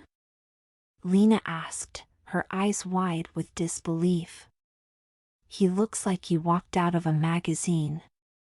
He's arrogant, Greta said, her tone sharp. I don't trust him. Clara, who had been silent until now, spoke up. But what if he's right?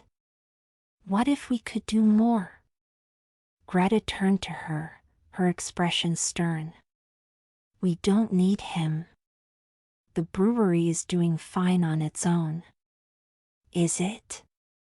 Lena challenged. Or are we just too afraid to take risks? Hans entered the kitchen, his face unreadable. Enough, he said, his voice firm. This is my decision. Not yours. The sisters fell silent, but the tension in the room was palpable. Over the next few days, Friedrich began to visit the brewery regularly. He brought gifts, expensive bottles of wine, rare spices, and even a set of crystal glasses for the tasting room. He flattered Hans, praising his craftsmanship and vision, and he made a point of spending time with each of the sisters.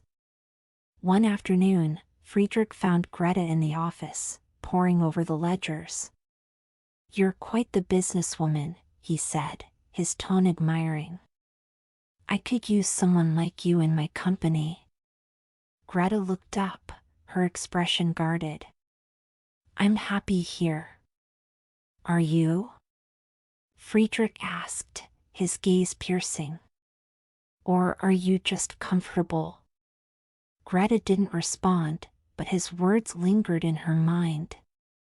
Later, Friedrich sought out Lena in the brewing room. She was elbow-deep in a vat of hops, her face flushed with exertion. You're passionate about this, Friedrich observed. I admire that. Lena wiped her hands on her apron, her expression skeptical. What do you want, Bauer? Friedrich smiled. I want to see what you're capable of. With the right resources, you could create something extraordinary. Lena's eyes narrowed. And what's in it for you? A partnership, Friedrich replied. One where we both benefit. Finally, Friedrich found Clara in the garden, arranging flowers for the tasting room. You have a talent for beauty, he said, his voice soft. Clara looked up, her cheeks flushing. Thank you. Friedrich stepped closer, his gaze intense. You deserve more than this village can offer. With me, you could have the world. Clara's heart raced, but she didn't respond. She couldn't. That evening, Johann found Clara by the river, her sketchpad in hand. She was drawing the sunset, her movements slow and deliberate. Johann sat beside her, his expression serious. Be careful with Bauer, he said, his voice low. He's not what he seems. Clara looked at him, her brow furrowed. What do you mean? I've met men like him before, Johann replied. They're charming, yes, but they only care about themselves. Don't let him manipulate you. Clara hesitated, her gaze returning to the sunset. I don't know what to think anymore. Johann reached for her hand, his touch gentle. You don't have to decide anything right now. Just be careful. The tension came to a head one evening at the brewery. Friedrich had invited himself to dinner, and the atmosphere was strained. Hans sat at the head of the table, his expression unreadable. Friedrich was charming and talkative, but his words felt calculated, his compliments too polished. Lena, unable to contain her frustration, finally spoke up. "What do you really want, Bauer? Because it's not just the brewery, is it?" Friedrich smiled, his gaze sweeping over the sisters. "You're right. It's not just the brewery. It's you. All of you. You're the heart of this place, and I want to be a part of that." Greta's eyes narrowed. "You want to own us."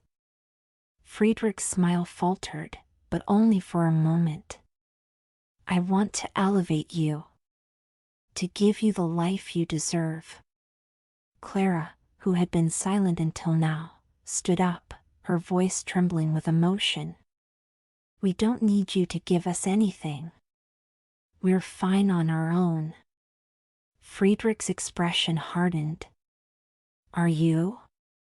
Or are you just afraid to take a chance?" Hans slammed his hand on the table, his voice booming. "Enough. This is my family, and my decision. You'll respect that, or you'll leave." Friedrich stood, his smile cold. "Think about my offer, Herr Weber. But don't wait too long." As Friedrich left, the room fell silent, the weight of his words hanging in the air. The sisters exchanged uneasy glances, knowing that nothing would ever be the same. The end. My Uncle Jules. A white-haired old man begged us for alms. My companion, Joseph Davranche, gave him 5 francs. Noticing my surprised look, he said, "That poor unfortunate reminds me of a story which I shall tell you, the memory of which continually pursues me. Here it is. My family, which came originally from Havre, was not rich. We just managed to make both ends meet. My father worked hard, came home late from the office, and earned very little. I had 2 sisters. My mother suffered a good deal from her reduced circumstances, and she often had harsh words for her husband, veiled in sly reproaches. The poor man then made a gesture which used to distress me. He would pass his open hand over his forehead, as if to wipe away perspiration which did not exist, and he would answer nothing. I felt his helpless suffering. We economized on everything, and never would accept an invitation to dinner, so as not to have to return the courtesy. All our provisions were bought at bargain sales. My sisters made their own gowns, and long discussions would arise on the price of a piece of braid worth 15 centimes a yard. Our meals usually consisted of soup and beef, prepared with every kind of sauce. They say it is wholesome and nourishing, but I should have preferred a change. I used to go through terrible scenes on account of lost buttons and torn trousers. Every Sunday, dressed in our best, we would take our walk along the breakwater. My father, in a frock coat, high hat and kid gloves, would offer his arm to my mother, decked out and beribboned like a ship on a holiday. My sisters, who were always ready first, would await the signal for leaving, but at the last minute someone always found a spot on my father's frock coat, and it had to be wiped away quickly with a rag moistened with benzene. My father, in his shirt sleeves, his silk hat on his head, would await the completion of the operation, while my mother, putting on her spectacles, and taking off her gloves in order not to spoil them, would make haste. Then we set out ceremoniously. My sisters marched on ahead, arm in arm. They were of marriageable age and had to be displayed. I walked on the left of my mother and my father on her right. I remember the pompous air of my poor parents in these Sunday walks, their stern expression, their stiff walk. They moved slowly, with a serious expression, their bodies straight, their legs stiff, as if something of extreme importance depended upon their appearance. Every Sunday, when the big steamers were returning from unknown and distant countries, my father would invariably utter the same words. What a surprise it would be if Jules were on that one. Eh? My Uncle Jules, my father's brother, was the only hope of the family, after being its only fear. I had heard about him since childhood, and it seemed to me that I should recognize him immediately, knowing as much about him as I did. I knew every detail of his life up to the day of his departure for America, although this period of his life was spoken of only in hushed tones. It seems that he had led a bad life, that is to say, he had squandered a little money, which action, in a poor family, is one of the greatest crimes. With rich people, a man who amuses himself only sows his wild oats. He is what is generally called a sport. But among needy families, a boy who forces his parents to break into the capital becomes a good-for-nothing, a rascal, a scamp. And this distinction is just, although the action be the same, for consequences alone determine the seriousness of the act. Well, Uncle Jules had visibly diminished the inheritance on which my father had counted, after he had swallowed his own to the last penny. Then, according to the custom of the times, he had been shipped off to America on a freighter going from Havre to New York. Once there, my uncle began to sell something or other, and he soon wrote that he was making a little money and that he soon hoped to be able to indemnify my father for the harm he had done him. This letter caused a profound emotion in the family. Jules, who up to that time had not been worth his salt, suddenly became a good man, a kind-hearted fellow, true and honest like all the Davranches. One of the captains told us that he had rented a large shop and was doing an important business. 2 years later a second letter came, saying, "My dear Philippe, I am writing to tell you not to worry about my health, which is excellent. Business is good. I leave tomorrow for a long trip to South America. I may be away for several years without sending you any news. If I shouldn't write, don't worry. When my fortune is made I shall return to Havre. I hope that it will not be too long and that we shall all live happily together." This letter became the gospel of the family. It was read on the slightest provocation, and it was shown to everybody. For 10 years nothing was heard from Uncle Jules, but as time went on my father's hope grew, and my mother, also, often said, "When that good Jules is here, our position will be different. There is one who knew how to get along." And every Sunday, while watching the big steamers approaching from the horizon, pouring out a stream of smoke, my father would repeat his eternal question. What a surprise it would be if Jules were on that one. Eh? We almost expected to see him waving his handkerchief and crying, "Hey, Philippe!" Thousands of schemes had been planned on the strength of this expected return. We were even to buy a little house with my uncle's money, a little place in the country near Ingouville. In fact, I wouldn't swear that my father had not already begun negotiations. The elder of my sisters was then 28, the other 26. They were not yet married, and that was a great grief to every one.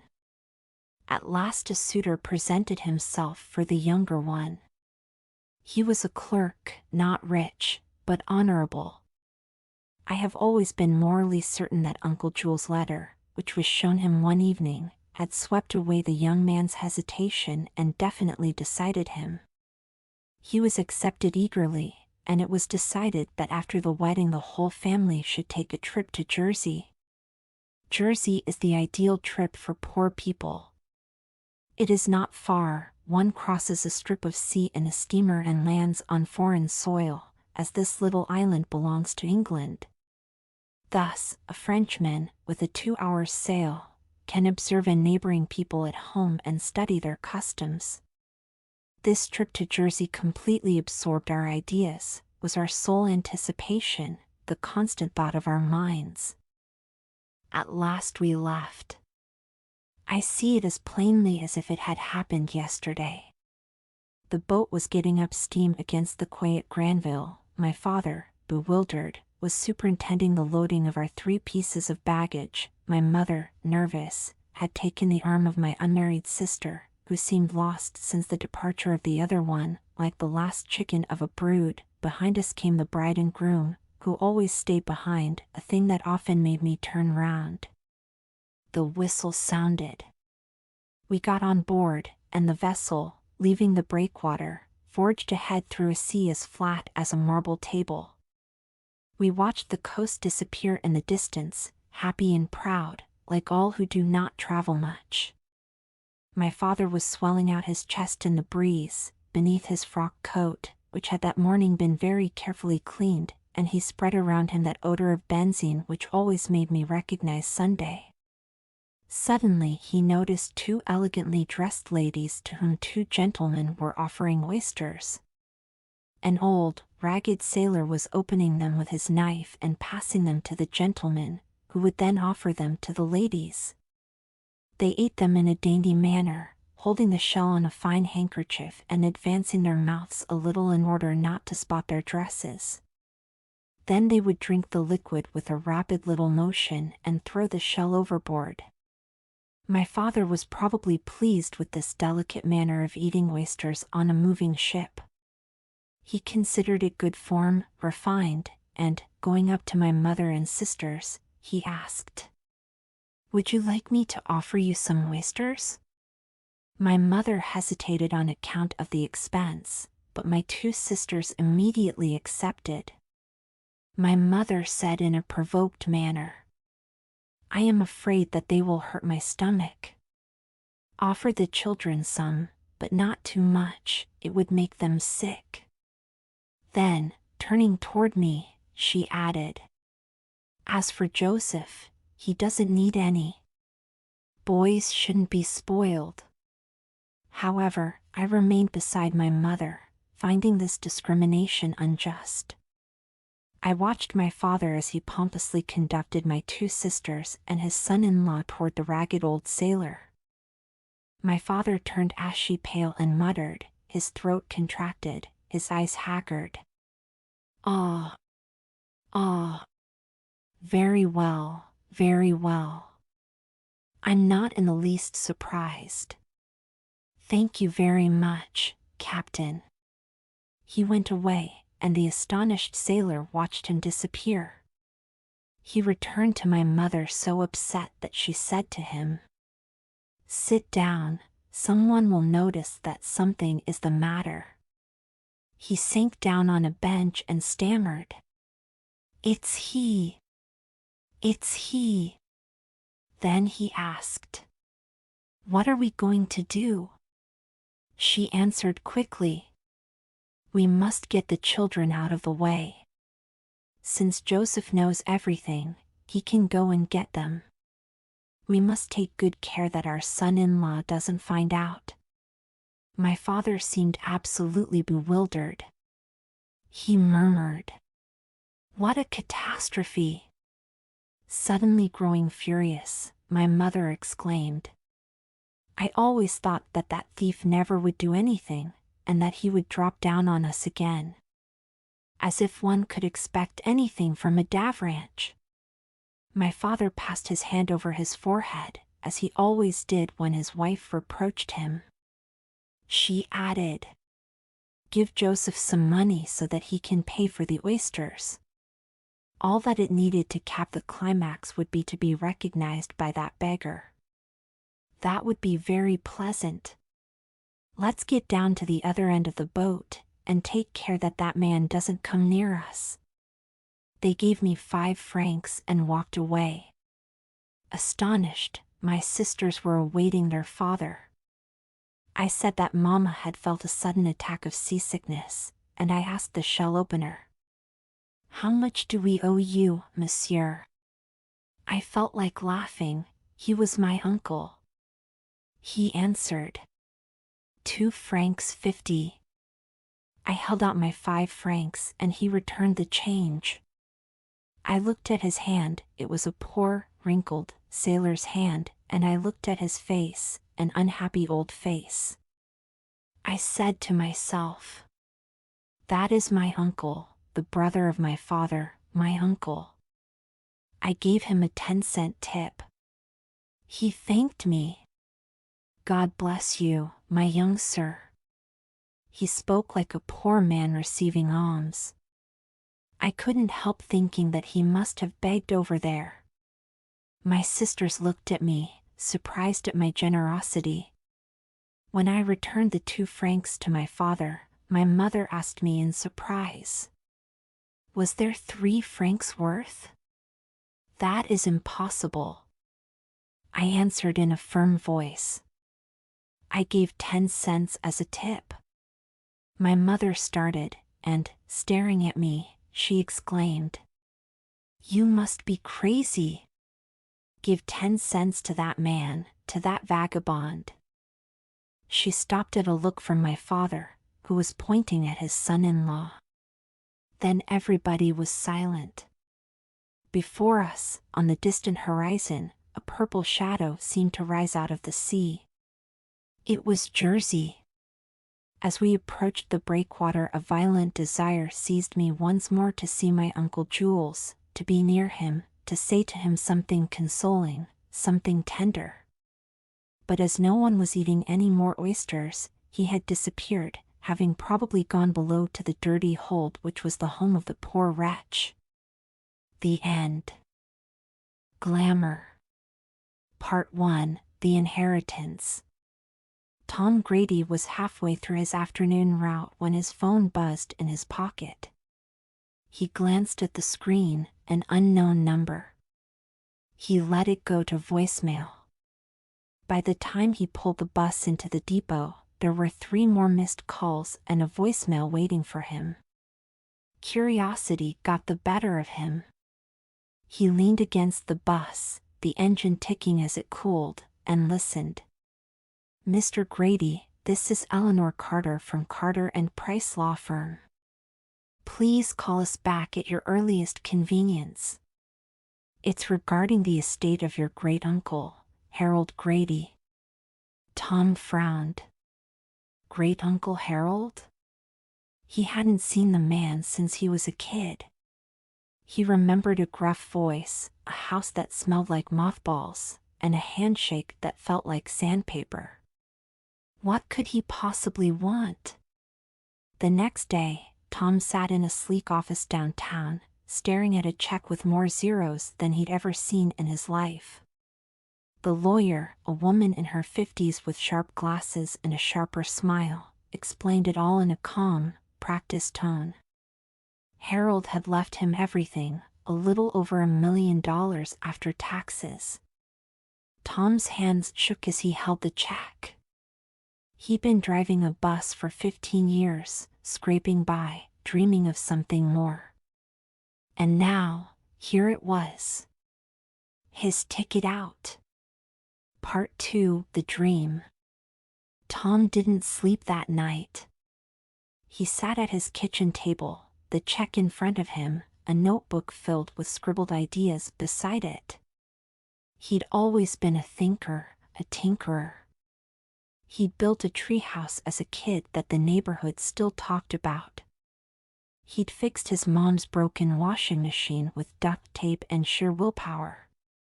He had ideas, big ideas. And now, he had the money to make them real. By morning, he'd settled on one, an app. Not just any app, but one that would connect people in ways they hadn't thought possible. He called it Neighborly. It would be a platform for sharing resources, organizing events, and building stronger communities. It was ambitious, but Tom believed in it. He believed in himself. The next day, he walked into the bus depot and handed in his resignation. His boss, a grizzled man named Frank, raised an eyebrow. "You win the lottery or something?" Tom grinned. "Something like that." Part 3, The First Steps. Tom rented a small office in a co-working space downtown. It was sleek and modern, with glass walls and a coffee machine that made drinks he couldn't pronounce. He hired a team of developers, bright, young, and eager, and spent his days sketching wireframes and brainstorming features. "It's not just an app," he told them during their first meeting. "It's a movement. We're going to change the way people connect."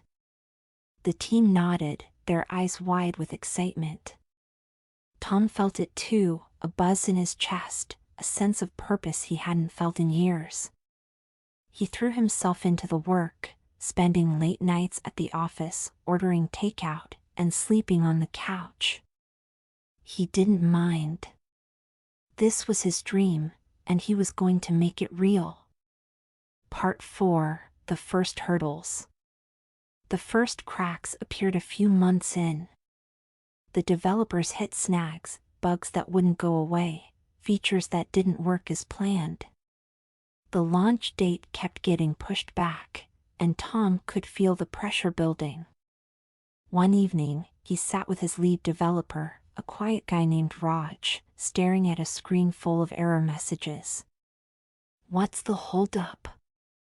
Tom asked, trying to keep his voice calm. Raj sighed. "It's more complicated than we thought.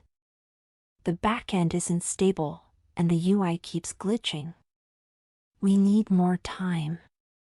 Tom ran a hand through his hair. Time was the one thing he didn't have.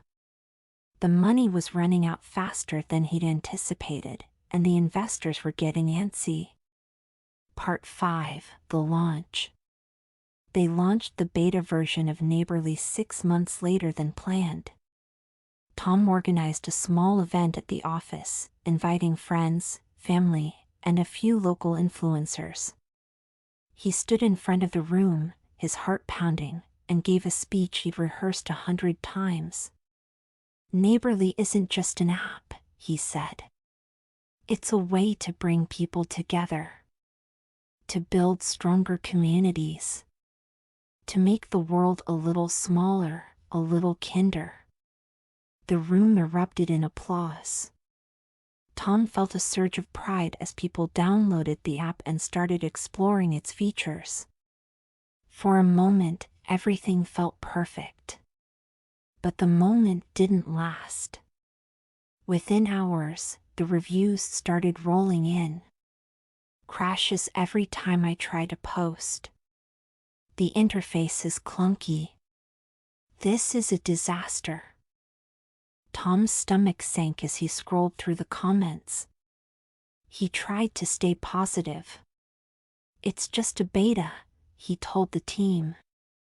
"We'll fix the bugs. We'll make it better." But deep down, he was worried. Part 6, The Downward Spiral. The next few months were a blur of late nights and endless problems. The team worked tirelessly, but every time they fixed one issue, another popped up. The investors started pulling out, and Tom had to dip into his own savings to keep the project afloat.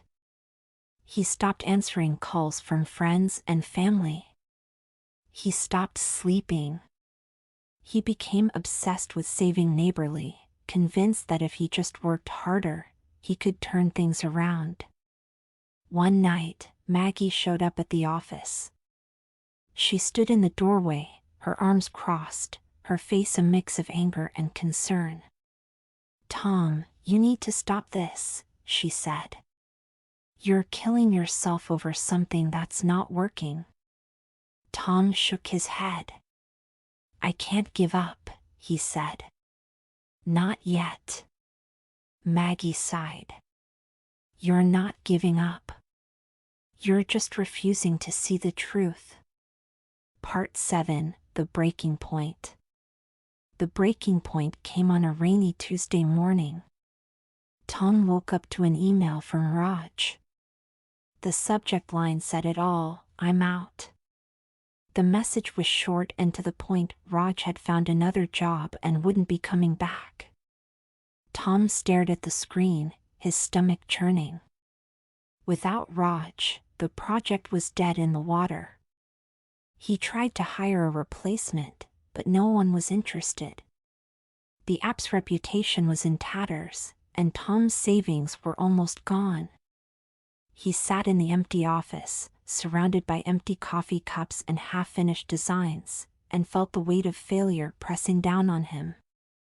For the first time, he allowed himself to consider the possibility that Neighborly might not succeed. That he might not succeed. Part 8: The End of the Dream. Tom finally pulled the plug on Neighborly a few weeks later. He sent out an email to the few remaining users, thanking them for their support and apologizing for the app's shortcomings. Then he shut down the servers, packed up his things, and walked out of the office for the last time. He didn't know what to do next. His savings were gone, his credit cards were maxed out, and his confidence was shattered. He thought about going back to driving a bus, but the idea made him feel sick. He'd come so far, only to end up right back where he started. Part 9: A New Beginning. One afternoon, as Tom was scrolling through job listings, he got a call from Maggie. They hadn't spoken in weeks, and he almost didn't answer. But something made him pick up. "Hey," she said, her voice soft. "How are you holding up?" Tom sighed. "Not great," he admitted. "I don't know what to do next." There was a pause, and then Maggie said, "Maybe you don't have to figure it all out right now. Maybe you just need to take a step back and breathe." Tom didn't respond right away. He'd been so focused on fixing things, on proving himself, that he hadn't stopped to think about what he really wanted. Maybe Maggie was right. Maybe he needed to start over, not with a grand plan, but with small, deliberate steps. Part 10: The Glimmer of Hope. Tom started taking small freelance gigs, helping small businesses with their websites, designing logos, anything to pay the bills. It wasn't glamorous, but it was a start. He also reconnected with Maggie, slowly rebuilding the trust he'd lost. They started spending weekends hiking, cooking, and talking about the future. For the first time in a long time, Tom felt like he was moving forward. One day, as they were hiking in the woods, Maggie turned to him and said, "You know, you don't have to do this alone. You've got people who care about you. You've got me." Tom smiled. "I know," he said. "And I'm grateful for that." Part 11: The Final Push. As the months went by, Tom began to find his footing. He started a small consulting business, helping other startups avoid the pitfalls he'd encountered. It wasn't the grand success he dreamed of, but it was something. It was his. One evening, as he was closing up his home office, he got a call from Raj. "Hey, Tom," Raj said. "I heard about what you're doing. I just wanted to say, I'm proud of you." Tom felt a lump in his throat. "Thanks, Raj," he said. "That means a lot." Part 12: The New Dream. Tom didn't have all the answers, but he knew one thing: he wasn't going to give up. He'd taken a risk, learned from his mistakes, and come out the other side. And as he looked back on the experience, he realized something: the dream hadn't been about the app. It had been about proving to himself that he was capable of more. And he had. The end. That was an enchanting story. Ready for more? Stay with us and let your mind drift into another captivating tale. Don't forget to like, subscribe, and share this video to help others enjoy learning English while they sleep. And now on to our next story. Enjoy! The Judgment of the Flowers. One day, a boy named Richard asked his father, "Is it true that the rose is the queen of the flowers?" His father joked, "Why don't you ask the flowers themselves? They'd know better than anyone." Richard took his father's advice seriously. He went into the garden and approached a plum tree. Taking off his hat respectfully, he asked, "Mr. Plum Tree, is the rose the queen of the flowers?" But the plum tree just swayed in the wind and didn't answer. Next, Richard asked an almond tree, "Mr. Almond Tree, is the rose the queen of the flowers?" The almond tree stayed silent, but its blossoms turned red, as if they were jealous. Richard thought, "These trees are so rude. Maybe the plants will be nicer." He walked over to a beautiful pink flower and asked the same question. The pink flower bowed gracefully and said, "Yes, the rose is our beloved queen. She is the most beautiful, and her scent is unmatched. But if you want to know more, come back tonight at midnight and see what happens in the garden." Richard thanked the pink flower and went to bed early. But he couldn't sleep. At 11:30 p.m., he got dressed, sneaked downstairs, and waited in the garden. At exactly midnight, a bright light shone from the sky. It turned into a beautiful fairy wearing a crown of flowers and holding a golden wand. The fairy waved her wand, and suddenly, the garden came alive. The pink flowers turned into elegant gentlemen in bright red and green suits. The hyacinths and jasmines became pages with golden hair. The lilies transformed into beautiful ladies in white dresses. The dahlias wore long, colorful gowns with lace collars. The violets hid shyly among the poppies, who wore bright red outfits. Then, from a group of evergreens, the rose appeared. She was stunning, wearing a pink silk dress that rustled as she walked. Everyone admired her. An olive tree turned into a throne, and the rose sat down. The rose raised her hand, and the garden fell silent. "Friends," she said, "spring has brought us back to life. Tonight, we must discuss an important matter: how to protect ourselves from bees, wasps, and butterflies who steal our nectar and shorten our lives. I've asked Spring to bring the accused here for judgment." At her command, the butterfly, wasp, and bee appeared. The butterfly, dressed in its finest clothes, bowed humbly. "Your Majesty," it said, "I only take a little nectar to feed myself. I've never taken more than I need." The rose nodded. "We'll consider that in your favor." Next, the wasp stepped forward, wearing a black coat and a yellow and black striped tie. "I take nectar because I want to make honey like the bee," it said. "But I haven't succeeded yet." The rose frowned. "You've been trying since the beginning of time and still haven't learned? You're just a glutton. You'll receive 500 lashes as punishment." A nightshade plant grabbed the wasp and carried it away. Finally, the bee appeared, wearing a simple, stained blouse. "I take nectar to make honey for humans," it said. "Without us, your nectar would go to waste. We preserve your beauty and scent in our honey.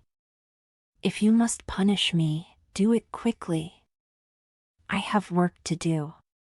The rose thought carefully. Then she announced her decision. "The wasp is guilty and will be punished. the butterfly is innocent and may go free. As for the bee, you are not only innocent but also our friend.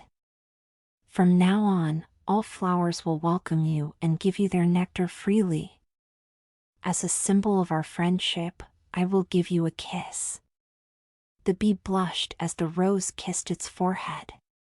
Tears of gratitude filled its eyes. The fairy waved her wand, and the flowers returned to their normal forms. The fairy disappeared into the sky, and Richard was left alone in the garden, thinking about what he had seen. "What a beautiful lesson," he said. "Even in the world of flowers, hard work is rewarded." The end. A descent into the Maelstrom. We had finally reached the summit of the highest crag, a jagged peak that seemed to pierce the heavens. The climb had been grueling, and for several minutes, the old man stood there, breathless and silent, as though gathering the strength to speak. At last, he turned to me, his voice trembling but deliberate. "Not long ago," he began, "I could have guided you up this path as easily as the youngest of my sons. But 3 years ago, something happened to me, something no mortal has ever experienced, or at least lived to tell about. 6 hours. That's all it took. 6 hours of pure, unrelenting terror that shattered me, body and soul. You look at me and see an old man, but I'm not. It was less than a single day that turned my hair from jet black to white, that weakened my limbs and frayed my nerves until I trembled at the slightest effort. Now, I can't even glance over this little cliff without feeling dizzy." The little cliff he spoke of was anything but small. He had carelessly settled himself on its edge, his body leaning precariously over the void, held only by his elbow gripping the slippery rim. Below us, the cliff dropped away in a sheer, unbroken precipice of gleaming black rock, plunging 15 or 1600 feet to the jagged crags below. I wouldn't have dared to venture within 6 yards of its edge. In fact, seeing my companion in such a perilous position filled me with such dread that I dropped to the ground, clutching at the shrubs around me, too terrified to even look up at the sky. I couldn't shake the feeling that the mountain itself might crumble under the force of the raging winds. It took me a long time to muster the courage to sit up and gaze out into the distance. "You need to get past these fears," the old man said, his voice steady now. "I brought you here so you could see the very spot where it all happened, and to tell you the full story while you're looking right at it." He paused, as if gathering his thoughts, then continued in his precise, detailed manner. "We're now on the Norwegian coast, at the 68th degree of latitude, in the province of Nordland, in the bleak district of Lofoten. This mountain we're sitting on is Helseggen, the Cloudy. Now, lift yourself up a bit, hold on to the grass if you feel dizzy, that's it. Look out past the mist below, toward the sea." I did as he instructed, though my head spun as I peered down. Below us stretched a vast expanse of ocean, its waters so dark they seemed to absorb the light. It reminded me of the Nubian geographer's description of the Mare Tenebrarum, the Sea of Darkness. The scene was one of utter desolation, beyond anything the human mind could imagine. To the left and right, as far as the eye could see, stretched lines of jagged, menacing cliffs, their gloom accentuated by the white foam of the surf crashing against them. Directly opposite us, about 5 or 6 miles out to sea, was a small, bleak island. Closer to the shore, about 2 miles away, rose another, smaller island, rugged and barren, surrounded by a cluster of dark rocks. The ocean between the distant island and the shore had an unusual appearance. Despite the fierce gale blowing landward, strong enough to force a distant brig to sail under a double-reefed trysail, its hull disappearing with each plunge, there was no regular swell. Instead, the water churned in short, angry bursts, crashing in every direction, even against the wind. Foam was scarce, except near the rocks. The distant island, the old man explained, is called Furg by the Norwegians.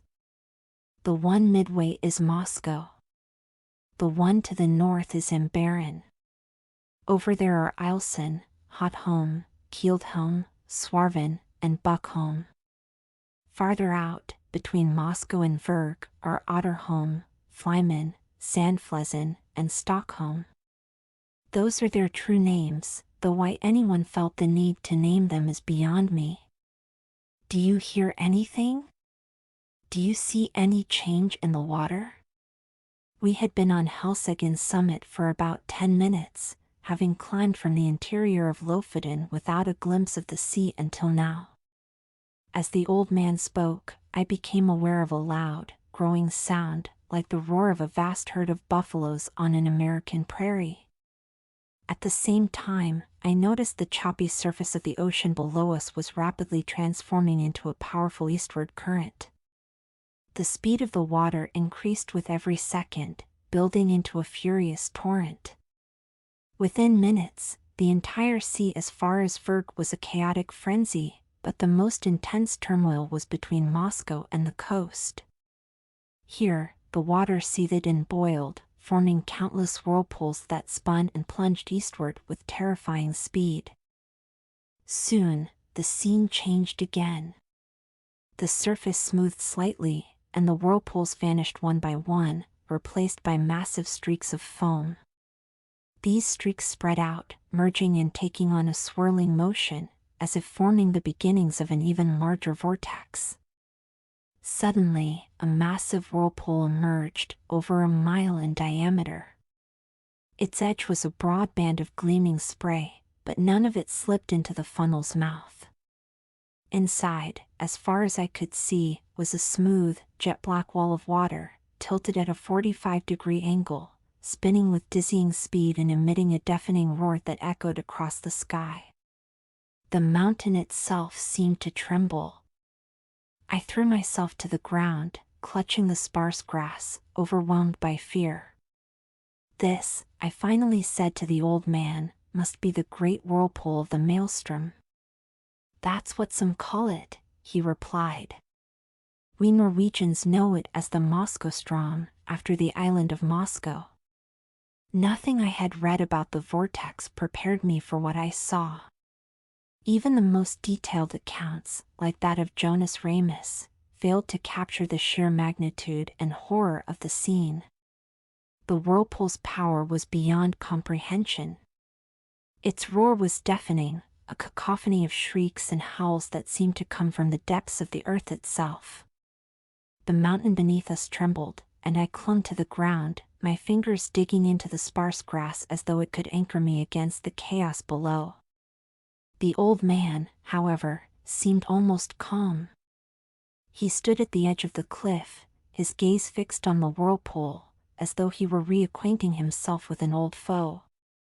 You see, he said, his voice steady despite the noise, this is no ordinary whirlpool. It's a force of nature, a living thing. It breathes, it roars, it devours. And 3 years ago, it nearly took me with it. He turned to me, his eyes dark with memory. I'll tell you what happened, but you must understand, no words can truly convey the terror of that day. Still, I'll try. The old man's tale. My brothers and I were fishermen, he began. We owned a small schooner, about 70 tons, and we made our living fishing among the islands beyond Moscow, nearly to Vurg. It was dangerous work, but the waters there were rich with fish, and we were bold, some might say reckless. We knew the risks, but we also knew the rewards. And so, we ventured where others dared not go. On the 10th of July, 3 years ago, we set out as usual. The morning was calm, the sky clear, and the sea as smooth as glass. There was no hint of what was to come. We crossed the main channel of the Moskostrom, far above the whirlpool, and anchored near Otterholm, where the eddies were less violent. By late afternoon, our hold was nearly full of fish, more than we'd ever caught in a single day. We were in high spirits, laughing and joking as we prepared to head back. But as we weighed anchor, the wind shifted. A sudden breeze blew in from over Helseggen, and I felt a chill run down my spine. It was unusual, unnatural. We tried to adjust our sails, but the eddies were too strong, and we were soon becalmed, drifting aimlessly. Then, in the distance, we saw it, a massive, copper-colored cloud rising with terrifying speed. Within minutes, the sky was black, and the storm was upon us. I've never seen anything like it. The wind howled like 1,000 demons, and the waves rose like mountains. Our masts were torn away as if they were twigs, and my youngest brother, who had lashed himself to the mainmast for safety, was swept overboard. I'll never forget the sound of his screams as he disappeared into the darkness. The boat was tossed like a leaf in a hurricane. We were buried under wave after wave, and I was sure we would sink. But somehow, we stayed afloat. My elder brother and I clung to the deck, our hands raw and bleeding from the effort. And then, through the chaos, I heard him shout a single word, Maelstrom. I knew what it meant. The current had caught us, and we were being dragged toward the whirlpool. There was no escape. The storm had thrown us off course, and we were too close, far too close. I looked at my brother, and I saw the same realization in his eyes. We were doomed. The whirlpool was unlike anything I had ever seen. It was a living thing, a monstrous mouth of water and foam, spinning with such speed that it seemed to defy nature itself. The noise was unbearable, a deafening roar that drowned out even the storm. And yet, as we were pulled closer, I felt a strange calm. There was no hope, no chance of survival. All that was left was to face the end with whatever dignity I could muster. But then, something happened. As we neared the edge of the whirlpool, the boat began to spin, caught in the outer currents. I looked around and saw debris, broken planks, barrels, even the mast of a ship, floating alongside us. And in that moment, an idea came to me. It was desperate, foolish, but it was all I had. I grabbed a barrel and lashed myself to it, using the ropes that had secured it to the deck. My brother saw what I was doing and shook his head, his face pale with fear. He refused to let go of the ring bolt he was clinging to, and I knew there was no time to argue. With a final, desperate prayer, I threw myself overboard, the barrel my only hope of survival. The next few minutes were a blur. The whirlpool spun me around and around, the force of the water tearing at my body. I closed my eyes, certain that each second would be my last. But then, slowly, the spinning began to slow. The whirlpool was losing its power. The tide was turning. When I opened my eyes, I was floating on the surface, the barrel still tied to me. The whirlpool was gone, and the sea was calm. I was alive, but my brother, my boat, and everything I had known were gone, swallowed by the abyss. The aftermath. The old man fell silent, his gaze distant. I could see the weight of his memories in the lines of his face, the tremor in his hands. "They found me hours later," he said at last. My hair had turned white, and my face was so changed that my own crew didn't recognize me. I told them what had happened, but they didn't believe me. How could they? It was a story too wild, too impossible to be true. But it is true. Every word of it. And now you've seen the whirlpool for yourself. You've felt its power, heard its voice, Do you believe me?" I nodded, unable to speak. The whirlpool's roar still echoed in my ears, and the image of its black, spinning walls was burned into my mind. I believed him, how could I not? But more than that, I understood. The old man wasn't just telling me a story. He was sharing a warning, a lesson about the fragility of life and the power of nature.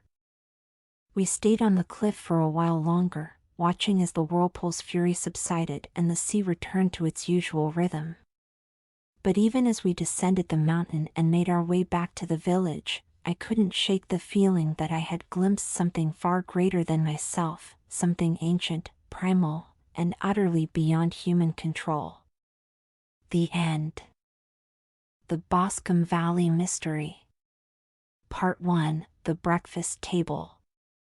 My wife and I were seated at breakfast one morning when the maid entered with a telegram. It was from Sherlock Holmes and read, "Have you a couple of days to spare? Just been wired from the west of England regarding the Boscombe Valley tragedy. Would be glad if you could join me. Air and Partry perfect. Leave Paddington by the 11:15. I looked up at my wife. "What do you think, dear? Should I go?" She smiled across the table. "Why not? Dr. Anstruther can cover for you. You've been looking pale lately, and a change of Partry would do you good. Besides, you're always so interested in Mr. Holmes' cases." "True," I admitted. "I owe him a great deal. But if I'm to go, I'll need to pack immediately. I've only got half an hour. Thanks to my time in Afghanistan, I've become a quick and efficient traveler. My needs are simple, and within the allotted time, I was in a cab, my valise beside me, rattling toward Paddington Station. Holmes was already on the platform, his tall, gaunt figure accentuated by his long gray traveling cloak and close-fitting cloth cap. He paced restlessly, his sharp eyes scanning the crowd. "Watson, it's good of you to come," he said as I approached. "Having someone I can rely on makes all the difference. Local help is often biased or incompetent. If you'll secure our seats, I'll handle the tickets." We had the carriage to ourselves, save for a mountain of papers Holmes had brought along. He sifted through them, making notes and pausing to reflect, until we passed reading. Then, with a sudden motion, he rolled the papers into a ball and tossed them onto the luggage rack. "Have you heard anything about the case?" he asked. "Not a word. I haven't seen the papers in days. The London press hasn't covered it in detail. I've been reviewing recent editions to get up to speed. It seems to be one of those simple cases that are deceptively complex." That sounds contradictory, but true. Singularity is often a clue. The more ordinary a crime appears, the harder it is to solve. In this instance, however, the evidence points strongly to the victim's son. So it's a murder? Presumably. I won't assume anything until I've seen the part myself. Let me brief you on what I've gathered so far. Part 2: The Facts of the Case. Holmes leaned back, steepling his fingers. Boscombe Valley is a rural district near Ross in Herefordshire. The largest landowner there is a Mr. John Turner, who made his fortune in Australia and returned to England some years ago.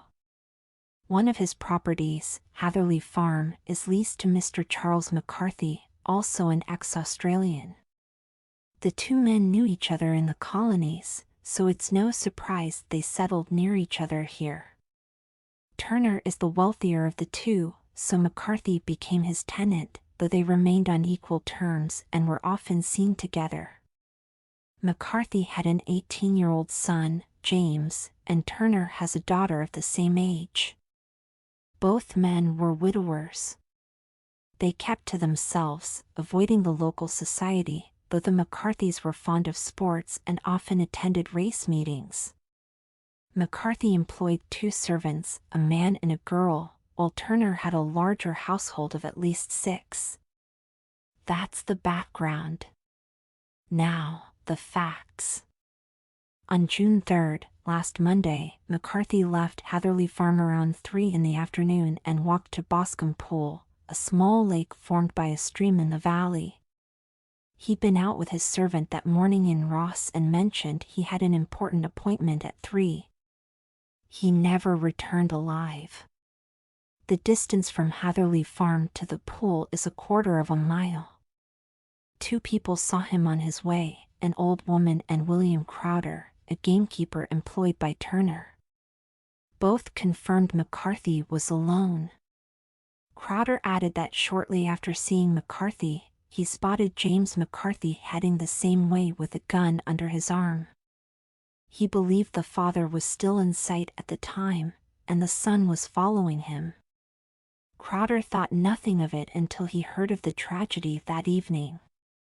The McCarthys were seen again after Crowder lost sight of them. Boscombe Pool is surrounded by thick woods, with a fringe of grass and reeds along the edge. A 14-year-old girl, Patience Moran, the lodgekeeper's daughter, was picking flowers in the woods. She claims she saw the McCarthys near the lake, engaged in a violent quarrel. She heard the elder McCarthy using strong language and saw James raise his hand as if to strike his father. Frightened, she ran home and told her mother. Moments later, James arrived at the lodge, distraught and without his gun or hat. His right hand and sleeve were stained with fresh blood. He reported finding his father dead in the woods and asked for help. The body was discovered by the pool, the head crushed by repeated blows from a heavy, blunt object. The injuries were consistent with the butt of James' gun, which was found nearby. James was arrested immediately, and after an inquest on Tuesday, he was charged with willful murder and brought before the magistrates at Ross. The case has been referred to the next assizes. It sounds damning, I remarked. If circumstantial evidence ever pointed to guilt, it does here. Circumstantial evidence is tricky, Holmes replied thoughtfully. It can seem conclusive, but shift your perspective, and it might point elsewhere. That said, the case against young McCarthy is strong. However, some locals, including Miss Turner, believe in his innocence and have enlisted Lestrade to investigate. Lestrade, being out of his depth, has called me in. Hence our journey. It seems straightforward, I said. I doubt there's much credit to be gained from this case. Holmes chuckled. Nothing is more deceptive than an obvious fact.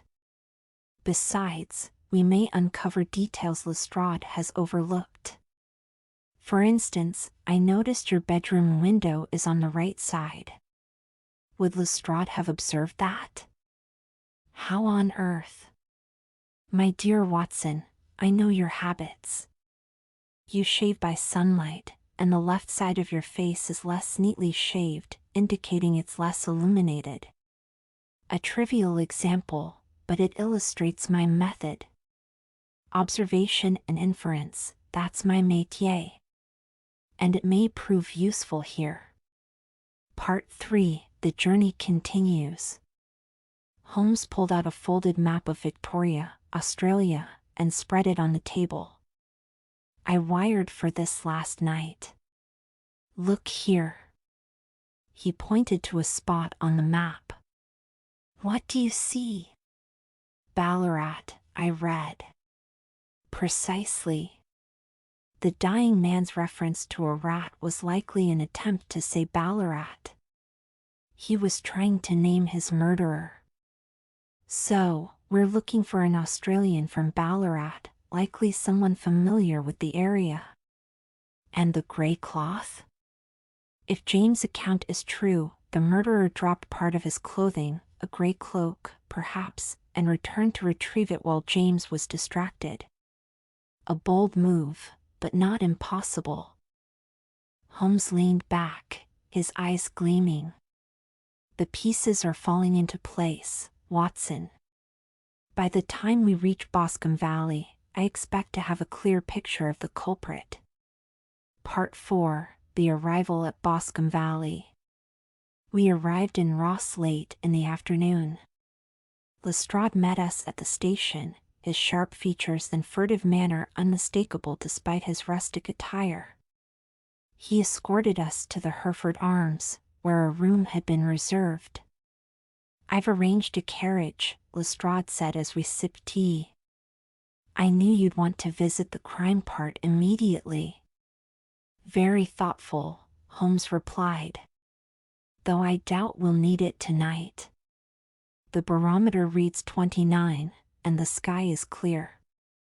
I'd rather rest and begin fresh in the morning." Lestrade shrugged. "As you wish. The case seems straightforward, but Miss Turner is adamant about James' innocence.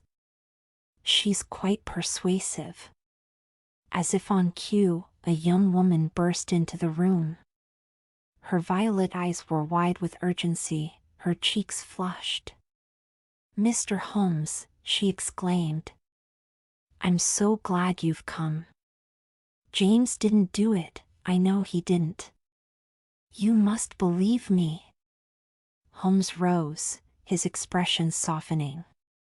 "Miss Turner, I assure you, I'll do everything in my power to uncover the truth."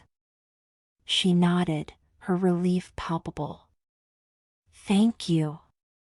I know James is innocent. Please, help him." After she left, Lestrade shook his head. "You're raising her hopes, Holmes. I hope you can deliver." "We shall see," Holmes replied cryptically. Part 5, The Crime Part.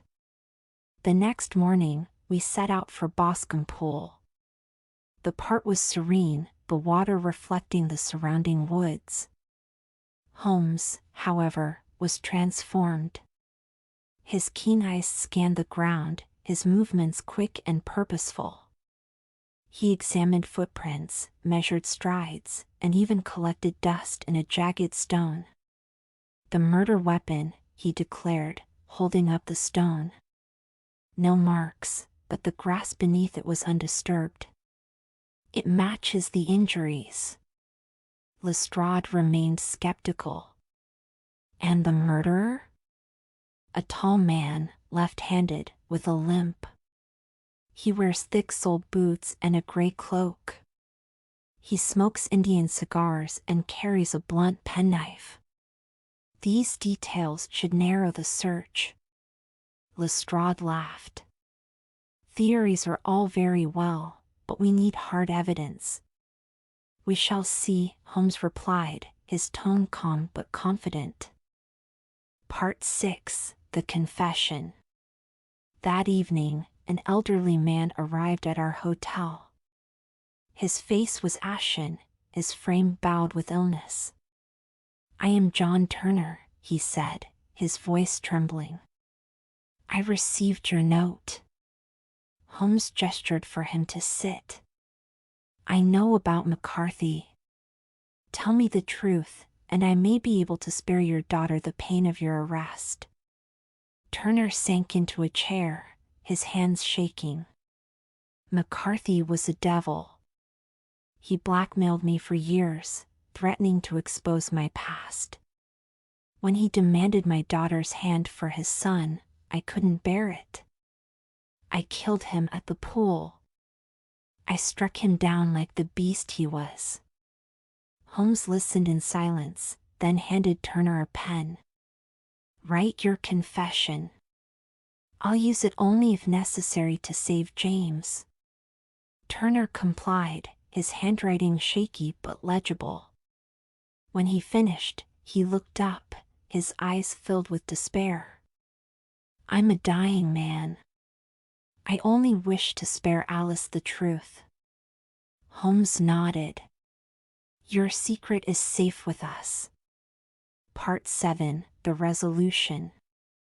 James McCarthy was acquitted at the assizes, thanks to Holmes' efforts.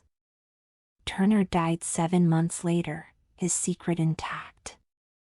James and Alice eventually married, their lives unburdened by the shadows of the past.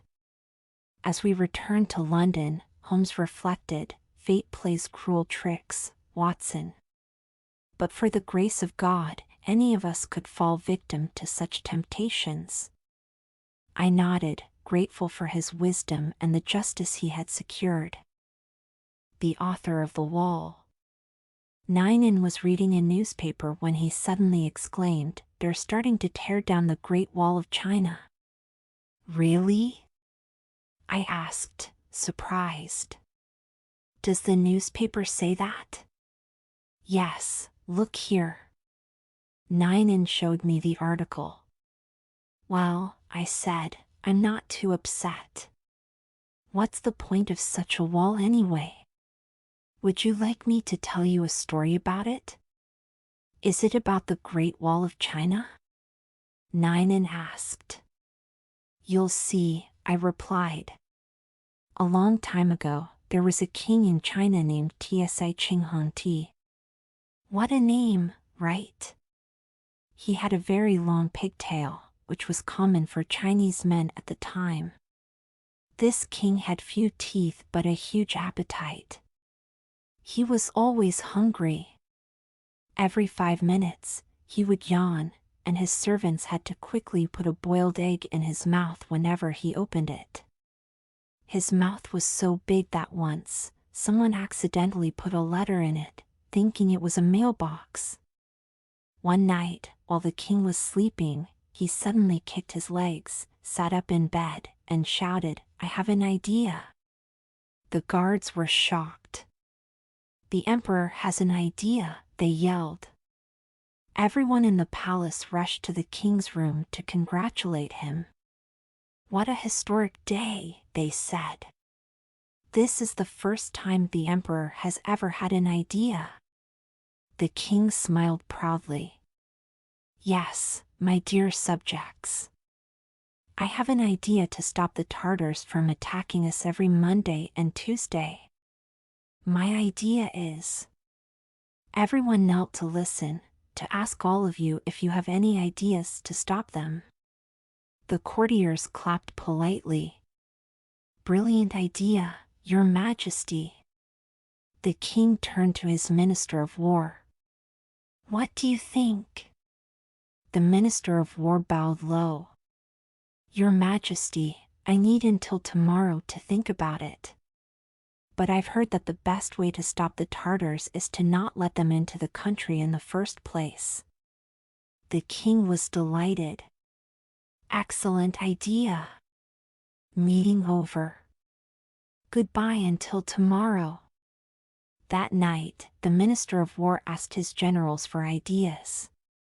The generals asked their officers, and the officers asked the soldiers.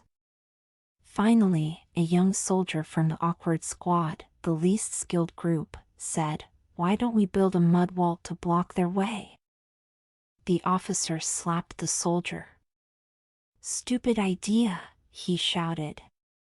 But then the officer took the idea and presented it to his superior as his own.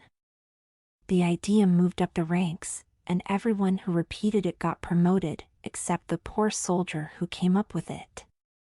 When the Minister of War presented the plan to the king, everyone loved it. "Build a wall? Perfect," the king said. "Now no one will call my army useless." The engineers got to work planning the wall. One engineer said, "The wall needs to be 600 leagues long. But to build it, we'll need the help of the genie of stones. Only he can provide enough materials." The king agreed to visit the genie of stones, even though it meant a long journey. As long as there are boiled eggs along the way, I'll go, he said. The king and the engineer traveled in a fancy palanquin, a type of carriage. Behind them were 100 more palanquins filled with boiled eggs.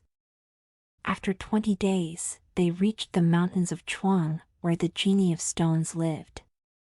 When they arrived at the genie's cave, they were hit by a rain of rocks and trash. The king got a big bump on his head, and the engineer lost part of his pigtail. But they bravely entered the cave and met the genie of stones, named Marmalillo. The genie listened to their request and slapped his forehead. Of course. Why didn't I think of that?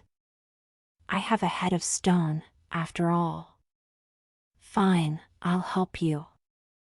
With my power and the work of all the Chinese people, the wall can be built in 20 days. The king returned to his palace and ordered every Chinese man between 15 and 50 years old to help build the wall. Soon, 60 million workers were working day and night. And that, I told Nainan, is how the Great Wall of China was built over 2,100 years ago, long before you were born. But guess what? The wall didn't really work. The Tartars just brought ladders and climbed over it. They invaded China and even became its rulers. The current dynasty is descended from those Tartars. Nainan frowned. That's an interesting story, but does it have a moral? Yes, I said. The real walls that protect us aren't made of stone or mud. They're made of our faith in God and the strength of our hearts. The end. The tale of a mouse and a traitorous cat. A little over 2 weeks ago, an unwelcome guest invaded my peace and refused to let me enjoy the quiet nighttime hours I usually dedicate to work. You might say, why didn't you just kick him out? And yes, it sounds simple enough. Grab the intruder, toss him into the street, and say, good friend, do me a favor and never come back while I live here, or while you behave so badly. But this guest wasn't the kind you could reason with. I tried everything: polite requests, thinly veiled threats, and even, in a moment of desperation, the promise of a vile and treacherous death.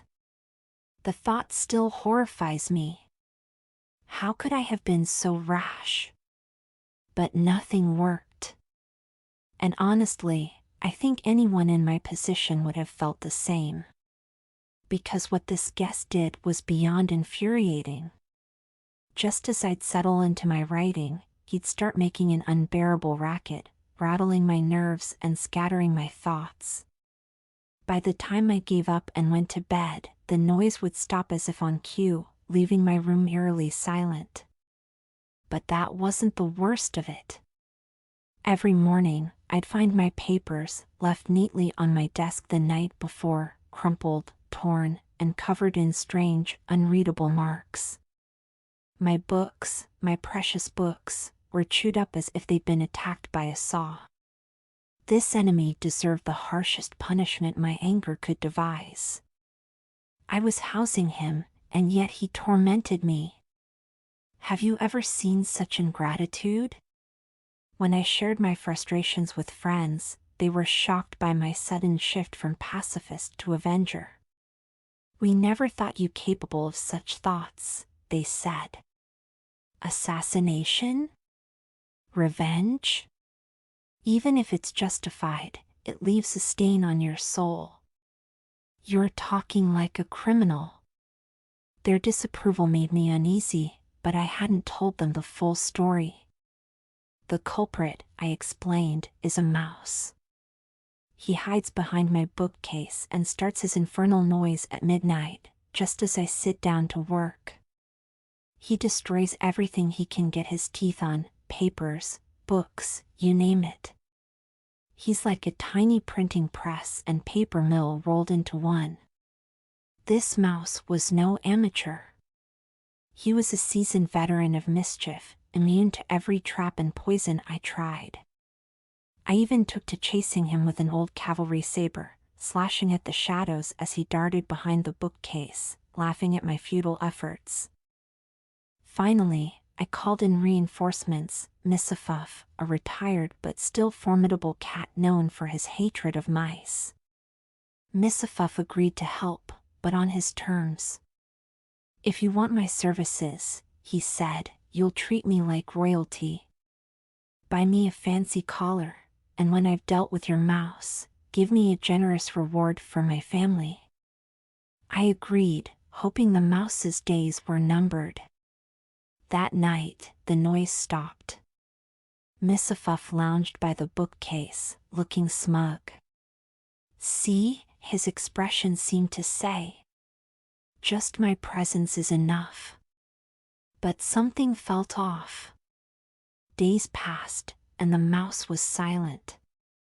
Too silent. If he hadn't eaten in all that time, he should have been dead. Suspicious, I decided to spy on Missafuff. What I discovered was a betrayal of the highest order. Missafuff and the mouse had struck a deal. "I don't interfere with you," Missafuff told the mouse. "In fact, I sneak you food. But if you make noise, I'll have to eat you, and then the master will kick me out. So keep quiet, and we'll both benefit." The mouse agreed. "I won't even sneeze," he promised. "But could you bring me more cheese? I'm particularly fond of Gruyere." I was livid. Confronting Missafuff, I said, "You're a dishonorable cat. I could have made a deal with the mouse myself. At least he's honest about being a pest." Missafuff, unbothered, replied, "You don't understand my strategy. By gaining his trust, I'll lure him out and finish him off." That night, Missafuff called to the mouse. "Come out, my friend. Let's chat." The mouse, wary but trusting, emerged. Missafuff spun a tale about a family tradition. An ancestor of his had been saved by a kind mouse, but betrayed by another with red markings. "I think I see red spots on your back," Missafuff said, moving closer. The mouse protested, but it was too late. Missafuff pounced, shouting, "Master! I've got the mouse!" I rushed over, but instead of feeling triumphant, I was sickened. The little mouse lay dead in Missafuff's claws, and the cat preened as if he'd done me a great favor. "I expect my reward," he said. Furious, I grabbed a stick and beat him. "Traitor!" I shouted. "First you deceive me, then you murder the one you promised to protect. This is the reward you deserve." Missafuff yowled and leapt through a window, disappearing into the night. I didn't care if he lived or died. He'd earned his fate. Since then, I've had no patience for deceit, not even when it's used to rid the world of the most troublesome little mouse. The end. That was an enchanting story. Ready for more? Stay with us and let your mind drift into another captivating tale. Don't forget to like, subscribe, and share this video to help others enjoy learning English while they sleep. And now on to our next story. Enjoy! The Man with the Nose. The king of Persia, Ablanfui, was sitting one day with his feet in a basin of rosewater. This was his way of relaxing and thinking of great ideas. While he was half asleep, a loud sneeze woke him up. "Who sneezed?" the king asked angrily. A young courtier stepped forward. "It was me, your majesty." "I couldn't help it." The Grand Vizier asked, "Shall I hang him, sire?" The king said, "Not yet." This young man interrupted the best dream of my life. I was thinking about how to marry my daughter, Princess Chantalon to a prince. "If you can guess what I was dreaming, I'll forgive you. If not, I'll shorten your nose so you'll never sneeze again." The courtier thought quickly and said, "Your Majesty, you dreamed that 12 princes wanted to marry the princess. 11 were handsome and rich, but one had a flaw. You chose the flawed prince because he was the smartest and strongest." The king was impressed. "You were right. But why did I choose him?" The courtier replied, "Because he was the most talented and won all the challenges you set." The king was delighted. "You've saved your nose. I'll give you 1,000 gold coins as a reward." The king then announced a competition for the princess's hand. Princes from all over sent their portraits. One prince, from Protégé, had an enormous nose, almost a yard long. The princess was horrified and begged her father not to let him come. But the king was curious. He invited the Prince of Protégé to the palace. When the prince arrived, everyone was shocked by his nose. The king even hurt his eye trying to hug him. The next day, the king tested the princes with 3 questions. What is the most valuable thing in the world? How many baskets of earth are in the mountain near the palace? Who is the most treacherous companion we all have? The Prince of Protégé answered, "Life is the most valuable thing because it is God's greatest gift. The mountain has 2 baskets of earth, if the basket is big enough to hold half the mountain. Time is the most treacherous companion. It helps us in youth, stays with us in middle age, and kills us in old age." The king and the court were amazed by his wisdom. Next, the princes competed in a joust. The Prince of Muscovy was strong and defeated many opponents. When he faced the Prince of Protégé, he said, "I'll cut off your nose and give it to the princess as a gift." But the Prince of Protégé was stronger than he looked. He knocked the Prince of Muscovy off his horse and won the competition. The princess was surprised but said, "You may not be handsome, but you are clever and strong. I will marry you." The Prince of Protégé smiled. "Thank you, princess. But I have a gift for you." He pulled off his enormous nose. It was made of cardboard. Underneath was a perfectly normal nose. The courtier explained, "I pretended to have a big nose so you would love me for my qualities, not my looks." The princess was overjoyed. They married and lived happily ever after. In her room, she kept the cardboard nose with a sign that read, "Physical flaws mean nothing when the heart is kind and the mind is sharp." The end. The confession. There's a woman in Nevada, I don't know her name, and I don't know where she is now, to whom I once told a series of elaborate, shameless lies for a couple of hours. I'm not here to apologize to her. Apologies aren't my style. But I do want to explain. If she ever reads this, I hope she'll reach out. This happened in Reno, Nevada, in the summer of 1892.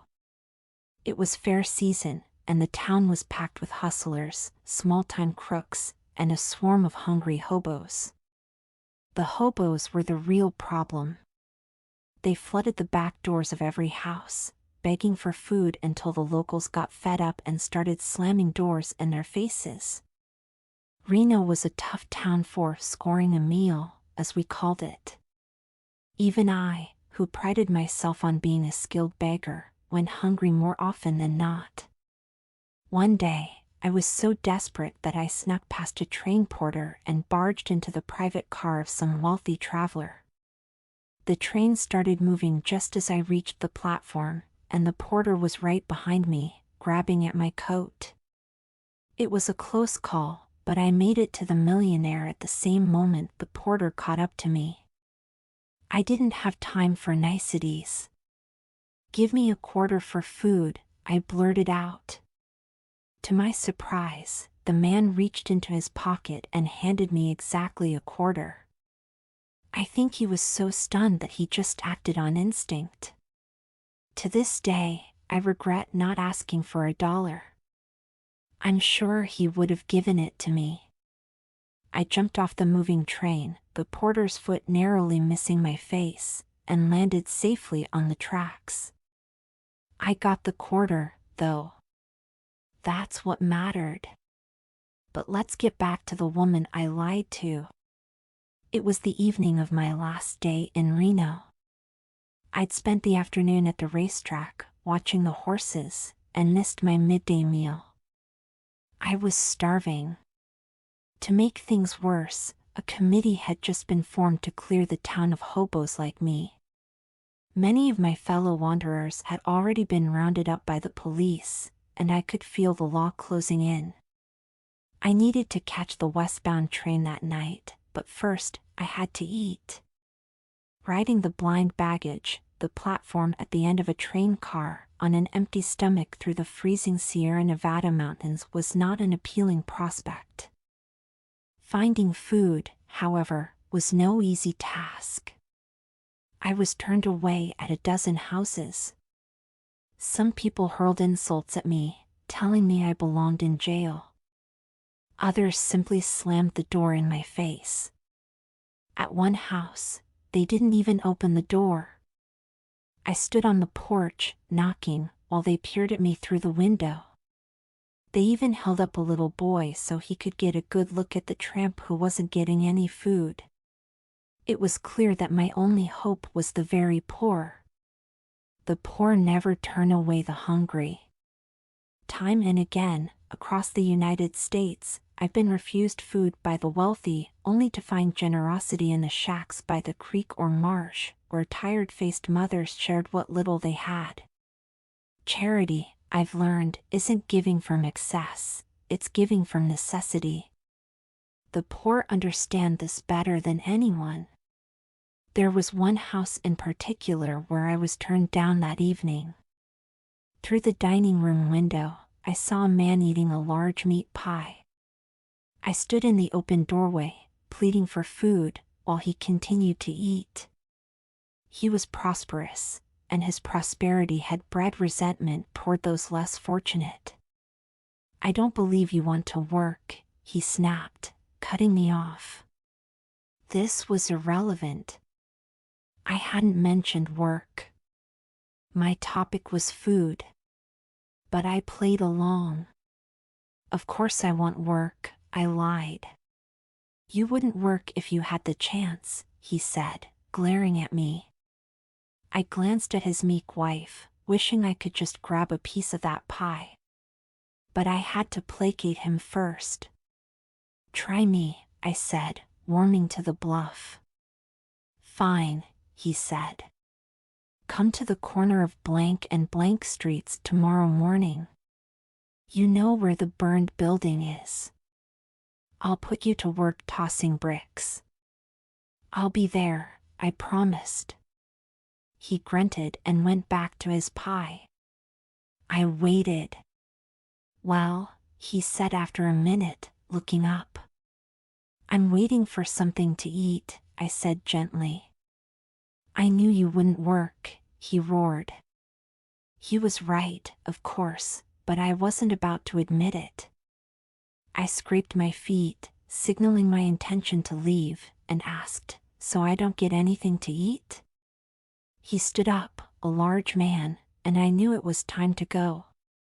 I left hurriedly, slamming the gate behind me. Ungrateful? I muttered to myself. What did he give me to be ungrateful about? By this point, I was losing hope. I passed several houses without bothering to knock. Finally, I gathered my courage and approached the next one. It was twilight, and I went around to the kitchen door. I knocked softly, and when a middle-aged woman with a kind face answered, inspiration struck. I became a sweet, innocent, unfortunate lad. The story. I couldn't speak at first. I opened my mouth and closed it again, feigning embarrassment. Never in my life had I asked anyone for food. I was ashamed. I, who saw begging as a whimsical game, transformed myself into a proper, moral young man, burdened by the pangs of hunger. I let my face show the wan wistfulness of a famished youth and used to mendicancy. "You're hungry, my poor boy," she said. I nodded, gulping. "It's the first time I've ever asked," I stammered. "Come right in," she said, opening the door. "We've already eaten, but I can fix something for you." She led me inside and looked at me closely in the light. "I wish my boy were as healthy and strong as you," she said. "But he's not strong. He falls sometimes. He fell this afternoon and hurt himself badly." She spoke of her son with such tenderness that I felt a pang of guilt. I glanced at him. He sat at the table, pale and slender, his head bandaged. He didn't move, but his eyes, bright in the lamplight, stared at me with a steady, wondering gaze. "Just like my poor father," I said. "He had the falling sickness. Some kind of vertigo. The doctors couldn't figure it out." "He's dead?" she asked gently, setting half a dozen soft-boiled eggs in front of me. "Yes," I said, gulping. 2 weeks ago. I was with him when it happened. We were crossing the street, and he fell. He never woke up. They carried him into a drugstore, and he died there." I spun a tale of my father's life, how we'd moved to San Francisco after my mother's death, how his pension wasn't enough to live on, and how he'd tried book canvassing to make ends meet. I described my own struggles after his death, wandering the streets of San Francisco alone and forlorn. As the woman warmed biscuits, fried bacon, and cooked more eggs, I embellished the story, becoming the poor orphan boy I claimed to be. I believed in him as much as I believed in the eggs I was devouring. I could have wept for myself. In fact, I think I did.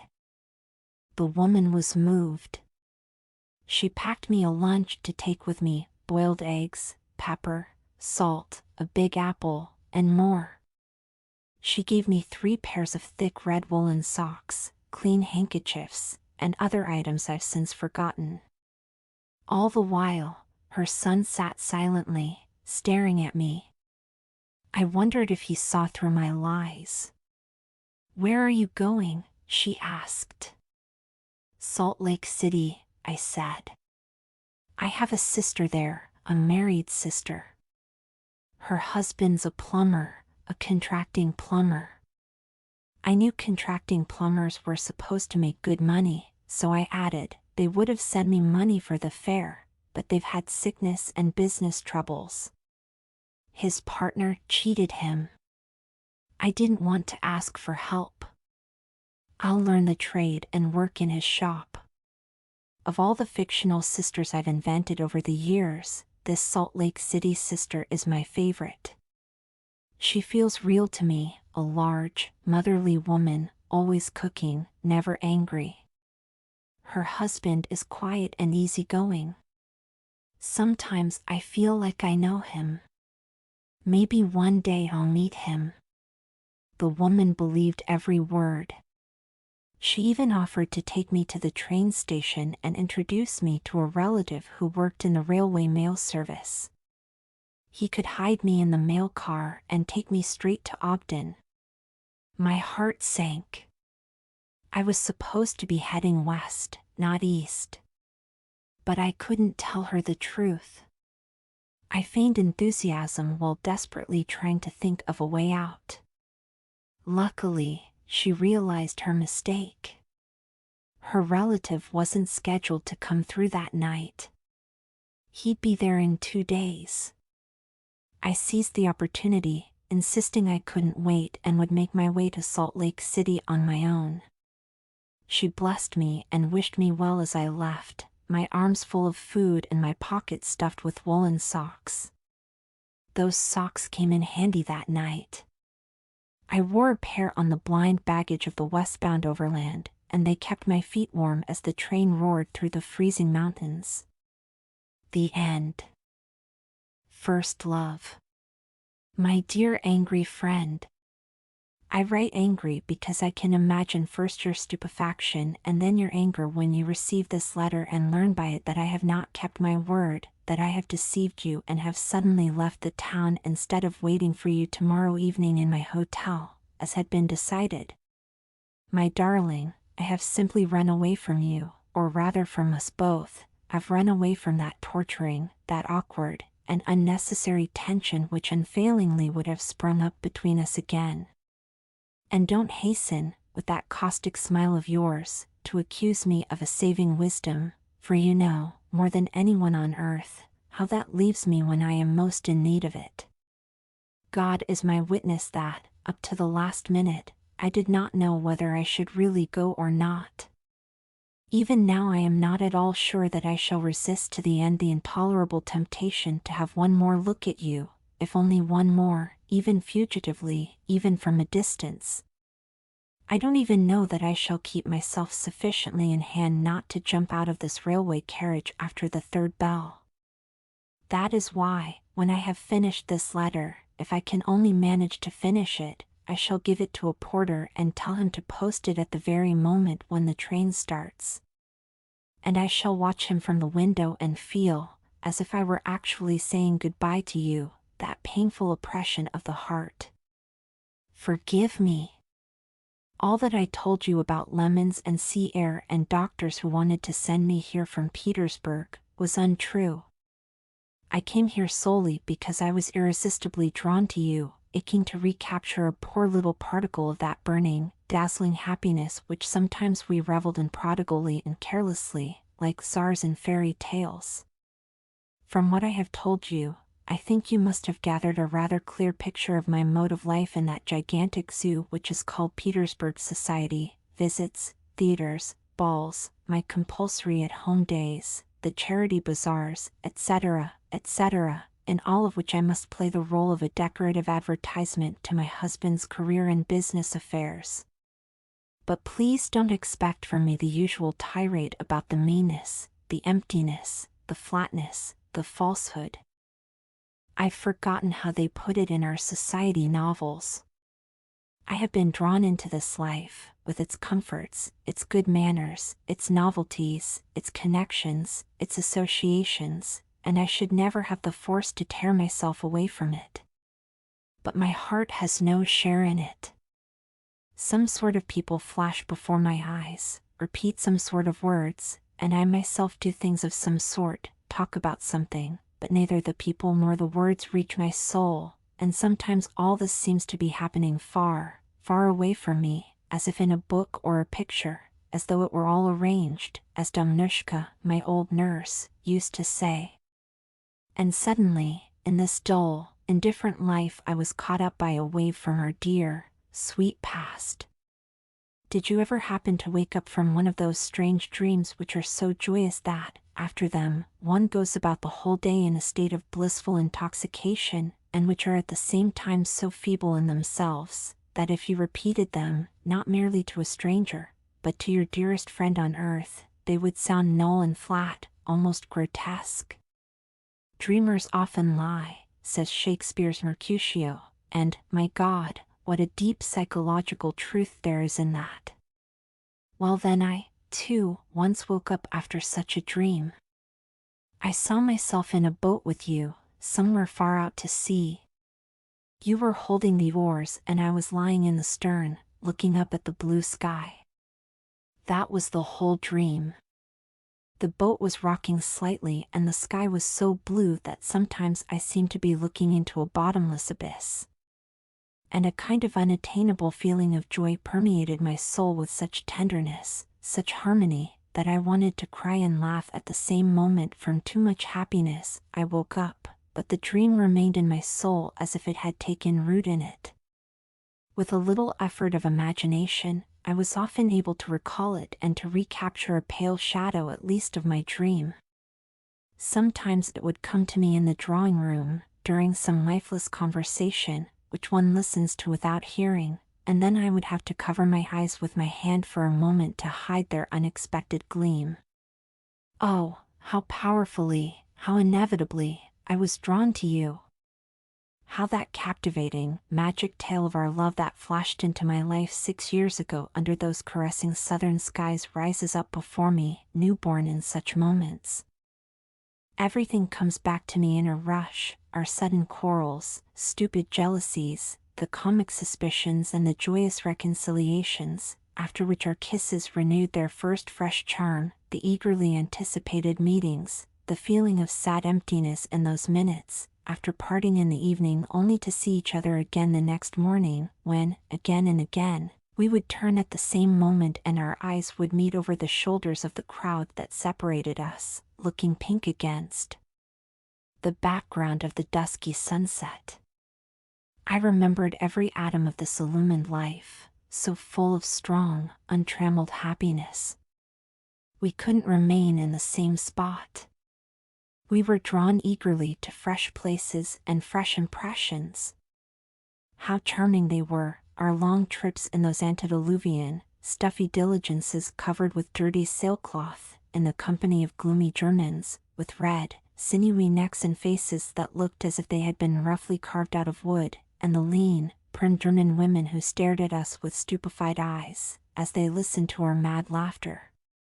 And those haphazard lunches at some good old honest settlers, under the shade of the flower-laden acacia, hidden away in a clean yard that was surrounded by a white wall and covered with sand from the seashore.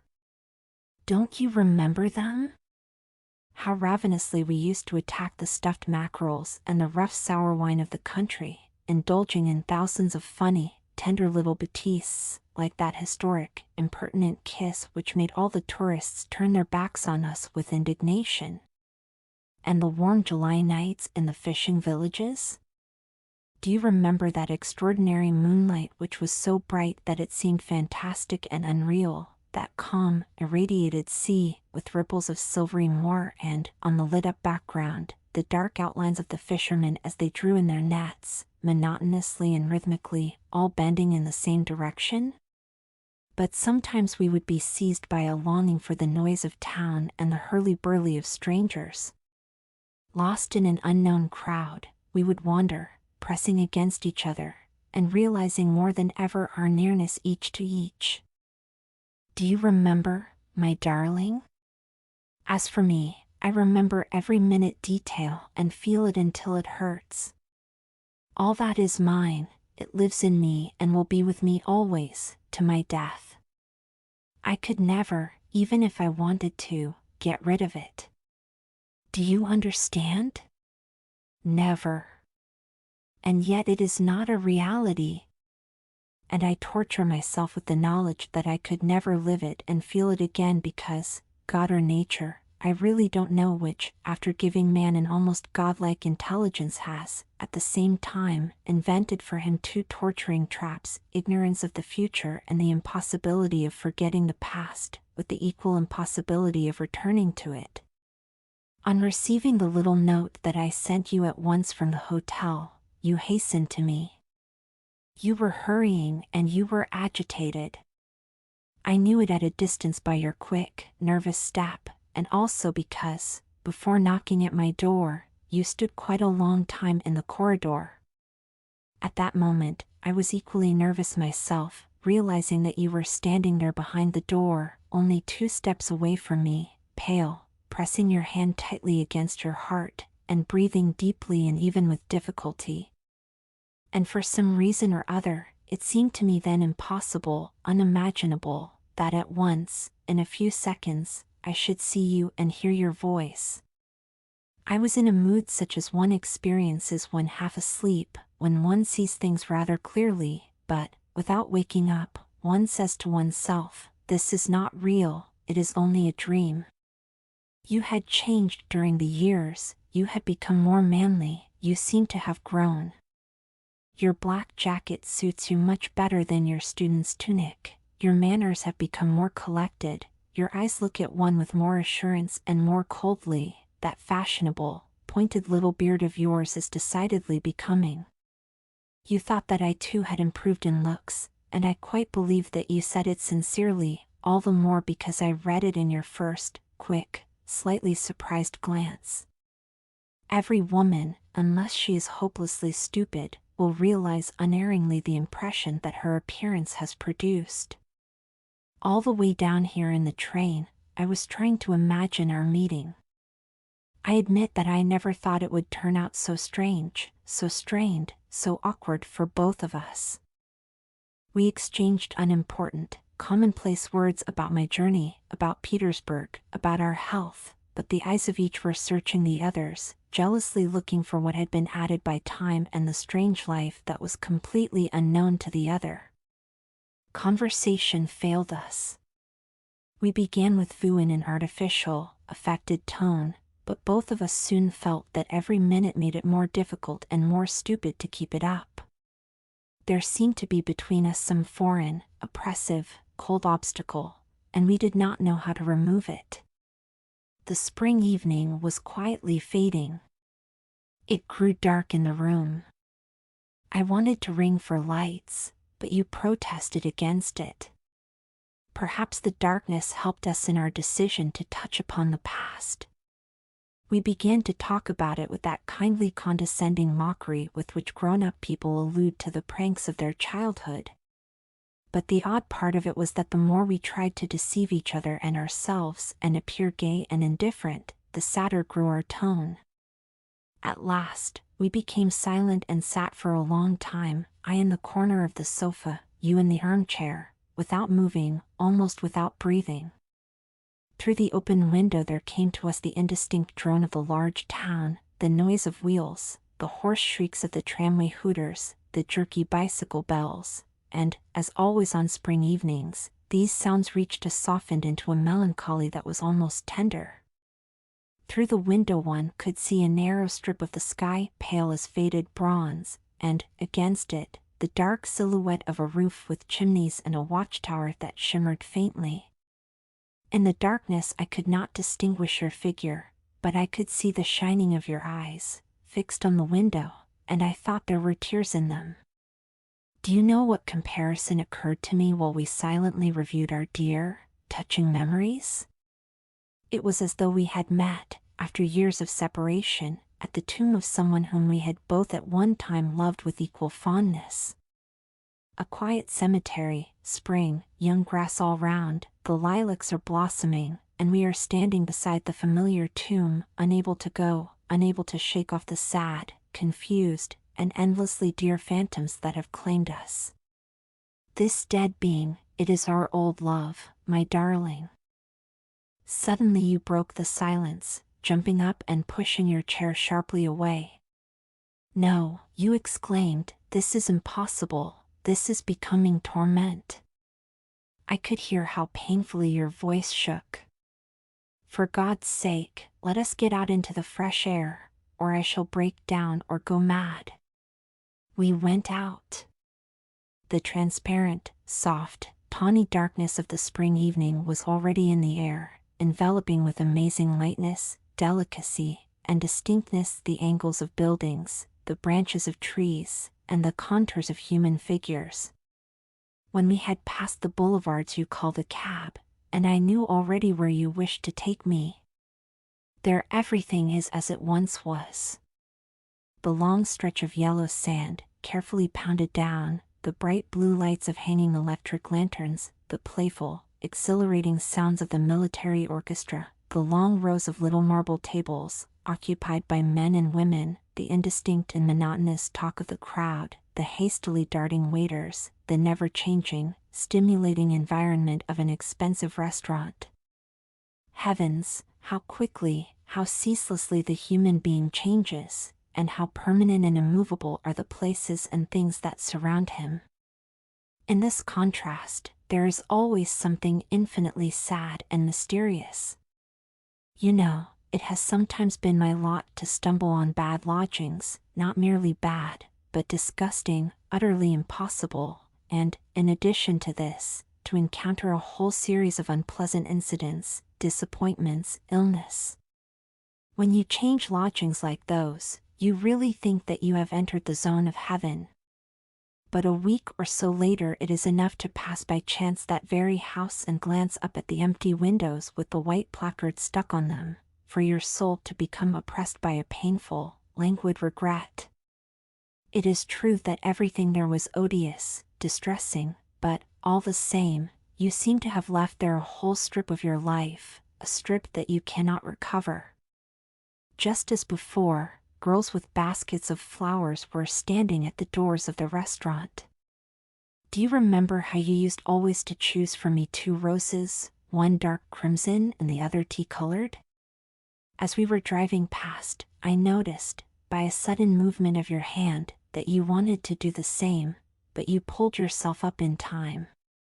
How grateful I was to you for this, my dear one.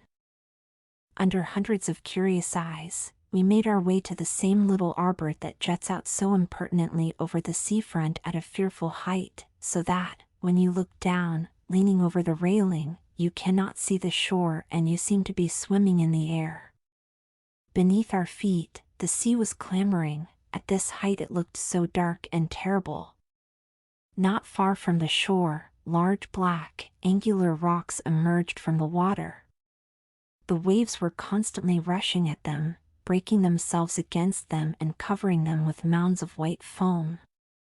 When the waves retreated, the wet, polished flanks of the rocks shone as if they had been varnished and reflected the lights of the electric globes.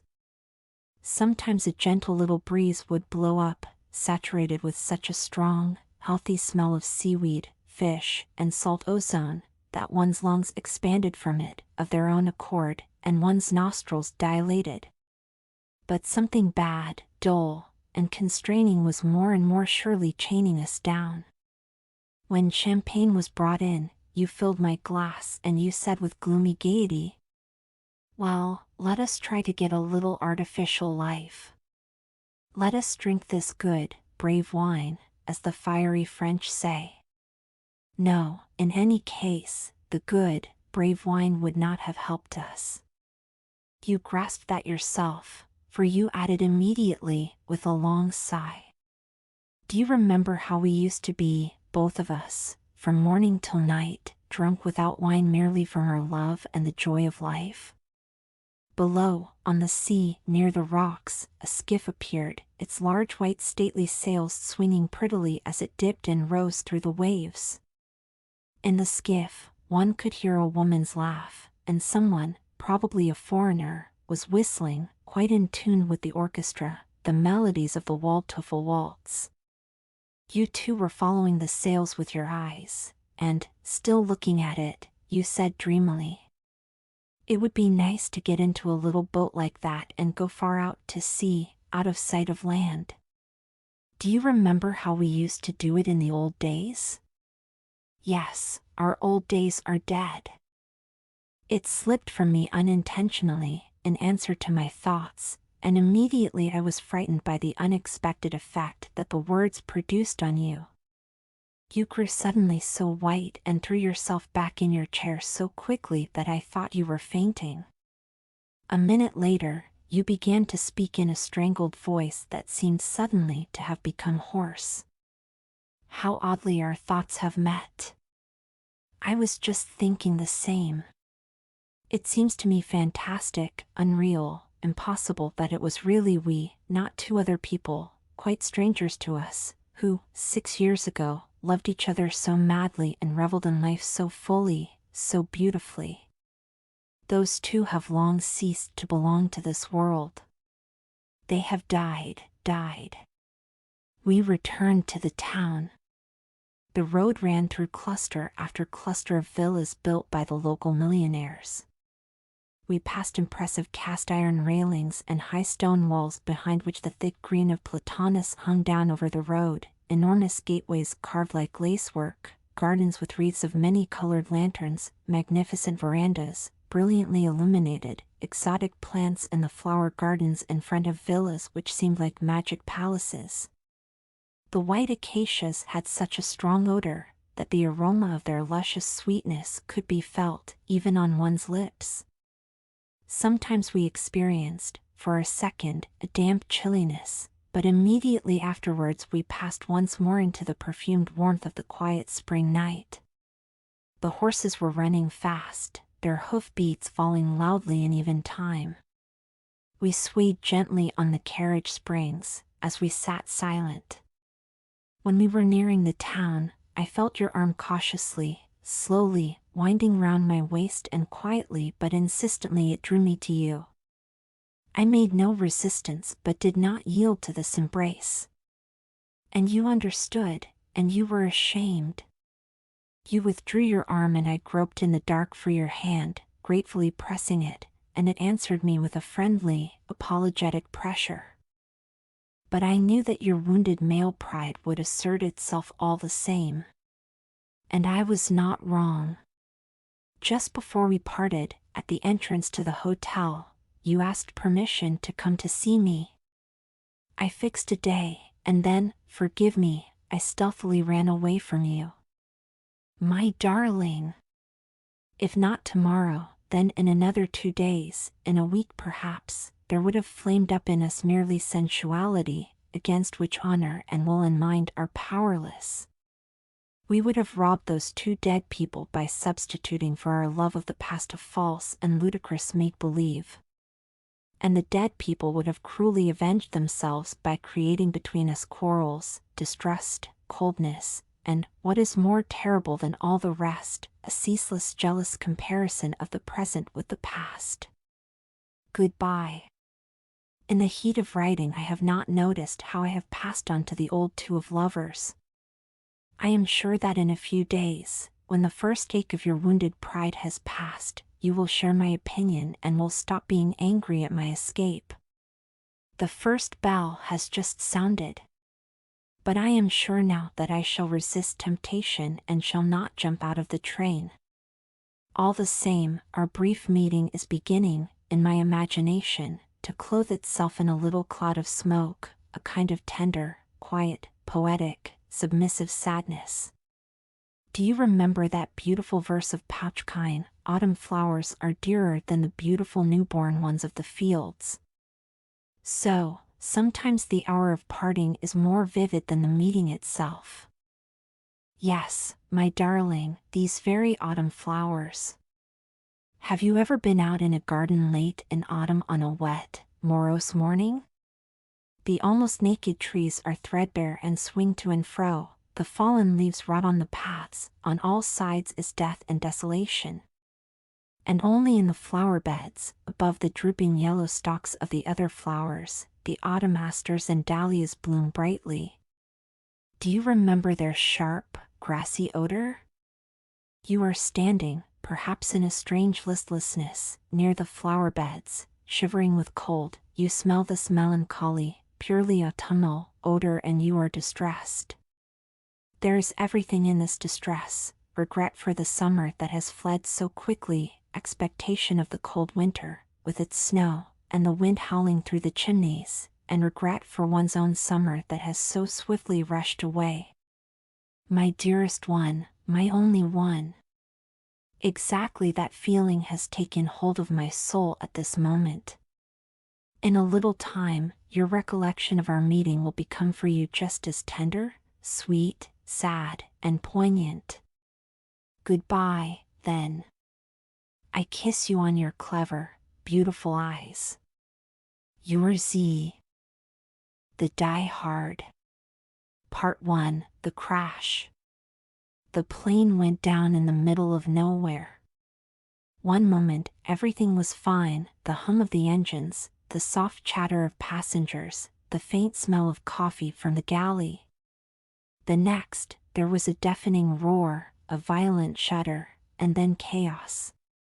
The cabin filled with smoke, alarms blared, and the world tilted sharply as the plane plummeted toward the ground. When it was over, there was silence. The kind of silence that feels heavy, like the world itself is holding its breath. The wreckage was scattered across a frozen landscape, jagged pieces of metal sticking out of the snow like broken bones. The survivors, those who were still alive, stumbled out of the wreckage, dazed and bleeding. Among them was John Hardwick, a man in his late 30s with a face that looked like it had seen too much and a body that had been pushed to its limits more times than he cared to count. John wasn't a hero. He wasn't a soldier or an adventurer. He was just a man, a mechanic from a small town in Montana who'd been on his way to visit his sister in Alaska. But as he looked around at the wreckage and the terrified faces of the other survivors, he knew one thing: if they were going to make it out of this alive, someone had to take charge. And like it or not, that someone was him. Part 2: The First Night. The first night was the worst. The temperature dropped rapidly, and the wind howled like a wild animal, cutting through their clothes and biting at their skin. The survivors huddled together in the shadow of the plane's fuselage, trying to stay warm. There were 12 of them in total, men, women, and one child, a little girl who couldn't have been more than 6 years old. Her name was Emily, and she clung to her mother, her face pale and her eyes wide with fear. John did what he could. He scavenged what little supplies they had, a few blankets, some bottles of water, a first aid kit, and handed them out. He tried to keep everyone calm, but it wasn't easy. The shock of the crash was still fresh, and the reality of their situation was starting to sink in.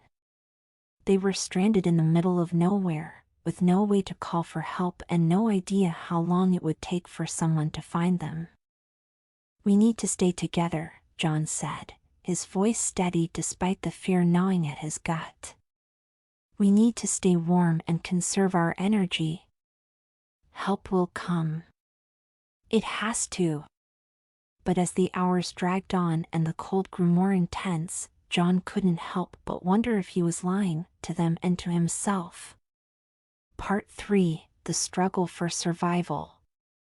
The days that followed were a blur of pain, exhaustion, and desperation. The survivors did their best to make a shelter out of the wreckage, using pieces of the plane's fuselage and whatever else they could find. They rationed their food and water, but it wasn't enough. Hunger gnawed at their stomachs, and thirst made their throats feel like sandpaper. John took charge, organizing search parties to look for supplies and assigning tasks to keep everyone busy. He knew that if they gave in to despair, they were done for. But it wasn't easy. The cold was relentless, and the isolation was suffocating. Every night, as they huddled together for warmth, John could feel the weight of their fear pressing down on him. One by one, people started to break. A man named Carl, who'd been quiet and withdrawn since the crash, suddenly snapped. "We're going to die out here," he shouted, his voice cracking with hysteria. "No one's coming for us. We're all going to die." John grabbed him by the shoulders and shook him, hard. "Listen to me," he said, his voice low and intense. "We're not dead yet. And as long as we're still breathing, we've got a chance. You hear me? We've got a chance." Carl stared at him for a moment, then nodded, his eyes wide and unfocused. John let him go and turned to the others. "We're going to make it," he said, his voice firm. "But we have to stick together. We have to fight." Part 4: The Breaking Point. As the days turned into weeks, the situation grew more dire. The food ran out, and the water was almost gone. The cold was unbearable, and the constant fear of death wore them down. One by one, people started to give up. A woman named Sarah, who'd been one of the strongest, suddenly stopped eating. "What's the point?" she said, her voice hollow. "We're all going to die anyway." John tried to reason with her, but it was no use. She'd made up her mind. A few days later, she was gone. The loss hit everyone hard, but it hit John the hardest. He'd been the one holding them together, the one telling them they could make it. But now, as he looked around at the faces of the survivors, thin, pale, and haunted, he wondered if he'd been lying to them all along. Part 5: The Final Push. One morning, John woke up to find that Emily's mother had died in the night. The little girl was sitting beside her, clutching her mother's hand and crying softly. John felt a surge of anger, not at the woman, but at the situation, at the unfairness of it all. He knelt beside Emily and put a hand on her shoulder. "I'm sorry," he said, his voice rough with emotion. "I'm so sorry." Emily looked up at him, her eyes red and swollen. "Are we going to die too?" she asked. John hesitated, then shook his head. "No," he said firmly. "We're not going to die. Not today." He stood up and turned to the others. "We're leaving," he said. "We're not waiting around for help anymore. We're going to find it ourselves." Part 6: The Journey Begins. The decision to leave the crash site wasn't made lightly. The survivors were weak, malnourished, and barely clinging to hope. But John knew they couldn't stay any longer. The plane's wreckage had provided some shelter, but it was also a tomb, a constant reminder of their helplessness. If they were going to survive, they had to move. They packed what little they had, a few scraps of food, some blankets, and a makeshift sled to carry Emily, who was too weak to walk. John took the lead, his eyes scanning the horizon for any sign of civilization. The landscape was bleak and unforgiving, endless stretches of snow and ice, broken only by the occasional cluster of skeletal trees. The wind cut through their clothes like a knife, and every step was a battle against the cold and exhaustion. For hours, they trudged through the snow, their breath coming in ragged gasps. No one spoke. The only sounds were the crunch of their boots and the howl of the wind. John kept his eyes fixed on the horizon, refusing to let himself think about how far they had to go or how little chance they had of making it. Part 7: The Storm. By the afternoon, the sky had darkened, and the wind had picked up. Snow began to fall, thick and heavy, reducing visibility to almost nothing. John knew they were in trouble. They needed shelter, and they needed it fast. "Over there," he shouted, pointing to a cluster of rocks jutting out of the snow. It wasn't much, but it was better than nothing. They stumbled toward the rocks, their movements sluggish and uncoordinated. By the time they reached the makeshift shelter, the storm was in full force. They huddled together under the rocks, their bodies pressed close for warmth. The wind howled around them, and the snow fell in blinding sheets. John wrapped his arms around Emily, shielding her from the worst of the cold. He could feel her shivering against him, her small body trembling with fear and exhaustion. "We're going to make it," he whispered, more to himself than to her. "We're going to make it." Part 8: The Breaking Point. The storm lasted for hours, and by the time it finally passed, the survivors were on the brink of collapse. Their clothes were soaked through, and their bodies were numb with cold. John knew they couldn't go on much longer. They needed food, water, and rest, things they didn't have. As they stumbled through the snow, John noticed something in the distance, a dark shape against the white landscape. At first, he thought it was a mirage, a trick of his exhausted mind. But as they got closer, he realized it was real, a small cabin, half buried in the snow. "There," he shouted, his voice hoarse with relief. "Over there." The survivors stumbled toward the cabin, their movements fueled by a desperate hope. When they reached the door, John threw it open and ushered everyone inside. The cabin was small and cramped, but it was warm, or at least warmer than outside. There was a fireplace, a few pieces of furniture, and a stack of firewood in the corner. John wasted no time. He grabbed the firewood and started a fire, his hands shaking with cold and exhaustion. As the flames began to crackle and grow, the survivors gathered around, their faces lit by the flickering light. For the first time in days, they allowed themselves to hope. Part 9: The Cabin. The cabin was a godsend. It wasn't much, just a single room with a dirt floor and a few basic supplies, but it was enough. There was a small stash of canned food in one corner, and a bucket of melted snow provided them with water. The fire warmed their bodies and lifted their spirits, and for the first time since the crash, they felt like they might actually survive. John took charge, organizing the supplies and assigning tasks. He sent a few of the stronger survivors to gather more firewood, while others tended to the fire and prepared what little food they had. Emily sat by the fire, her eyes wide and her face pale, but she was alive, and that was enough.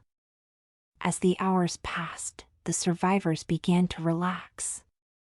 They talked in hushed voices, sharing stories and memories to distract themselves from the grim reality of their situation. John listened, but he didn't join in. His mind was elsewhere, focused on the challenges that still lay ahead. They couldn't stay in the cabin forever. The food would run out eventually, and the cold would only get worse. They needed a plan, a way to signal for help or find their way to civilization. But for now, they were safe, and that was enough. Part 10: The Decision. The next morning, John gathered the survivors together. "We can't stay here," he said, his voice firm. "The food won't last, and we don't know how long it will take for someone to find us. We need to keep moving." The others nodded, their faces grim but determined. They knew he was right. Staying in the cabin was tempting, but it wasn't a long-term solution. They had to keep going. They packed what little they had and set out again, their bodies stiff and sore from the cold. The landscape was just as bleak as before, but the cabin had given them a renewed sense of hope.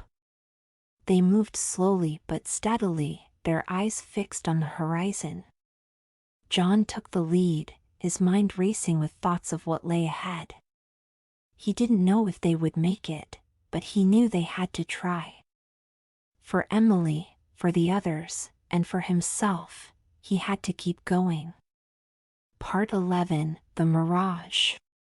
The days blurred together as they trudged through the snow. The cold was relentless, biting at their skin and sapping their strength. The landscape was a monotonous expanse of white, broken only by the occasional cluster of trees or jagged rock formations. Every step was a struggle, every breath a battle against the freezing air. John kept them moving, his voice steady and his resolve unshakable. "We're going to make it," he said, over and over again. "We just have to keep going." But as the hours turned into days, even John began to doubt. The food was almost gone, and the water was running low. The survivors were weak and exhausted, their faces hollow and their eyes haunted. Emily, who had been so brave at first, was now listless and pale, her small body shivering uncontrollably. One afternoon, as they crested a hill, John saw something in the distance, a faint glimmer of light, like the sun reflecting off metal. His heart leapt with hope. "There," he shouted, pointing. "Do you see it?" The others squinted into the distance, their faces lighting up with cautious optimism. "Is it a town?" someone asked. "I don't know," John said. "But it's something. Let's go." They pushed forward, their movements fueled by a desperate hope. But as they got closer, the glimmer of light began to fade. By the time they reached the spot where they'd seen it, there was nothing there, just more snow and ice. "It was a mirage," John said, his voice heavy with disappointment. "Just a trick of the light." The survivors slumped to the ground, their hope shattered. John sat down beside Emily, his mind racing. They couldn't give up. They couldn't. But how much longer could they keep going? Part 12, The Breaking Point.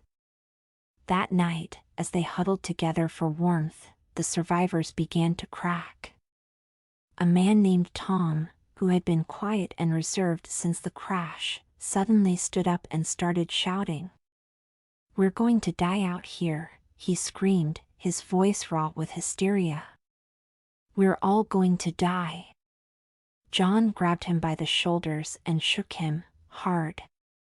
"Listen to me," he said, his voice low and intense. "We're not dead yet. And as long as we're still breathing, we've got a chance. You hear me? We've got a chance." Tom stared at him for a moment, then nodded, his eyes wide and unfocused. John let him go and turned to the others. "We're going to make it," he said, his voice firm. "But we have to stick together. We have to fight." The survivors nodded, their faces grim but determined. They knew he was right. They couldn't give up. Not yet. Part 13, The Final Push. The next morning, they set out again, their movements slow and deliberate. The cold was worse than ever, and the wind cut through their clothes like a knife. But they kept going, their eyes fixed on the horizon. That was an enchanting story. Ready for more? Stay with us and let your mind drift into another captivating tale. Don't forget to like, subscribe, and share this video to help others enjoy learning English while they sleep. And now on to our next story. Enjoy! Celephaïs.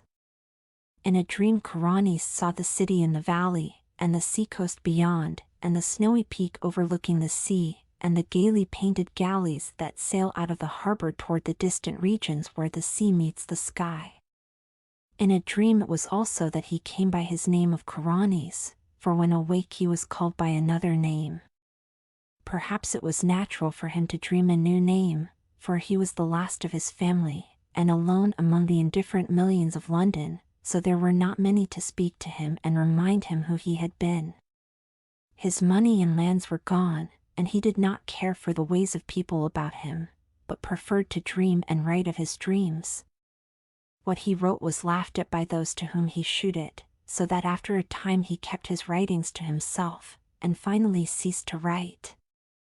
The more he withdrew from the world about him, the more wonderful became his dreams, and it would have been quite futile to try to describe them on paper. Kuranes was not modern, and did not think like others who wrote. Whilst they strove to strip from life its embroidered robes of myth, and to shew in naked ugliness the foul thing that is reality, Kuranes sought for beauty alone. When truth and experience failed to reveal it, he sought it in fancy and illusion, and found it on his very doorstep, amid the nebulous memories of childhood tales and dreams. There are not many persons who know what wonders are open to them in the stories and visions of their youth, for when as children we listen and dream, we think but half-formed thoughts, and when as men we try to remember, we are dulled and prosaic with the poison of life.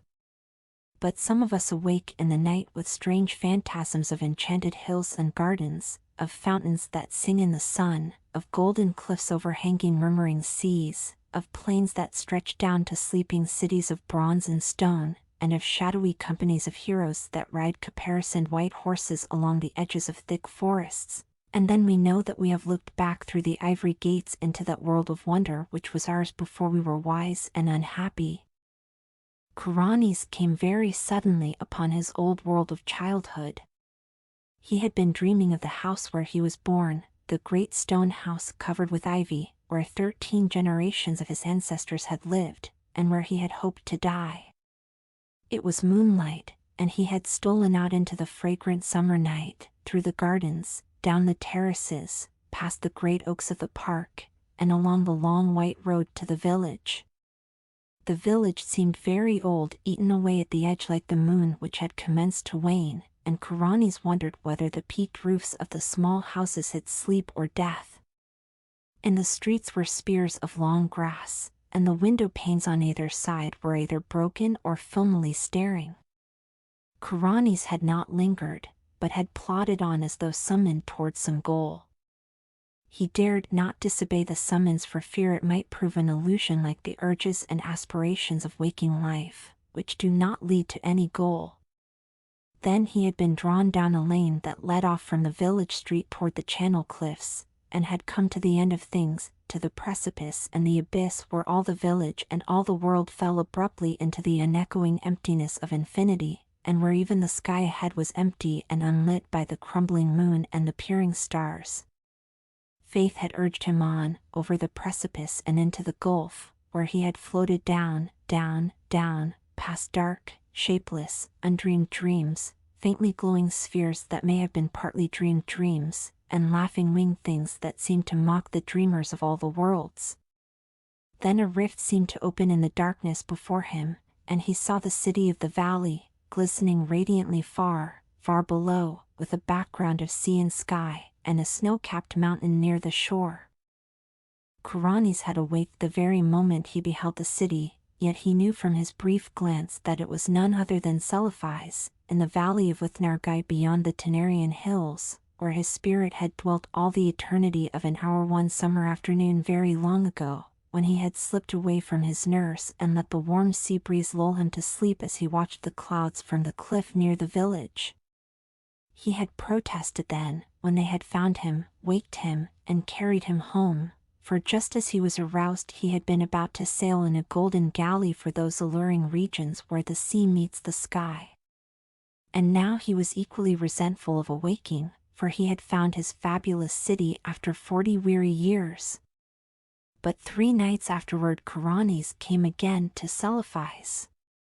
As before, he dreamed first of the village that was asleep or dead, and of the abyss down which one must float silently. Then the rift appeared again, and he beheld the glittering minarets of the city, and saw the graceful galleys riding at anchor in the blue harbor, and watched the ginkgo trees of Mount Erin swaying in the sea breeze. But this time he was not snatched away, and like a winged being settled gradually over a grassy hillside till finally his feet rested gently on the turf. He had indeed come back to the valley of Withnargai and the splendid city of Celephaïs. Down the hill amid scented grasses and brilliant flowers walked Kuranes, over the bubbling Naraxa on the small wooden bridge where he had carved his name so many years ago, and through the whispering grove to the great stone bridge by the city gate.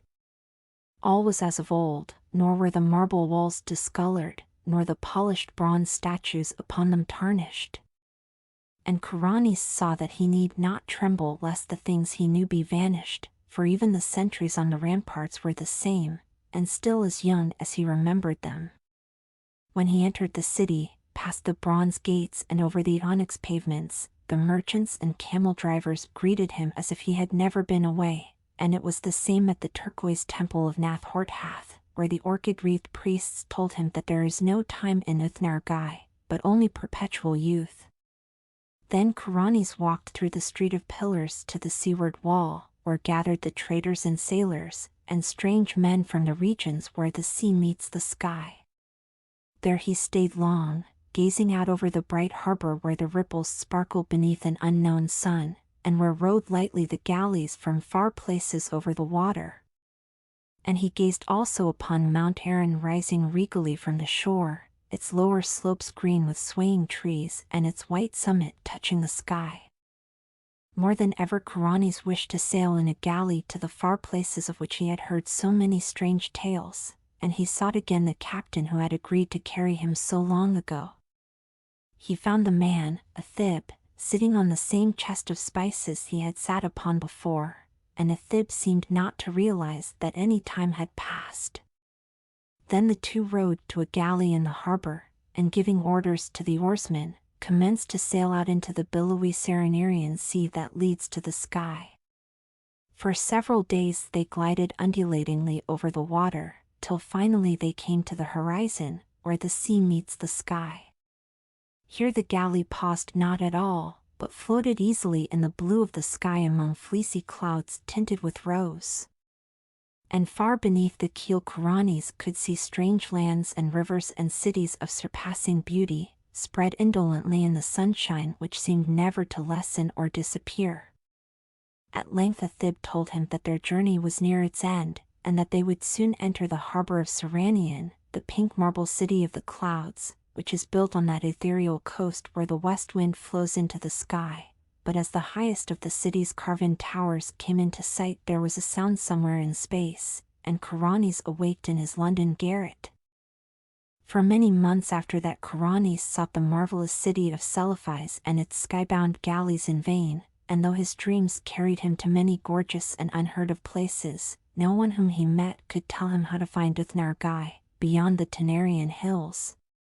One night he went flying over dark mountains where there were faint, lone campfires at great distances apart, and strange, shaggy herds with tinkling bells on the leaders, and in the wildest part of this hilly country, so remote that few men could ever have seen it, he found a hideously ancient wall or causeway of stone zigzagging along the ridges and valleys, too gigantic ever to have risen by human hands, and of such a length that neither end of it could be seen. Beyond that wall in the grey dawn he came to a land of quaint gardens and cherry trees, and when the sun rose he beheld such beauty of red and white flowers, green foliage and lawns, white paths, diamond brooks, blue lakelets, carven bridges, and red-roofed pagodas, that he for a moment forgot Celephaïs in sheer delight. But he remembered it again when he walked down a white path toward a red-roofed pagoda, and would have questioned the people of that land about it, had he not found that there were no people there, but only birds and bees and butterflies. On another night Corani's walked up a damp stone spiral stairway endlessly, and came to a tower window overlooking a mighty plain and river lit by the full moon, and in the silent city that spread away from the riverbank he thought he beheld some feature or arrangement which he had known before. He would have descended and asked the way to Uthnar had not a fearsome aurora sputtered up from some remote place beyond the horizon, shewing the ruin and antiquity of the city, and the stagnation of the reedy river, and the death lying upon that land, as it had lain since King Kinarathlis came home from his conquests to find the vengeance of the gods. So Corani's sought fruitlessly for the marvelous city of Celephaïs and its galleys that sailed to Seranian in the sky, meanwhile seeing many wonders and once barely escaping from the high priest not to be described, which wears a yellow silken mask over its face and dwells all alone in a prehistoric stone monastery on the cold desert plateau of Lung.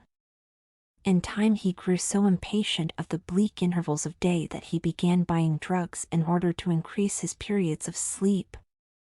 Hashish helped a great deal, and one sent him to a part of space where form does not exist, but where glowing gases studied the secrets of existence.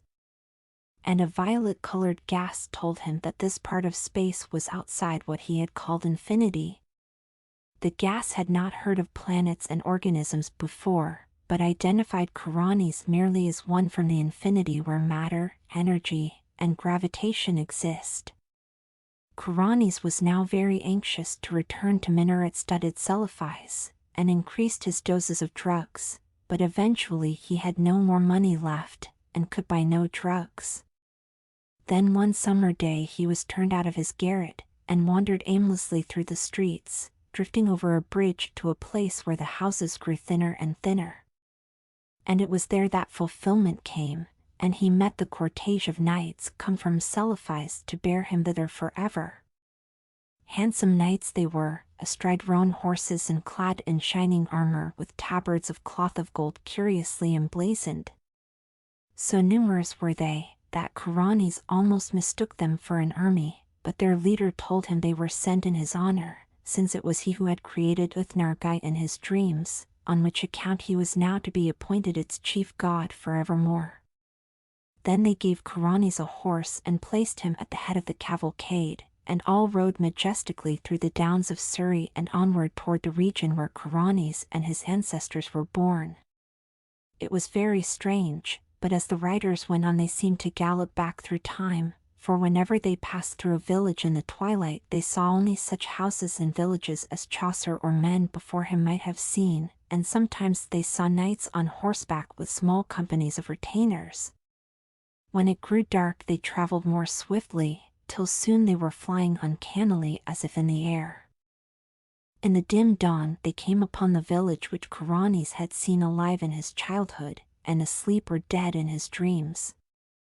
It was alive now, and early villagers courtesied as the horsemen clattered down the street and turned off into the lane that ends in the abyss of dream. Corani's had previously entered that abyss only at night, and wondered what it would look like by day, so he watched anxiously as the column approached its brink. Just as they galloped up the rising ground to the precipice, a golden glare came somewhere out of the east and hid all the landscape in its effulgent draperies. The abyss was now a seething chaos of roseate and cerulean splendor, and invisible voices sang exultantly as the nightly entourage plunged over the edge and floated gracefully down past glittering clouds and silvery coruscations. Endlessly down the horsemen floated, their chargers pawing the ether as if galloping over golden sands, and then the luminous vapors spread apart to reveal a greater brightness, the brightness of the city Celephaïs, and the seacoast beyond, and the snowy peak overlooking the sea, and the gaily painted galleys that sail out of the harbor toward distant regions where the sea meets the sky. And Corani's reigned thereafter over Uthnargai and all the neighboring regions of dream, and held his court alternately in Celephaïs and in the cloud-fashioned Seranian. He reigns there still, and will reign happily forever, though below the cliffs at Innsmouth the channeled tides played mockingly with the body of a tramp who had stumbled through the half-deserted village at dawn, played mockingly, and cast it upon the rocks by ivy-covered Trevor Towers, where a notably fat and especially offensive millionaire brewer enjoys the purchased atmosphere of extinct nobility. Corani's was a dreamer. He didn't care for the real world and preferred to live in his dreams. His dreams were so vivid that they felt more real than his waking life. In his dreams, he returned to his childhood and a place called Celephaïs, a magical city he had once visited in his imagination as a boy. Celephaïs was a place of beauty and wonder, and Corani's longed to return. One night, Corani's dreamed of Celephaïs again. This time, he was able to enter the city and explore its wonders. He met people he had known in his childhood dreams, and they welcomed him back as if he had never left. Corani's was overjoyed to be back in Celephaïs and spent his days exploring the city and its surroundings. Corani's had many more adventures in his dreams. He traveled to strange and wonderful places, met fascinating people, and experienced things beyond his wildest imagination. But no matter where he went or what he did, he always longed to return to Celephaïs. Eventually, Corani's dreams became his reality. He was able to live in Celephaïs forever, and he ruled over the city as its king. He was happy and content in his dream world, and he never wanted to leave. The end. The Big Trip Up Yonder. Gramps Ford, his chin resting on his hands on the crook of his cane, was staring irascibly at the 5-foot television screen that dominated the room. On the screen, a news commentator was summarizing the day's happenings. Every 30 seconds or so, Gramps would jab the floor with his cane tip and shout, "Hell, we did that 100 years ago." Emerald and Lou, coming in from the balcony, where they had been seeking that 2185 AD rarity, privacy, were obliged to take seats in the back row, behind Lou's father and mother, brother and sister-in-law, son and daughter-in-law, grandson and wife, granddaughter and husband, great-grandson and wife, nephew and wife, grandnephew and wife, great-grandniece and husband, great-grandnephew and wife, and, of course, Gramps, who was in front of everybody. All save Gramps, who was somewhat withered and bent, seemed, by pre-anti-Gerasone standards, to be about the same age, somewhere in their late 20s or early 30s. Gramps looked older because he had already reached 70 when anti-Gerasone was invented. He had not aged in the 102 years since. Meanwhile, the commentator was saying, Council Bluffs, Iowa, was still threatened by stark tragedy. But 200 weary rescue workers have refused to give up hope, and continue to dig in an effort to save Albert Hagedorn, 183, who has been wedged for 2 days in a. "I wish he'd get something more cheerful," Emerald whispered to Lou. "Silence," cried Gramps. "Next one shoots off his big bazoo while the TV's on is gonna find hisself cut off without $1. His voice suddenly softened and sweetened when they waved that checkered flag at the Indianapolis Speedway, and old Gramps gets ready for the Big Trip Up Yonder. He sniffed sentimentally, while his heirs concentrated desperately on not making the slightest sound. For them, the poignancy of the prospective big trip had been dulled somewhat, through having been mentioned by Gramps about once a day for 50 years. Dr. Brainerd Keyes Bullard, continued the commentator, president of Wyandotte College, said in an address tonight that most of the world's ills can be traced to the fact that man's knowledge of himself has not kept pace with his knowledge of the physical world. "Hell," snorted Gramps. "We said that 100 years ago." In Chicago tonight, the commentator went on, a special celebration is taking place in the Chicago Lying-In Hospital. The guest of honor is Lowell W. Hitz, age 0. Hitz, born this morning, is the 25 millionth child to be born in the hospital. The commentator faded, and was replaced on the screen by young Hitz, who squalled furiously. "Hell," whispered Lou to Emerald. "We said that 100 years ago." "I heard that," shouted Gramps. He snapped off the television set and his petrified descendants stared silently at the screen. "You, there, boy." "I didn't mean anything by it, sir," said Lou, aged 103. "Get me my will." "You know where it is." "You kids all know where it is." "Fetch, boy." Gramps snapped his gnarled fingers sharply. Lou nodded dully and found himself going down the hall, picking his way over bedding to Gramps' room, the only private room in the Ford apartment. The other rooms were the bathroom, the living room and the wide windowless hallway, which was originally intended to serve as a dining area, and which had a kitchenette in one end. 6 mattresses and 4 sleeping bags were dispersed in the hallway and living room, and the daybed, in the living room, accommodated the 11th couple, the favorites of the moment. On Gramps' bureau was his will, smeared, dog-eared, perforated and blotched with hundreds of additions, deletions, accusations, conditions, warnings, advice and homely philosophy. The document was, Lou reflected, a 50-year diary, all jammed onto 2 sheets, a garbled, illegible log of day after day of strife. This day, Lou would be disinherited for the 11th time, and it would take him perhaps 6 months of impeccable behavior to regain the promise of a share in the estate. To say nothing of the daybed in the living room for Em and himself. "Boy," called Gramps. "Coming, sir." Lou hurried back into the living room and handed Gramps the will. "Pen," said Gramps. He was instantly offered 11 pens, one from each couple.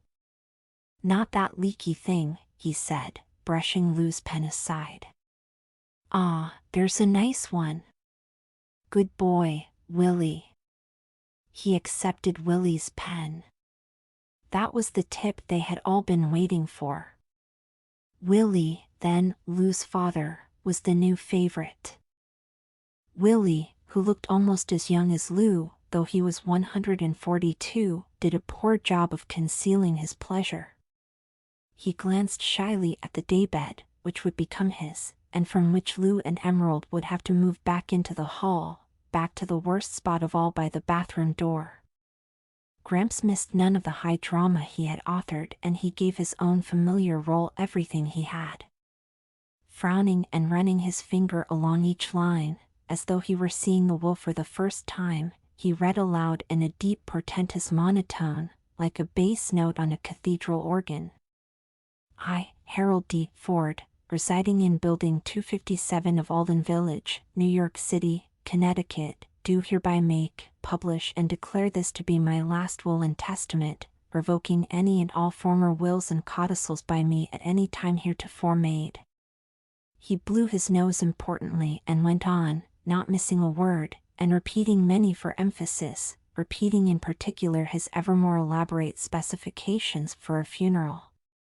At the end of these specifications, Gramps was so choked with emotion that Lou thought he might have forgotten why he'd brought out the will in the first place. But Gramps heroically brought his powerful emotions under control and, after erasing for a full minute, began to write and speak at the same time.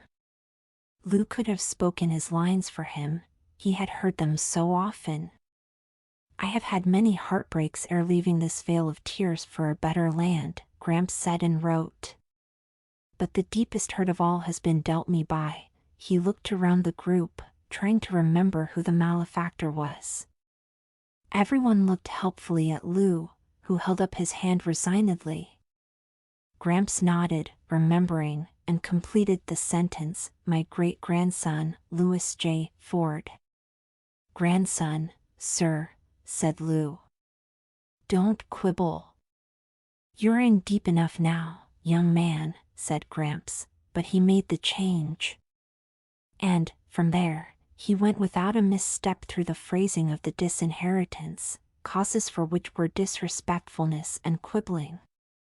In the paragraph following, the paragraph that had belonged to everyone in the room at one time or another, Lou's name was scratched out and Willie's substituted as heir to the apartment and, the biggest plum of all, the double bed in the private bedroom. "So," said Gramps, beaming. He erased the date at the foot of the will and substituted a new one, including the time of day. "Well, time to watch the McGarvey Family." The McGarvey Family was a television serial that Gramps had been following since he was 60, or for a total of 112 years. "I can't wait to see what's going to happen next," he said. Lou detached himself from the group and lay down on his bed of pain by the bathroom door. Wishing Em would join him, he wondered where she was. He dozed for a few moments, until he was disturbed by someone stepping over him to get into the bathroom. A moment later, he heard a faint gurgling sound, as though something were being poured down the wash basin drain. Suddenly, it entered his mind that Em had cracked up, that she was in there doing something drastic about Gramps. "Em," he whispered through the panel. There was no reply, and Lou pressed against the door.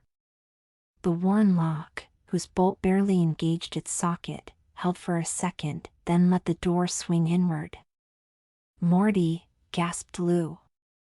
Lou's great-grandnephew, Mortimer, who had just married and brought his wife home to the Ford menage, looked at Lou with consternation and surprise. Morty kicked the door shut, but not before Lou had glimpsed what was in his hand, Gramps' enormous economy-sized bottle of anti-gerasone, which had apparently been half emptied, and which Morty was refilling with tap water. A moment later, Morty came out, glared defiantly at Lou and brushed past him wordlessly to rejoin his pretty bride. Shocked, Lou didn't know what to do. He couldn't let Gramps take the mouse-trapped anti-gerasone, but if he warned Gramps about it, Gramps would certainly make life in the apartment, which was merely insufferable now, harrowing. Lou glanced into the living room and saw that the Fords, Emerald among them, were momentarily at rest, relishing the botches that the McGarveys had made of their lives. Stealthily, he went into the bathroom, locked the door as well as he could and began to pour the contents of Gramps' bottle down the drain. He was going to refill it with full-strength anti-gerasone from the 22 smaller bottles on the shelf. The bottle contained a half-gallon, and its neck was small, so it seemed to Lou that the emptying would take forever. And the almost imperceptible smell of anti-gerasone, like Worcestershire sauce, now seemed to Lou, in his nervousness, to be pouring out into the rest of the apartment, through the keyhole and under the door. The bottle gurgled monotonously. Suddenly, up came the sound of music from the living room, and there were murmurs and the scraping of chair legs on the floor. "Thus ends," said the television announcer, "the 29,121st chapter in the life of your neighbors and mine, the McGarveys." Footsteps were coming down the hall. There was a knock on the bathroom door. "Just a sec," Lou cheerily called out. Desperately, he shook the big bottle, trying to speed up the flow. His palms slipped on the wet glass, and the heavy bottle smashed on the tile floor. The door was pushed open, and Gramps, dumbfounded, stared at the incriminating mess. Lou felt a hideous prickling sensation on his scalp and the back of his neck. He grinned engagingly through his nausea and, for want of anything remotely resembling a thought, waited for Gramps to speak. "Well, boy," said Gramps at last, "looks like you've got a little tidying up to do." And that was all he said. He turned around, elbowed his way through the crowd, and locked himself in his bedroom. The Fords contemplated Lou in incredulous silence a moment longer, and then hurried back to the living room, as though some of his horrible guilt would taint them, too, if they looked too long. Morty stayed behind long enough to give Lou a quizzical, annoyed glance. Then he also went into the living room, leaving only Emerald standing in the doorway. Tears streamed over her cheeks. "Oh, you poor lamb, please don't look so awful. It was my fault. I put you up to this with my nagging about Gramps." "No," said Lou, finding his voice, "really you didn't. Honest, I was just. You don't have to explain anything to me, hon, I'm on your side, no matter what." She kissed him on one cheek and whispered in his ear, "It wouldn't have been murder, hon, it wouldn't have killed him. It wasn't such a terrible thing to do. It just would have fixed him up so he'd be able to go any time God decided he wanted him." "What's going to happen next, said Lou hollowly. "What's he going to do?" "Yeah," challenged Morty. "Sure, you've all had it pretty tough, and my heart bleeds for you. But try honeymooning in the hall for a real kick." "Silence," shouted Willie imperiously. "The next person who opens his mouth spends the next 6 months by the bathroom. Now clear out of my room. I want to think." A vase shattered against the wall, inches above his head. In the next moment, a free-for-all was underway, with each couple battling to eject every other couple from the room. Fighting coalitions formed and dissolved with the lightning changes of the tactical situation. Em and Lou were thrown into the hall, where they organized others in the same situation, and stormed back into the room. After 2 hours of struggle, with nothing like a decision in sight, the cops broke in, followed by television cameramen from mobile units. For the next half hour, patrol wagons and ambulances hauled away forwards, and then the apartment was still and spacious. An hour later, films of the last stages of the riot were being televised to 500 million delighted viewers on the eastern seaboard. In the stillness of the three-room Ford apartment on the 76th floor of Building 257, the television set had been left on. Once more the air was filled with the cries and grunts and crashes of the fray, coming harmlessly now from the loudspeaker. The battle also appeared on the screen of the television set in the police station, where the Fords and their captors watched with professional interest. Em and Lou, in adjacent 4x8 cells, were stretched out peacefully on their cots. Em called Lou through the partition, "You got a wash basin all your own, too?" "Sure. Wash basin, bed, light, the works. And we thought Gramps' room was something. How long has this been going on?" She held out her hand. "For the first time in 40 years, hon, I haven't got the shakes, look at me."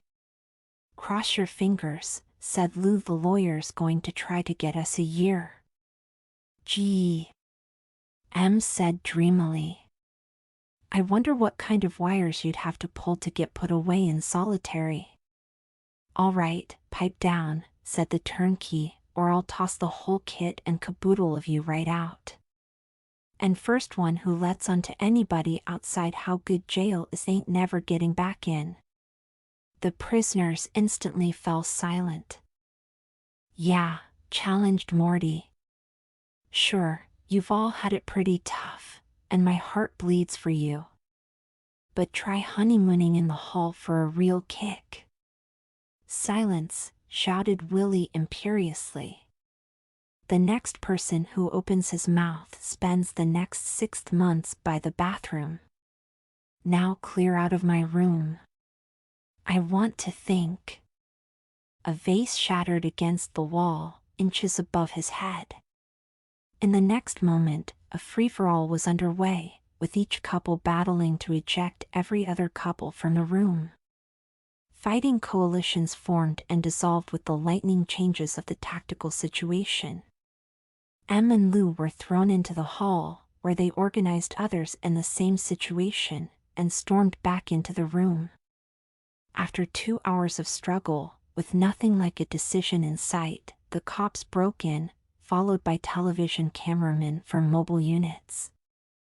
For the next half hour, patrol wagons and ambulances hauled away forwards, and then the apartment was still and spacious.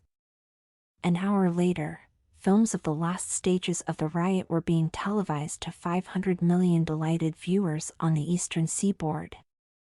In the stillness of the three-room Ford apartment on the 76th floor of Building 257, the television set had been left on. Once more the air was filled with the cries and grunts and crashes of the fray, coming harmlessly now from the loudspeaker.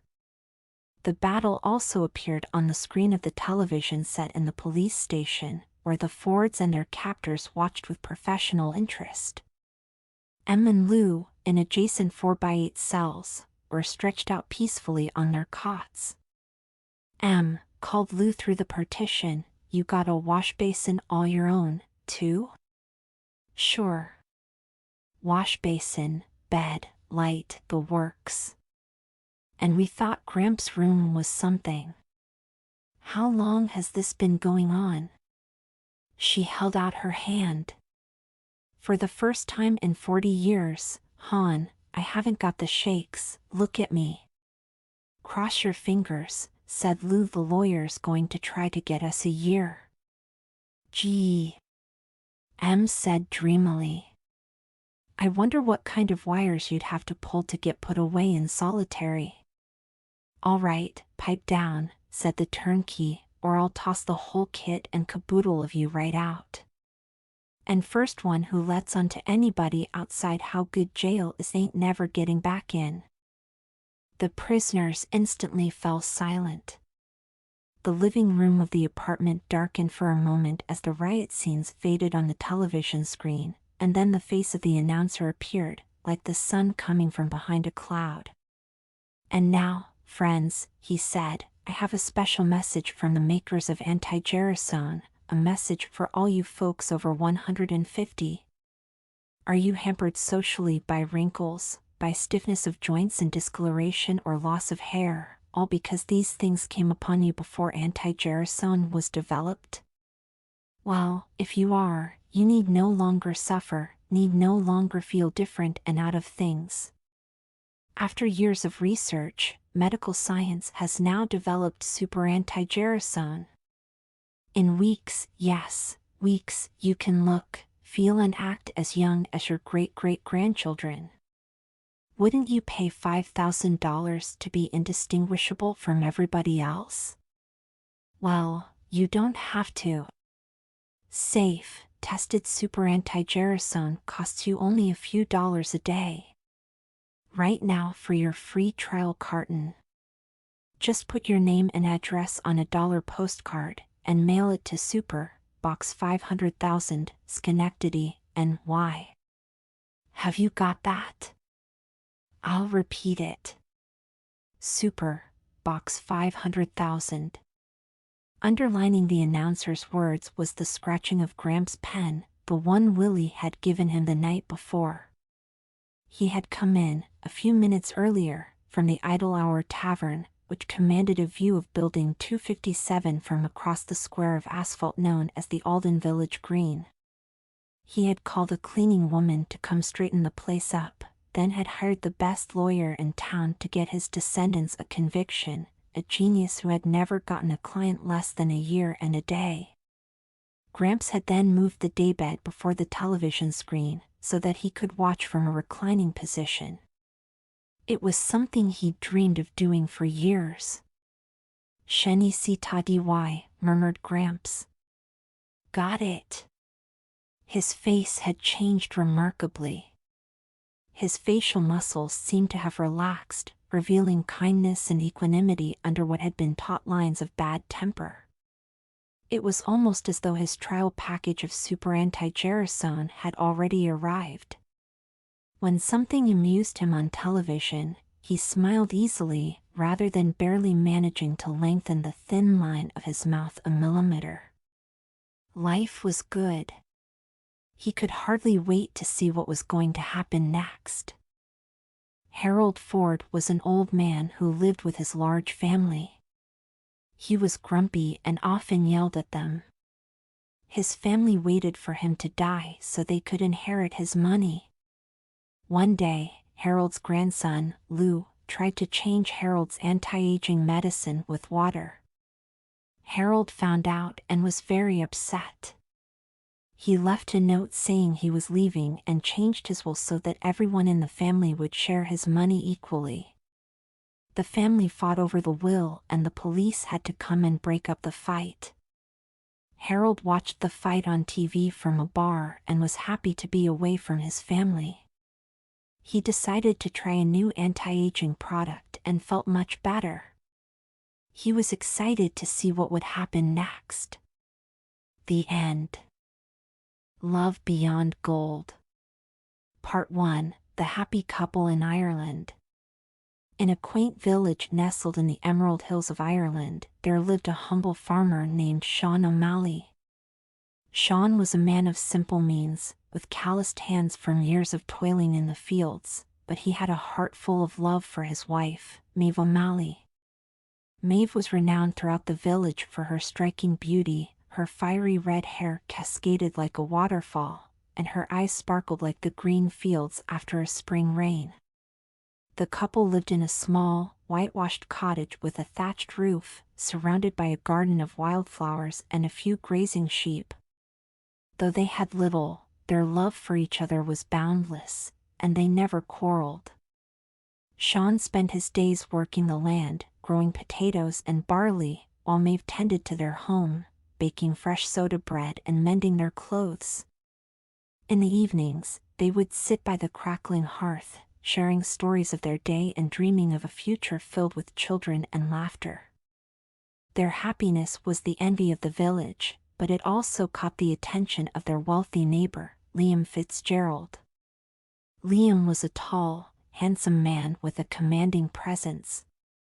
He owned vast stretches of land, a grand estate, and a stable of fine horses.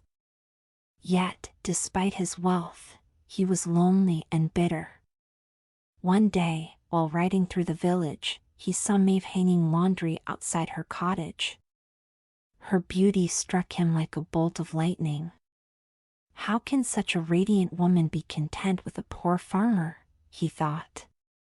She deserves more. She deserves me. Part 2: The Temptation Begins. From that day on, Liam began visiting Maeve whenever Sean was away working in the fields. He would arrive on his sleek black horse, dressed in fine clothes, and bring small gifts, a silk ribbon, a bottle of French perfume, or a box of sweet treats. "Maeve," he said one day, leaning casually against the cottage doorframe, "you are the most beautiful woman in all of Ireland. But look at your clothes, they're worn and plain. If your husband truly loved you, he would buy you fine dresses and jewels. Divorce him and marry me. I'll give you everything your heart desires." At first, Maeve laughed off his advances. "Sean loves me," she said firmly. "We may not have much, but we have each other, and that's enough." But Liam was relentless. Day after day, he returned, his words growing more persuasive. "A woman like you shouldn't have to mend her own clothes or bake her own bread," he said.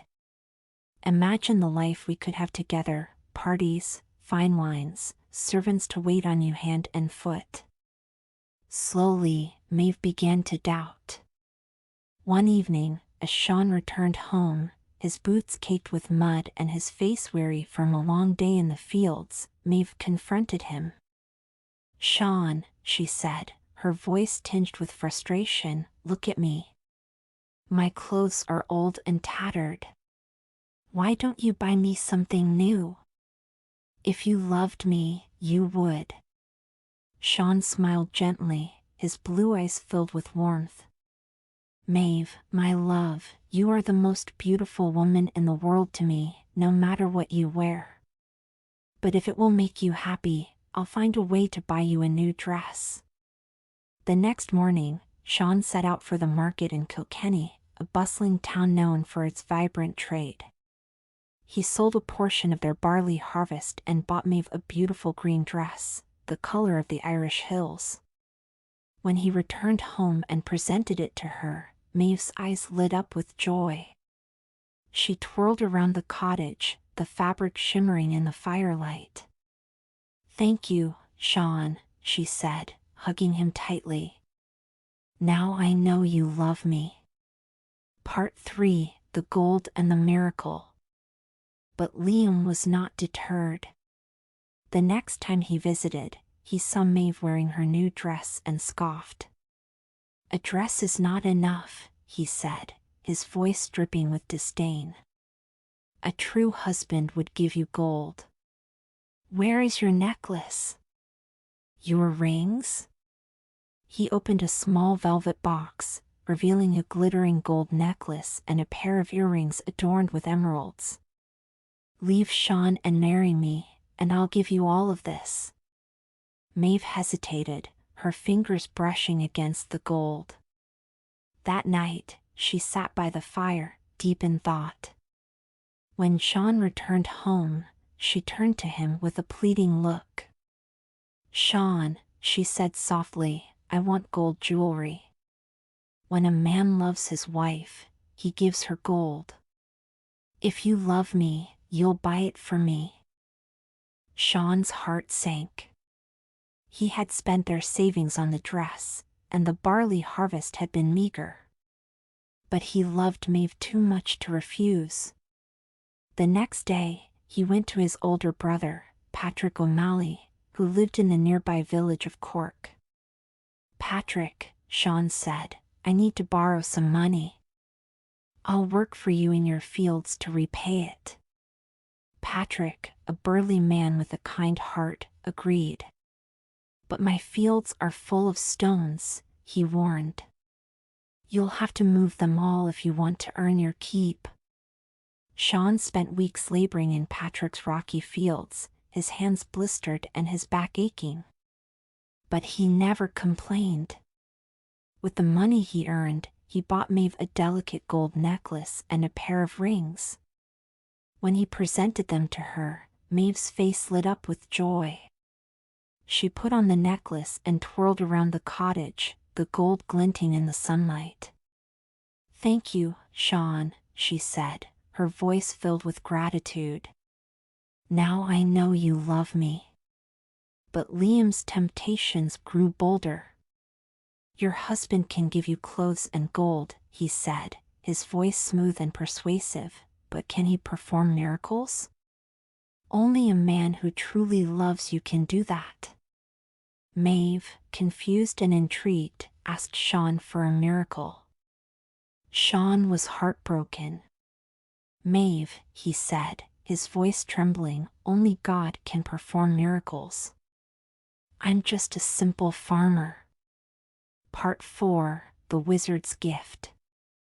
Sean's heart was heavy as he walked to the fields the next morning. He felt helpless, unable to give Maeve the miracle she now demanded. As he worked in Patrick's rocky fields, he paused under the shade of an ancient oak tree and looked up at the sky. "Oh, Lord," he prayed, his voice trembling, "please help me. I love Maeve more than anything in this world. Don't let Liam take her from me." Just then, an old man with a long, flowing beard and a cloak of deep blue appeared from behind the tree. His eyes twinkled with a mysterious light. "Who are you?" Sean asked, startled. "I am Finn," the man replied, his voice deep and resonant. "A wandering wizard. I've heard your prayers, Sean O'Malley, and I've come to help you." He reached into his cloak and pulled out 2 wooden sticks, each carved with intricate runes. "Take these," he said. "The first stick will turn anyone into a donkey, and the second will turn them back. Use them wisely." Sean's eyes widened in amazement. "Thank you, Finn," he said, clutching the sticks tightly.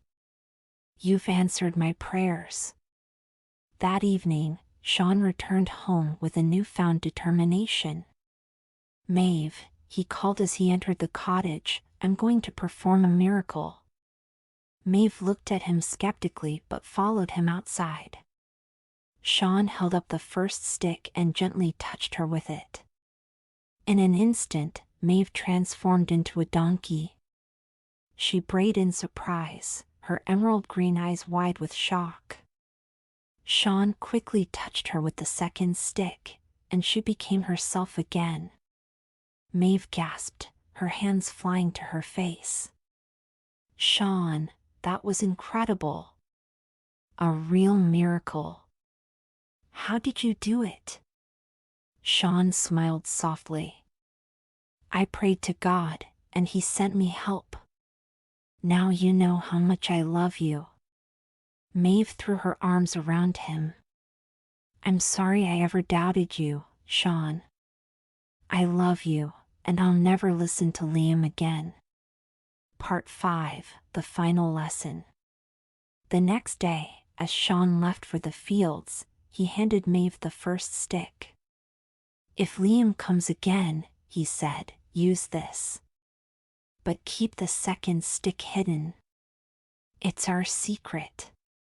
Sure enough, Liam arrived later that morning, his usual smug smile on his face.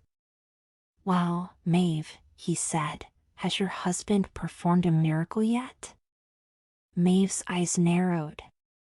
"Yes, he has," she replied. Before Liam could react, she touched him with the first stick. In an instant, he transformed into a donkey, braying in confusion.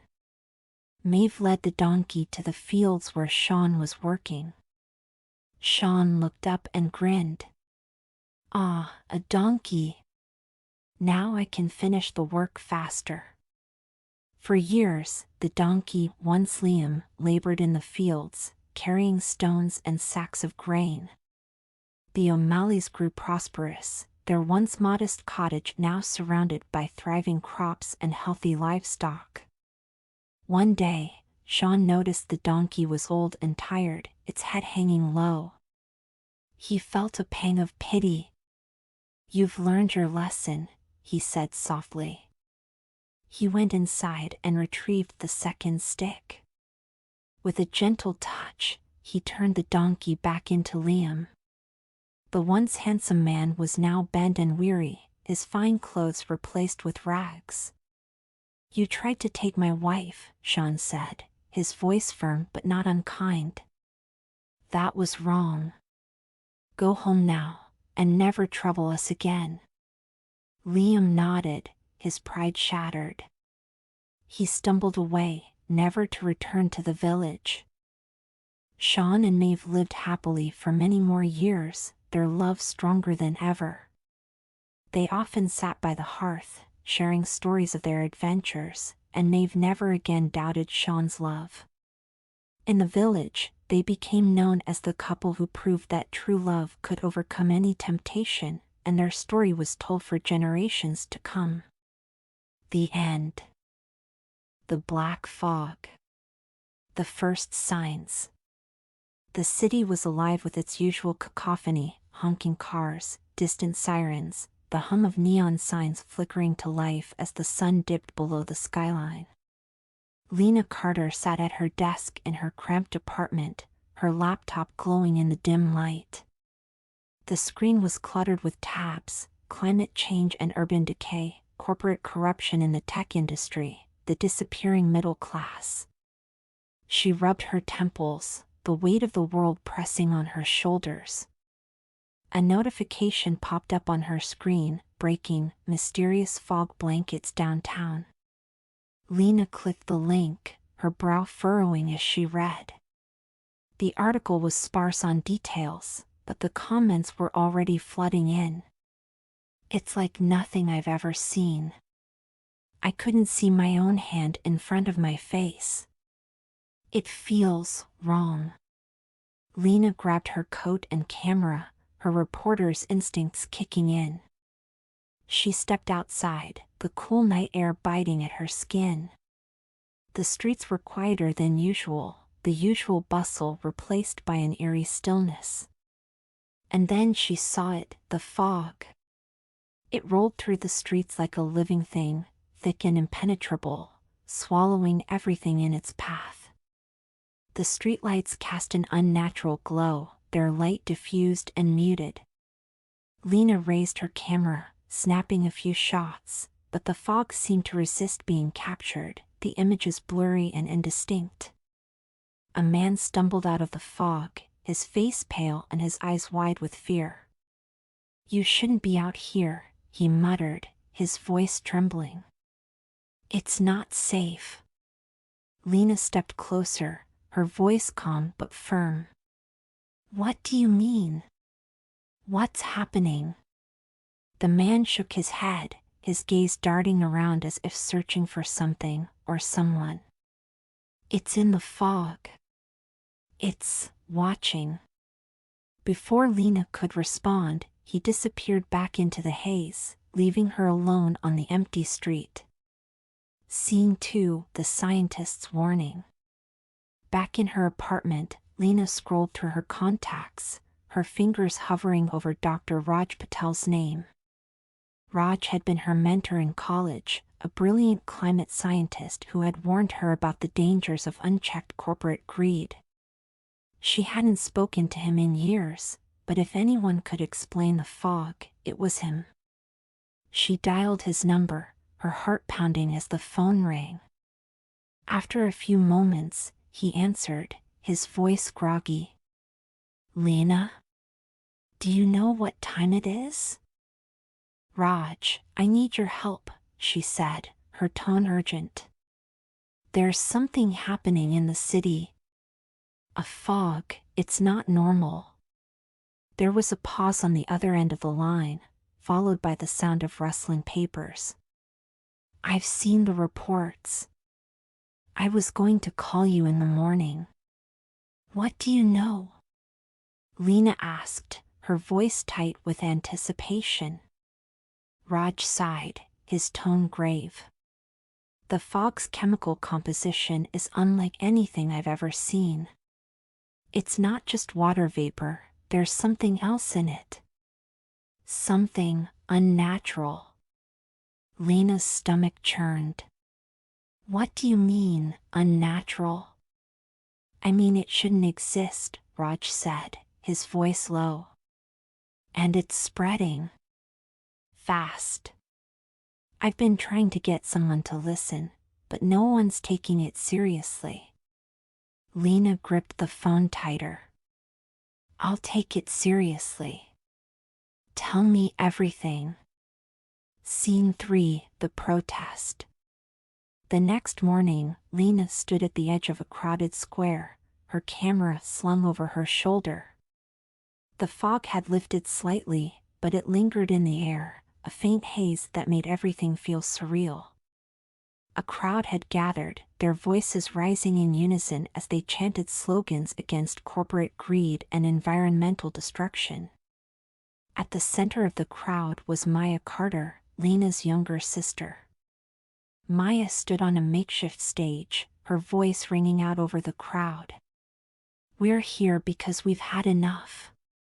Enough of the lies, enough of the destruction, enough of the greed that's killing our planet. The crowd roared in approval, their signs waving in the air. Lena snapped a few photos, her heart swelling with pride. Maya had always been the idealist, the one who believed in fighting for a better world. Lena admired her for it, even if she couldn't always share her optimism. As the protest continued, the fog began to thicken, rolling in from the edges of the square. The crowd grew restless, their chants faltering as the haze enveloped them. Lena felt a chill run down her spine, the air growing heavy and oppressive. Maya's voice cut through the fog, strong and unwavering. Don't let them scare you. This is our city, our future. We won't back down.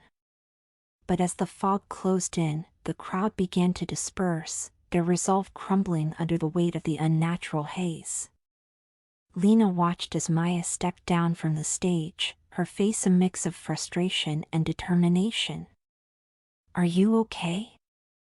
Lena asked, pulling her sister into a quick hug.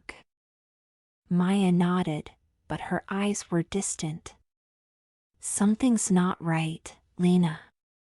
This fog, it's not just weather. It's something else. Lena's chest tightened.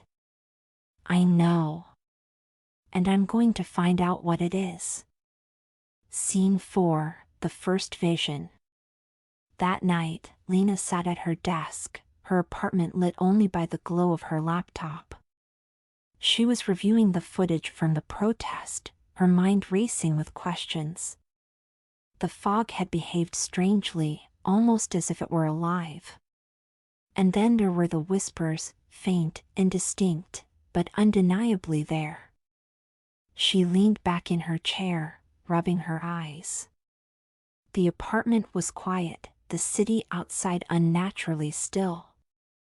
And then she saw it, a shadowy figure in the corner of the room, its form shifting and indistinct. Lena froze, her breath catching in her throat. Hello, she called, her voice trembling. The figure didn't respond, but it seemed to grow closer, the air around it crackling with energy. Lena's heart pounded as she reached for her phone, her fingers fumbling with the screen. And then, just as suddenly as it had appeared, the figure was gone. Lena sat there, her chest heaving, the room silent once more. She glanced at her laptop, the footage from the protest still playing. In the corner of the screen, she thought she saw something, a shadow, moving where no shadow should be. The end. The man with two faces. Claudia was throwing a tantrum, screaming and crying, when his grandmother said, if you keep crying, the man with two faces will come for you." Curious, Claudio stopped mid-sob. "Who's that?" "He's a strange creature," his grandmother explained.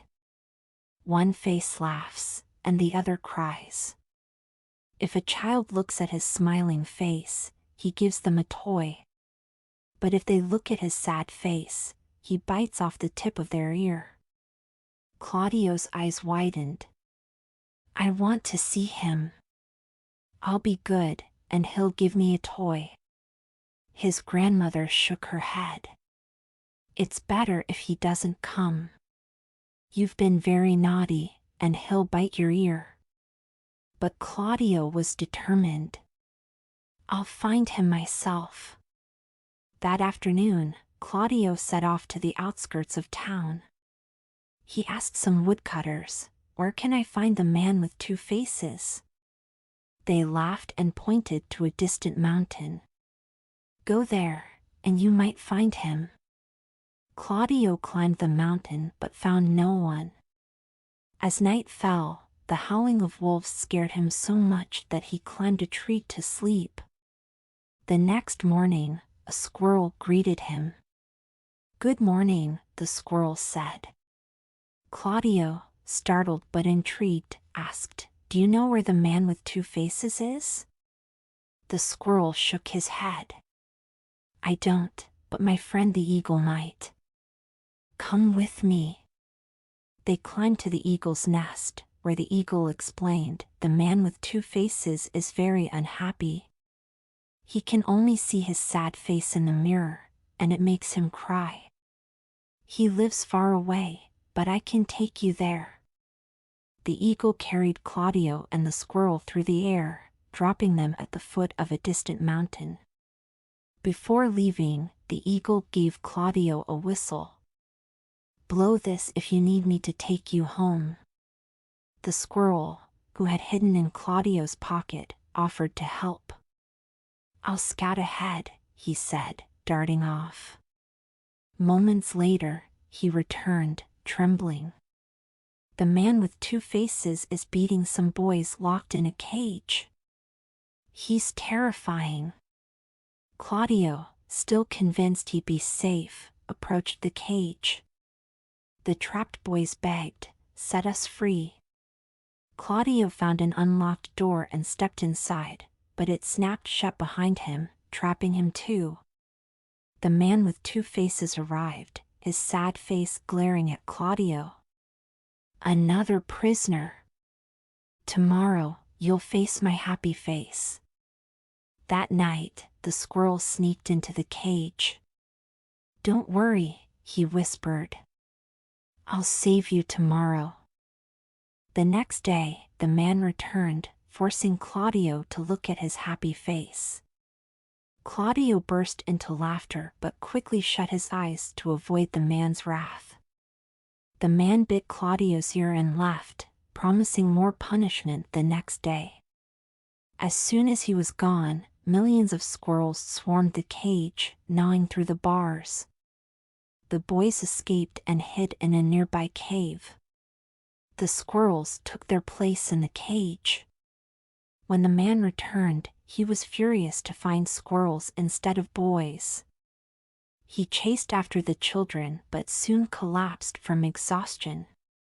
The squirrel took Claudio's whistle and hung it around the man's neck. The man blew the whistle, summoning the eagle. Mistaking the man for Claudio, the eagle carried him high into the sky. Realizing his mistake, the eagle dropped the man, who fell to his death on the rocks below. The boys returned home to joyous celebrations. Claudio's grandmother hugged him tightly and asked, "Do you still want to see the man with two faces?" Claudio shook his head. "No, thank you. Once was enough." The end. The Quack Doctor. This story takes place in a city, maybe Constantinople, maybe Babylon. I'm not sure, but it doesn't really matter. There was a man who traveled through the streets, beating a drum and clashing cymbals. He was a quack doctor, selling fake medicines and claiming to cure all kinds of illnesses. Now, you might wonder why no one stopped him. Well, in this city, there were no real doctors. If there had been, they would have thrown the quack in jail. But because he was the only doctor around, people believed in him. This quack was very bold. He would pull teeth, cut off legs, or do anything else he claimed he could do. He wasn't afraid of anything. One day, the emperor's son became very sick. The young prince was sad and weak, and nothing seemed to help him. The emperor called his court doctors, but they couldn't agree on what was wrong. One doctor said, "It's his liver. He needs green bean soup." Another said, "No, it's his spleen. He needs roasted chickpeas." A third doctor argued, "It's his feet. He must have chilblains. He needs wool and watercress." The doctors started fighting, throwing books at each other. One doctor's glasses were broken, and another was hit on the head. The emperor walked in and saw the chaos. He was heartbroken. "If my doctors can't agree, my son must be dying," he said. Some courtiers suggested calling the quack doctor. At first, the emperor refused. If real doctors can't help, how can a quack? But the courtiers insisted, so the emperor agreed on one condition. The quack had to cure 5 hopeless patients before he could treat the prince. If he failed, he would lose his head. The quack arrived at the palace and was taken to a room with 5 very sick people. He looked at them and said, "I have a special way to cure you. But I need to kill one of you and burn their heart to make a magical ointment. Who wants to volunteer?" The patients were terrified. One man, who was supposed to be dying of consumption, jumped up and said, "I'm not sick. I'm perfectly healthy." The quack let him go, and the man ran home as fast as he could. The emperor asked, "Are you cured?" "Yes, I'm completely fine," the man shouted, still running. The same thing happened with the other patients. They all claimed to be perfectly healthy and ran away. The emperor was amazed. "This quack is a miracle worker," he said. But then he heard laughter coming from another room. It was the prince. The quack had told him the story of how he cured the patients, and the prince laughed so hard that his sadness disappeared. The emperor was overjoyed. He said to the quack, "You won't be my son's doctor, but you can stay as his friend. Your wit has saved him, and for that, I reward you." The end. The drawing school. Once there was a boy named Perico who loved to draw. But he didn't draw on paper, he drew on walls, doors, and windows. His drawings were strange and silly, with round heads, stick-like arms and legs, and faces that looked like corks. One afternoon, Perico was drawing on the wall of his school. He sketched a puppet's head with charcoal. Suddenly, the drawing came to life. The puppet's eyes blinked, and its mouth moved, sticking out its tongue. Perico wasn't scared. He kept drawing the puppet's body. But when he finished, the puppet's hand reached out and slapped him hard. Then the other hand hit him, and the puppet's legs kicked him in the stomach. The puppet jumped off the wall and landed on Perico's shoulders, biting the back of his head. Perico ran home as fast as he could, but the puppet grew heavier and heavier, like a bronze statue. Finally, Perico fell to the ground. When he got up, he saw the puppet had turned into a giant iron statue. The statue grabbed Perico, put him on its shoulders, and ran toward the mountains. The statue ran into a dark cave, its eyes glowing like lanterns. Perico was terrified. Inside the cave, the statue sat down and said, "You don't know who I am, but you'll be even more scared when you find out." Perico replied, "I'm already as scared as I can be." The statue said, "I am the magician Adefisio. I'm tired of you drawing me so ugly.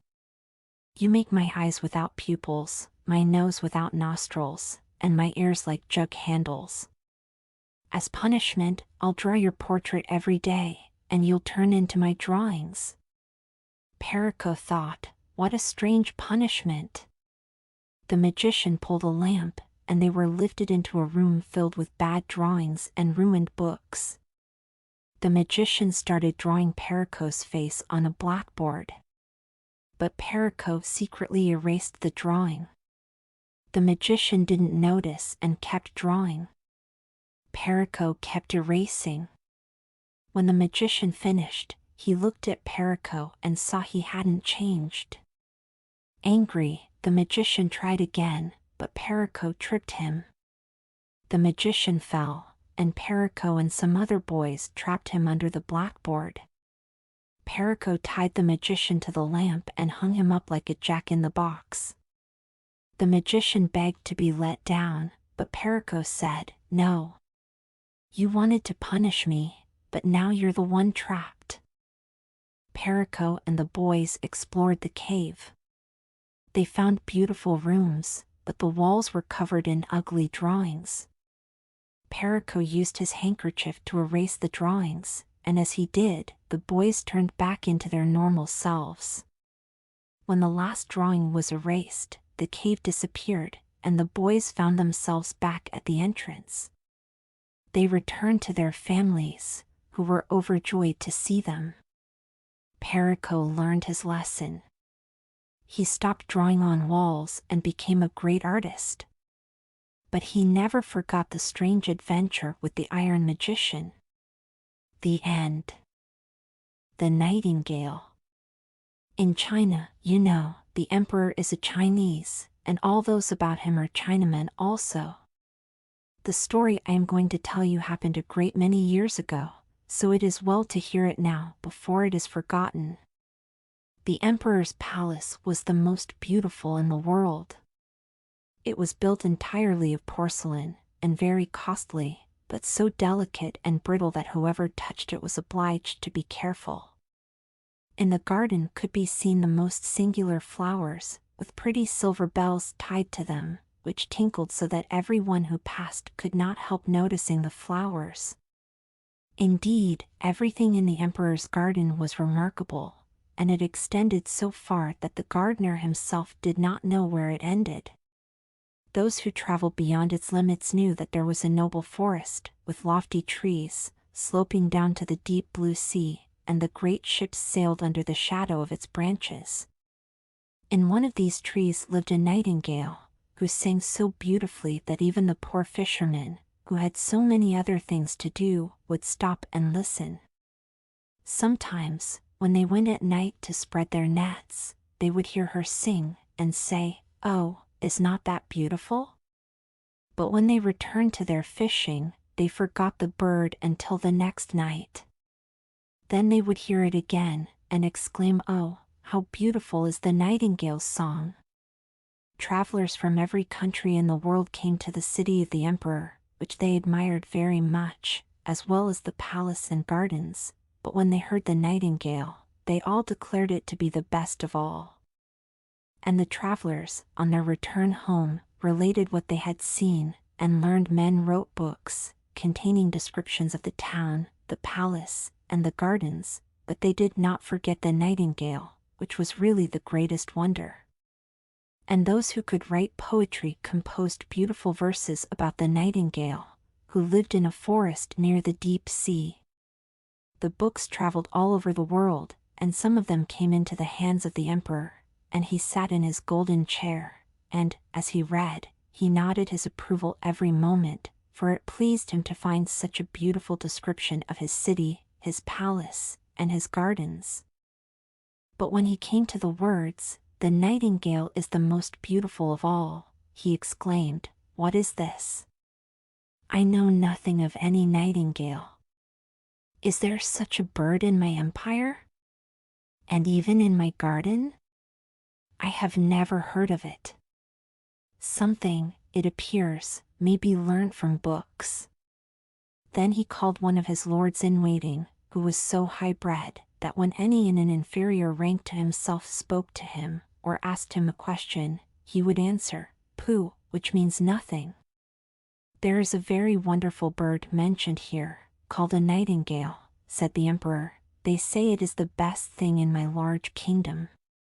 Why have I not been told of it?" "I have never heard the name," replied the cavalier. "She has not been presented at court." "It is my pleasure that she shall appear this evening," said the emperor. "The whole world knows what I possess better than I do myself." "I have never heard of her," said the cavalier, "yet I will endeavor to find her."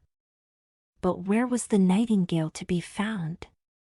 The nobleman went upstairs and down, through halls and passages, yet none of those whom he met had heard of the bird.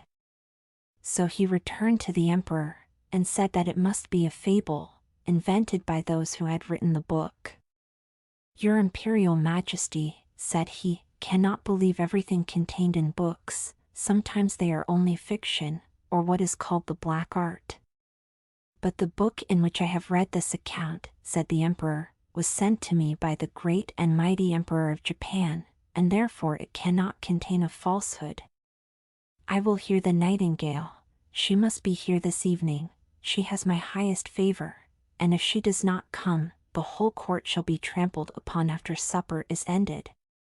"Sing-pi," cried the lord-in-waiting, and again he ran up and down stairs, through all the halls and corridors, and half the court ran with him, for they did not like the idea of being trampled upon.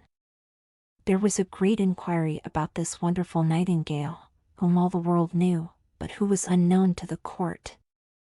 At last they met with a poor little girl in the kitchen, who said, "Oh, yes, I know the nightingale quite well. Indeed, she can sing. Every evening I have permission to take home to my poor sick mother the scraps from the table. She lives down by the seashore, and as I come back I feel tired, and I sit down in the wood to rest, and listen to the nightingale's song. Then the tears come into my eyes, and it is just as if my mother kissed me." "Little maiden," said the lord-in-waiting, "I will obtain for you constant employment in the kitchen, and you shall have permission to see the emperor dine, if you will lead us to the nightingale, for she is invited for this evening to the palace." So she went into the wood where the nightingale sang, and half the court followed her. As they went along, a cow began lowing. "Oh," said a young courtier, "now we have found her. What wonderful power for such a small creature. I have certainly heard it before." "No, that is only a cow lowing," said the little girl. "We are a long way from the place yet." Then some frogs began to croak in the marsh. "Beautiful," said the young courtier again. "Now I hear it, tinkling like little church bells." "No, those are frogs," said the little maiden, "but I think we shall soon hear her now." And presently the nightingale began to sing. "Hark, hark! There she is," said the girl, "and there she sits," she added, pointing to a little gray bird who was perched on a bough. "Is it possible?" said the lord-in-waiting. "I never imagined it would be a little, plain, simple thing like that. She has certainly changed color at seeing so many grand people around her." "Little nightingale," cried the girl, raising her voice, "our most gracious emperor wishes you to sing before him." "With the greatest pleasure," said the nightingale, and began to sing most delightfully. "It sounds like tiny glass bells," said the lord-in-waiting, "and see how her little throat works. It is surprising that we have never heard this before. She will be a great success at court." "Shall I sing once more before the emperor?" asked the nightingale, who thought he was present. "My excellent little nightingale," said the courtier, "I have the great pleasure of inviting you to a court festival this evening, where you will gain imperial favor by your charming song." "My song sounds best in the green wood," said the bird, but still she came willingly when she heard the emperor's wish. The palace was elegantly decorated for the occasion. The walls and floors of porcelain glittered in the light of 1,000 lamps. Beautiful flowers, round which little bells were tied, stood in the corridors. What with the running to and fro and the draught, these bells tinkled so loudly that no one could speak to be heard. In the center of the great hall, a golden perch had been fixed for the nightingale to sit on. The whole court was present, and the little kitchen maid had received permission to stand by the door. She was not installed as a real court cook. All were in full dress, and every eye was turned to the little gray bird when the emperor nodded to her to begin. The nightingale sang so sweetly that the tears came into the emperor's eyes, and then rolled down his cheeks, as her song became still more touching and went to everyone's heart. The emperor was so delighted that he declared the nightingale should have his gold slipper to wear round her neck, but she declined the honor with thanks. She had been sufficiently rewarded already.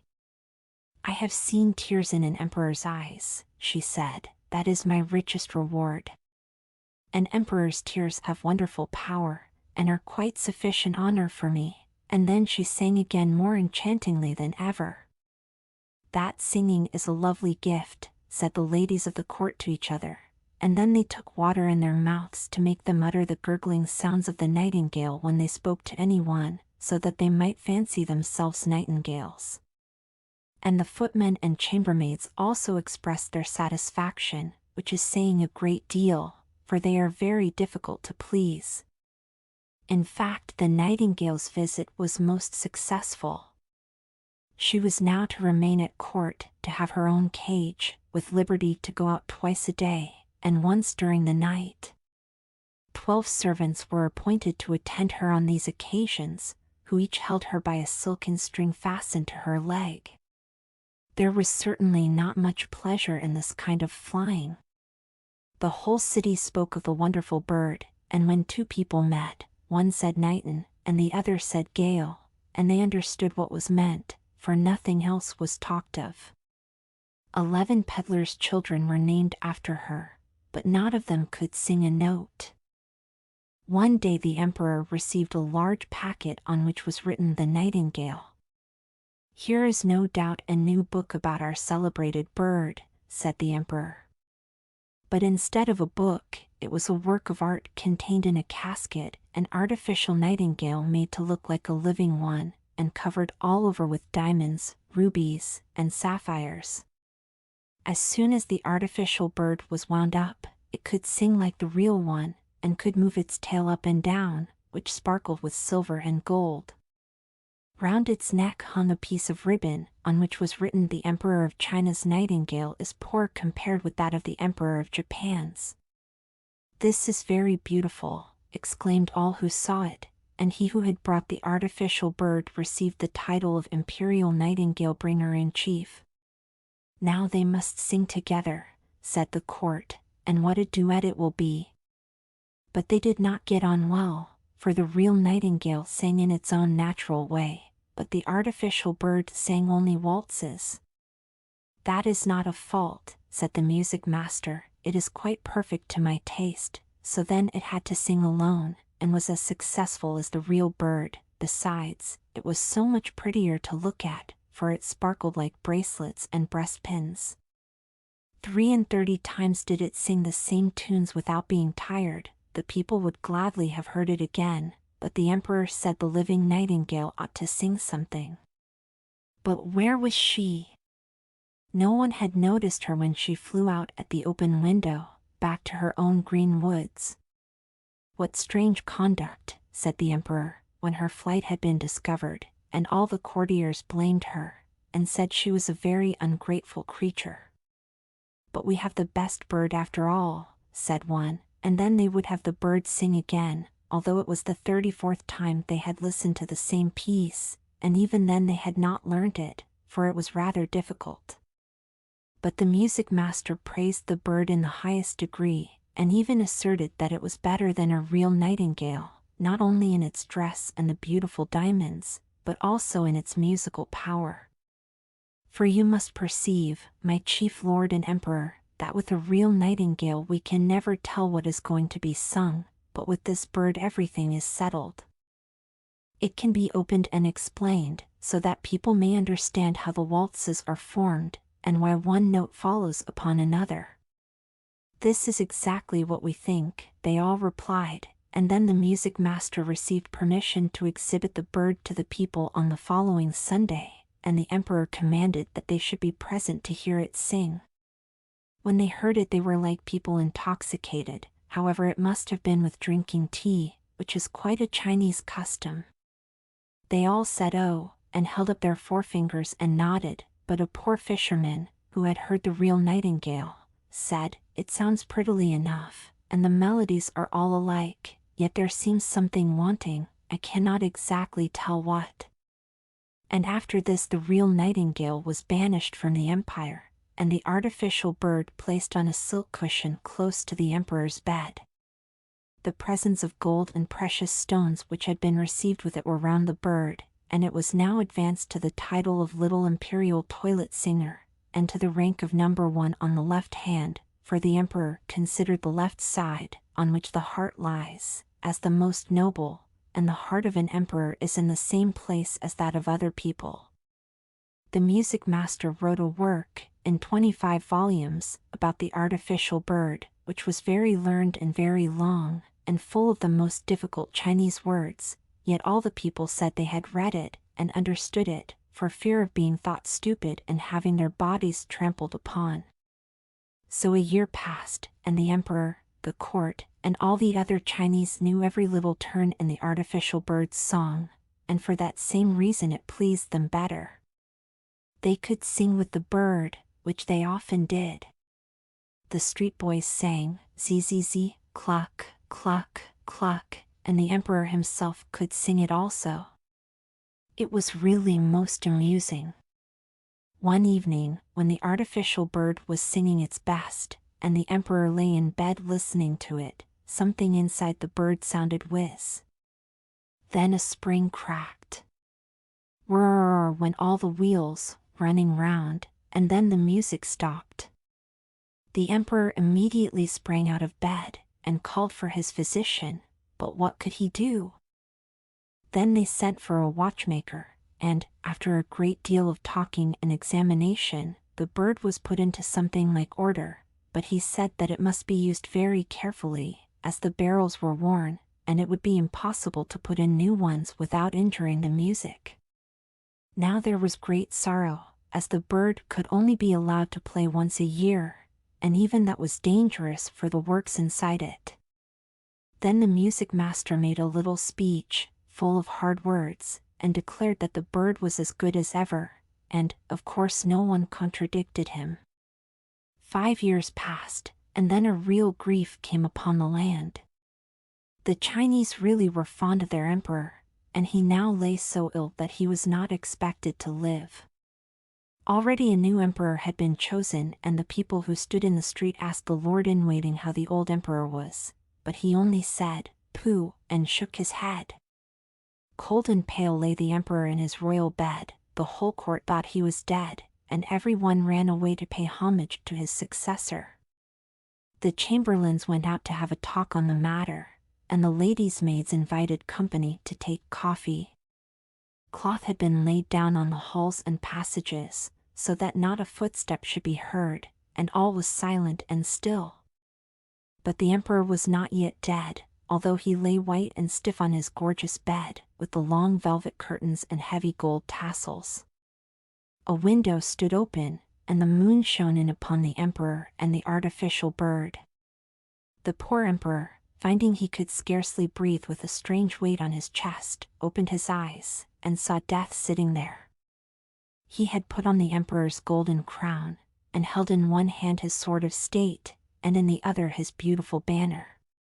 All around the bed and peeping through the long velvet curtains, were a number of strange heads, some very ugly, and others lovely and gentle-looking.